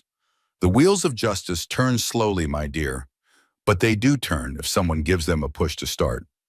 It was sound advice. Formalizing their accusations would force Barrett and Monroe to defend themselves publicly, making it harder for them to operate in the shadows. And it would create an official record, something that would endure even if anything happened to Eleanor or Samuel. We'll do it, Samuel decided, as soon as Judge Wilson arrives. Make everything official on the record.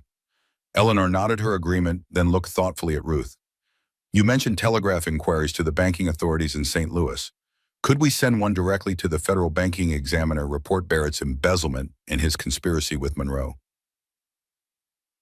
Ruth's eyes lit up with approval. Now that's thinking strategically, my dear. Interstate banking fraud would certainly get their attention.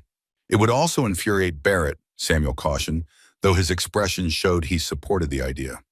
Push him toward more desperate measures. He's already desperate, Eleanor replied, her voice steady despite the fear that still lingered at the thought of Barrett's revenge. At least this way we're fighting on ground of our choosing, not his. Samuel nodded slowly, his admiration evident. You're right. We take the offensive set the terms of the battle rather than merely reacting to his moves. He reached across the table, covering her hand with his. Together. Together, she echoed, drawing strength from his touch, his unwavering support. They spent the morning preparing their formal statements, Samuel detailing the altered boundary records, the accelerated loan terms, the ambush on the trail to Cheyenne, Eleanor documenting Barrett's embezzlement in St. Louis, his attack on her, his subsequent false accusations, and now his apparent conspiracy with Monroe. Thomas Jenkins' nephew arrived mid-morning with news that the Northern Pacific had responded to his second telegram. They were sending representatives directly to Pine Valley, expected to arrive the following day. This was another piece of good news. The railroad's direct involvement would add significant weight to their case against Monroe and Parker. As noon approached, Jenkins himself appeared at Ruth's door, his weathered face grave. Barrett's on the move, he reported without preamble. Just left the hotel with two men, hard cases by the look of them, heading for the bank to meet with Monroe. Samuel tensed, planning their next move, no doubt. My boys are watching them, Jenkins assured him, but I thought you should know. Judge Wilson's due in town within the hour. Might be best if you are there when he arrives, present your evidence directly. Samuel nodded, then turned to Eleanor.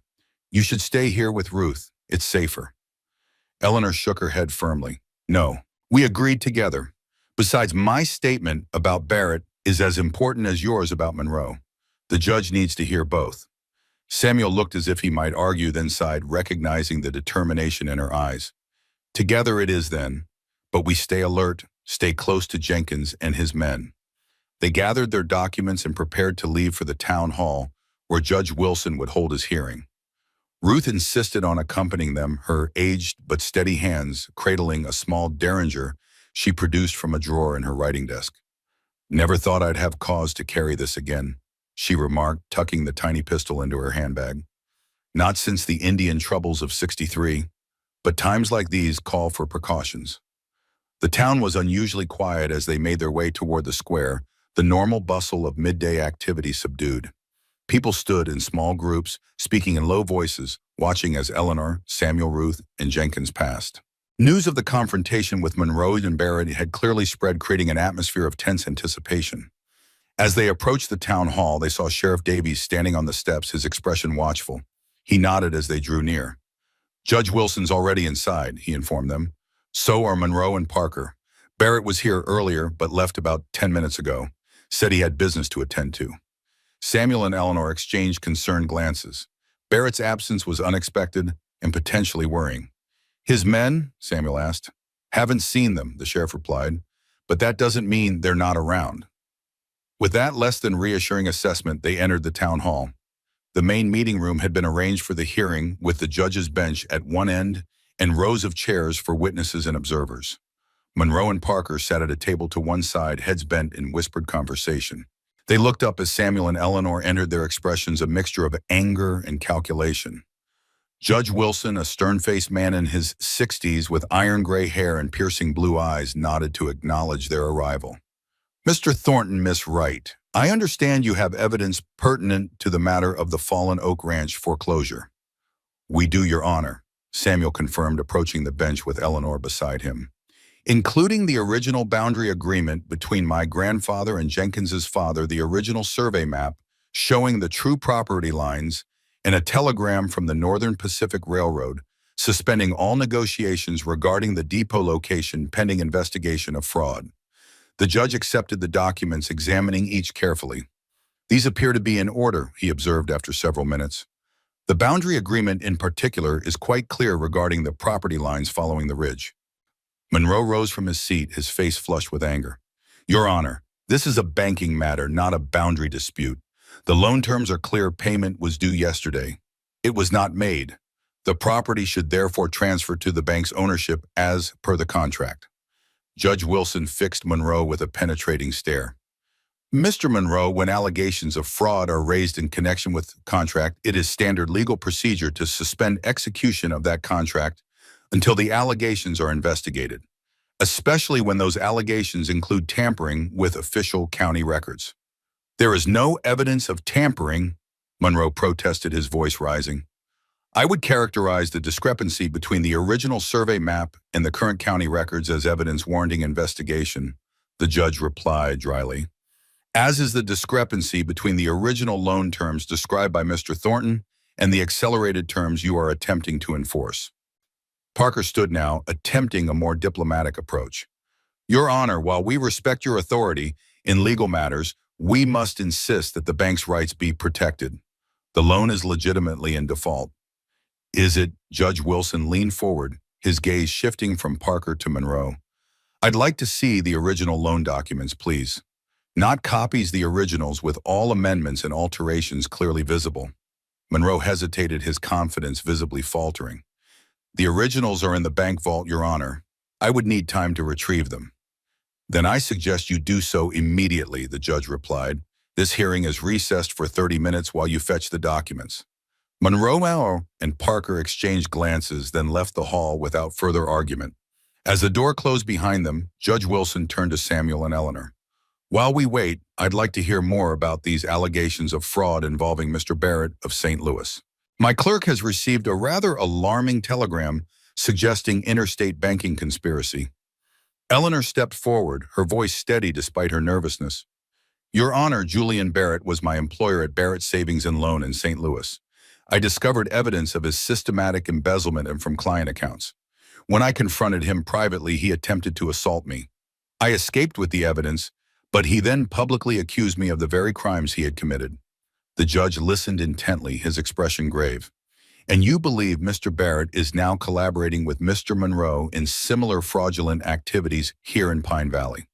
Yes, Your Honor. Mr. Barrett arrived in Pine Valley 2 days ago, immediately allied himself with Mr. Monroe, and has been actively working to prevent us from exposing the altered boundary records and loan terms.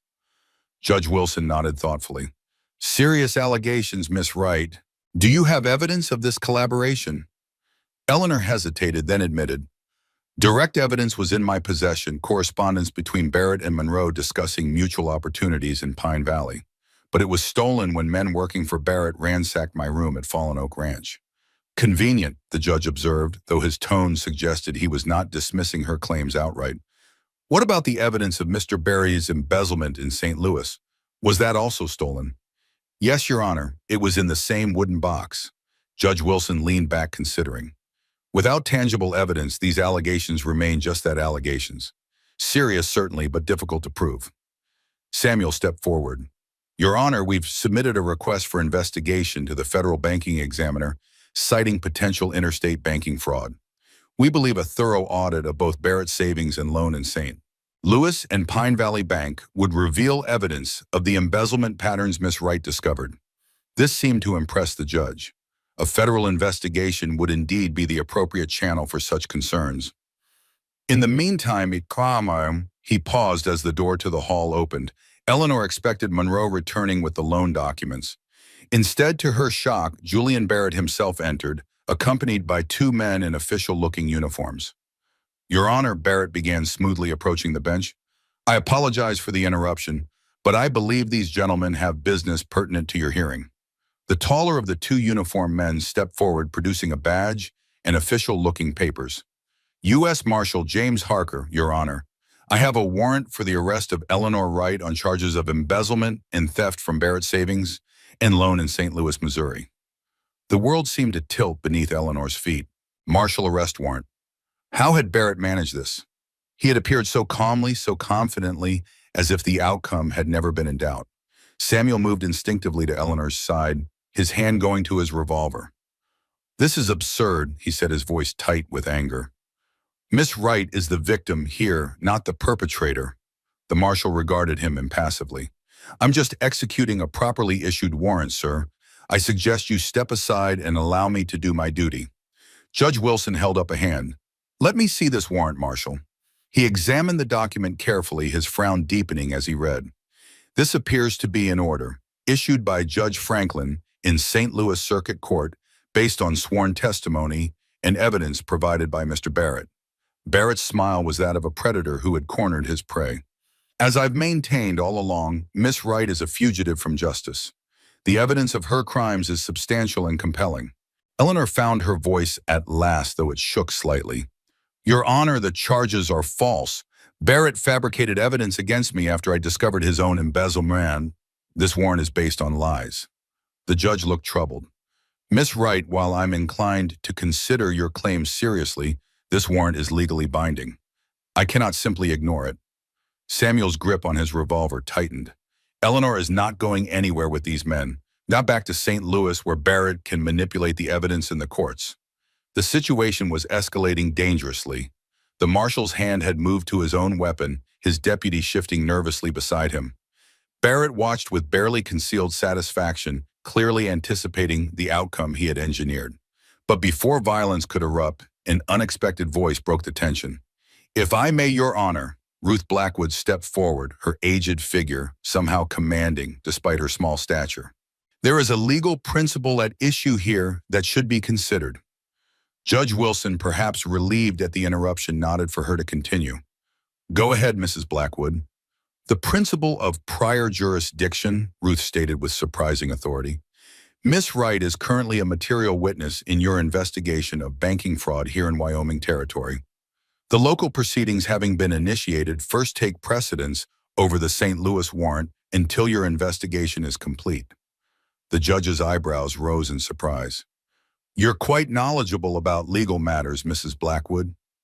Ruth smiled slightly. My late husband was a circuit judge in Colorado before we moved to Pine Valley. I picked up a few things over 40 years of marriage. Judge Wilson turned to the marshal. Mrs. Blackwood raises a valid point. Miss Wright is indeed a material witness in an ongoing fraud investigation within my jurisdiction. While I cannot dismiss your warrant, I can delay its execution until our local proceedings are completed. Barrett's confident expression faltered. Your Honor, this is highly irregular. The warrant will be honored, Mr. Barrett, the judge interrupted firmly, but in due time. For now, Miss Wright will remain here under the supervision of Sheriff Davies. She will not leave Pine Valley, but neither will she be remanded to your custody or that of the marshals until this matter with the bank and the railroad is resolved. It was a compromise that satisfied no one completely, but it provided a reprieve time that Eleanor desperately needed to gather evidence of Barrett's true crimes. The marshal, after consulting briefly with his deputy, reluctantly agreed to the arrangement. We'll remain in Pine Valley until your proceedings are complete, Your Honor. But then we will execute our warrant. That is your right, Judge Wilson acknowledged. Sheriff Davies will ensure Miss Wright remains available. Barrett's face had darkened with barely controlled fury. His carefully orchestrated plan to remove Eleanor from the equation had been delayed, if not derailed entirely. But he was too practiced at deception to show his anger for long. As you wish, Your Honor, he said, his smooth facade slipping back into place. Justice delayed is still justice after all. The double meaning in his words was not lost on Eleanor. Barrett was far from finished. This was merely a setback in his campaign against her. As if on cue, the doors opened again, and Monroe returned carrying a leather portfolio that presumably contained the original loan documents. His steps faltered when he saw Barrett standing with the marshals, clearly confused by the unexpected development. Judge Wilson wasted no time. Mr. Monroe, the loan documents, if you please. The hearing proceeded from there, with Monroe reluctantly presenting the original documents for examination. Under the judge's scrutiny, and with Martha Jenkins's expert testimony regarding the handwriting on the alterations, the evidence of tampering became increasingly clear. By late afternoon, Judge Wilson was ready to render his decision. The town hall had filled with spectators as word of the dramatic proceedings spread through Pine Valley. Jenkins and his men stood at strategic points around the room, alert for any trouble from Barrett or Monroe. Based on the evidence presented today, the judge began, I find sufficient cause to believe that the foreclosure proceedings against Fallen Oak Ranch are based on improperly altered documents, both the loan agreements and the county property records. I therefore issue an injunction against any transfer of ownership until a full investigation can be completed. A murmur of approval ran through the spectators. Samuel reached for Eleanor's hand, squeezing it gently in shared relief. Furthermore, the judge continued, I am ordering an independent survey of the disputed boundaries to be conducted by a surveyor from Cheyenne, not our local county surveyor, who appears to have been complicit in the alterations. Monroe started to object, but the judge silenced him with a raised hand. Finally, regarding the matter of Miss Wright, she will remain in Pine Valley under the supervision of Sheriff Davies until the investigation is complete, and the Northern Pacific representatives have arrived from Cheyenne. At that time, the matter of the St. Louis warrant will be revisited. It was as much as they could have hoped for a legal stay against the foreclosure and independent verification of the true boundaries in time for Eleanor to gather evidence that might counter Barrett's false charges. As the hearing concluded and people began to file out of the town hall, Barrett approached Eleanor and Samuel, his expression pleasant, but his eyes cold with malice. Congratulations on your temporary victory, he said quietly. Enjoy it while it lasts. The marshals and I will be staying in Pine Valley watching and waiting. And when this little frontier drama concludes, you'll be returning to St. Louis in chains, Miss Wright. Samuel stepped forward, placing himself between Eleanor and Barrett. That won't happen, Barrett. Not while I'm breathing. Barrett's smile was chilling. Be careful what you promise, Mr. Thornton. Breathing is a fragile state, easily disrupted. With that veiled threat, he turned and left the marshals following in his wake. He won't give up, Eleanor murmured, watching Barrett's retreating figure. This only makes him more dangerous. We knew that would be the case, Samuel replied, his voice steady despite the concern evident in his eyes. But we've bought time, and that's what we needed most. Time for the railroad representatives to arrive, time to gather evidence against Barrett, time to secure Fallen Oak legally. Eleanor nodded, forcing herself to focus on these positive developments rather than the looming threat Barrett still represented. You're right. We're closer to victory than we were yesterday. Ruth joined them, her aged face alight with satisfaction. Well done, both of you. That business about prior jurisdiction was a stroke of luck where I wasn't entirely sure it would work. Samuel laughed, the sound releasing some of the tension that had built during the hearing. Ruth Blackwood, you're a marvel. Where did you learn about prior jurisdiction? Oh, I made that up, Ruth admitted with a mischievous twinkle. But it sounded legal enough to give the judge a plausible reason to delay the warrant. And in these matters, appearances can be as important as substance. Eleanor stared at the elderly woman in astonishment, then burst into laughter herself. Ruth, you're remarkable. Truly remarkable. Just an old woman who doesn't like seeing good people pushed around by the likes of Barrett and Monroe, Ruth replied modestly. Now let's get back to my house. You both look exhausted, and tomorrow promises to be another eventful day with the railroad people arriving. As they left the town hall escorted by Jenkins and two of his men, Eleanor felt a curious mixture of emotions: relief at the judge's favorable ruling, fear of Barrett's continued threats, but above all, a growing hope that justice might actually prevail, not just for Fallen Oak, but for her as well. Samuel seemed to sense her thoughts. "One step at a time," he said quietly. "We've won this round. Tomorrow we'll tackle the next." "Together," Eleanor replied, drawing strength from his unwavering presence beside her. "Always together." He affirmed, his hand finding hers as they walked through the fading light of the winter afternoon. The representatives from Northern Pacific Railroad arrived the following morning, two serious men in expensive suits, carrying leather portfolios and the air of authority that comes with corporate power. They met with Samuel, Eleanor, Judge Wilson, and Sheriff Davies in the town hall, reviewing the evidence of Monroe and Parker's scheme to acquire the depot land through fraudulent means. The railroad men were not pleased. Their company prided itself on legitimate business practices, one explained, and any hint of fraud associated with their expansion projects could damage investor confidence. They had come prepared to negotiate directly with the true land owners, Samuel and Jenkins, bypassing Monroe and the bank entirely. It was the outcome Samuel and Eleanor had hoped for, a resolution that secured Fallen Oak's boundaries, invalidated Monroe's foreclosure attempt, and offered fair compensation for the small portion of land needed for the depot. By midday, preliminary agreements had been drafted. The Northern Pacific would purchase the triangular section at the junction of Samuel's and Jenkins's properties, paying market value plus a premium for the strategic location. Both ranchers would retain the rest of their land, with the true boundaries officially re-established according to the original survey and agreement. Monroe and Parker were conspicuously absent from these negotiations, having been explicitly excluded by the railroad representatives. Barrett, however, watched from the sidelines, his expression unreadable, as his alliance with Monroe crumbled before his eyes. As the meeting concluded, one of the railroad men approached Eleanor directly. "Miss Wright, I understand from Judge Wilson that you're facing some legal difficulties originating from St. Louis." Eleanor tensed, uncertain where this was leading. "Yes, that's correct. False charges, I assure you." The man nodded thoughtfully. "I believe you. Our company has had experiences with Julian Barrett in the past. Nothing provable, unfortunately, but enough to make us wary of any transactions involving his bank." He handed her a business card. "Our legal department would be interested in any evidence you might gather regarding Mr. Barrett's activities. Interstate banking fraud falls under federal jurisdiction, and the railroad has considerable influence in Washington." It was an unexpected offer of alliance, the powerful railroad corporation potentially supporting her case against Barrett. Eleanor accepted the card with genuine gratitude. "Thank you. I'll be in touch as soon as I have something concrete." As the railroad representatives departed, promising to return within the week with final contracts, Samuel pulled Eleanor into a celebratory embrace. "We've done it," he murmured against her hair. "Fallen Oak is safe." "For now," Eleanor cautioned, still mindful of Barrett's presence in town and the marshal's unexecuted warrant. "We still have battles ahead." Samuel drew back slightly, his hands warm on her shoulders, his eyes intent on hers. "Yes, but now we fight from a position of strength, not desperation. The railroad is on our side, the judge is on our side. Half the town is on our side." His smile was radiant with hope and determination. "We're going to win, Eleanor. All of it." And in that moment, with Samuel's certainty warming her like the sun, Eleanor believed him.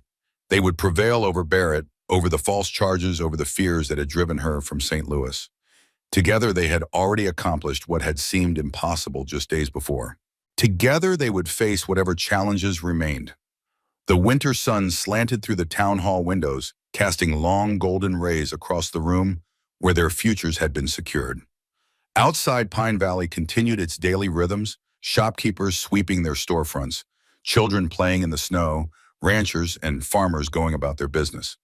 Life would go on. Eleanor reflected. And now, against all odds, she and Samuel would be part of that life, not as fugitives or victims, but as partners in whatever lay ahead. As if reading her thoughts, Samuel took her hand, his touch gentle but sure. "What do you say we go home? See what's left of Fallen Oak, start planning the rebuilding." Home. The word resonated in Eleanor's heart like a bell, clear and true. Not St. Louis with its painful memories and Barrett's influence.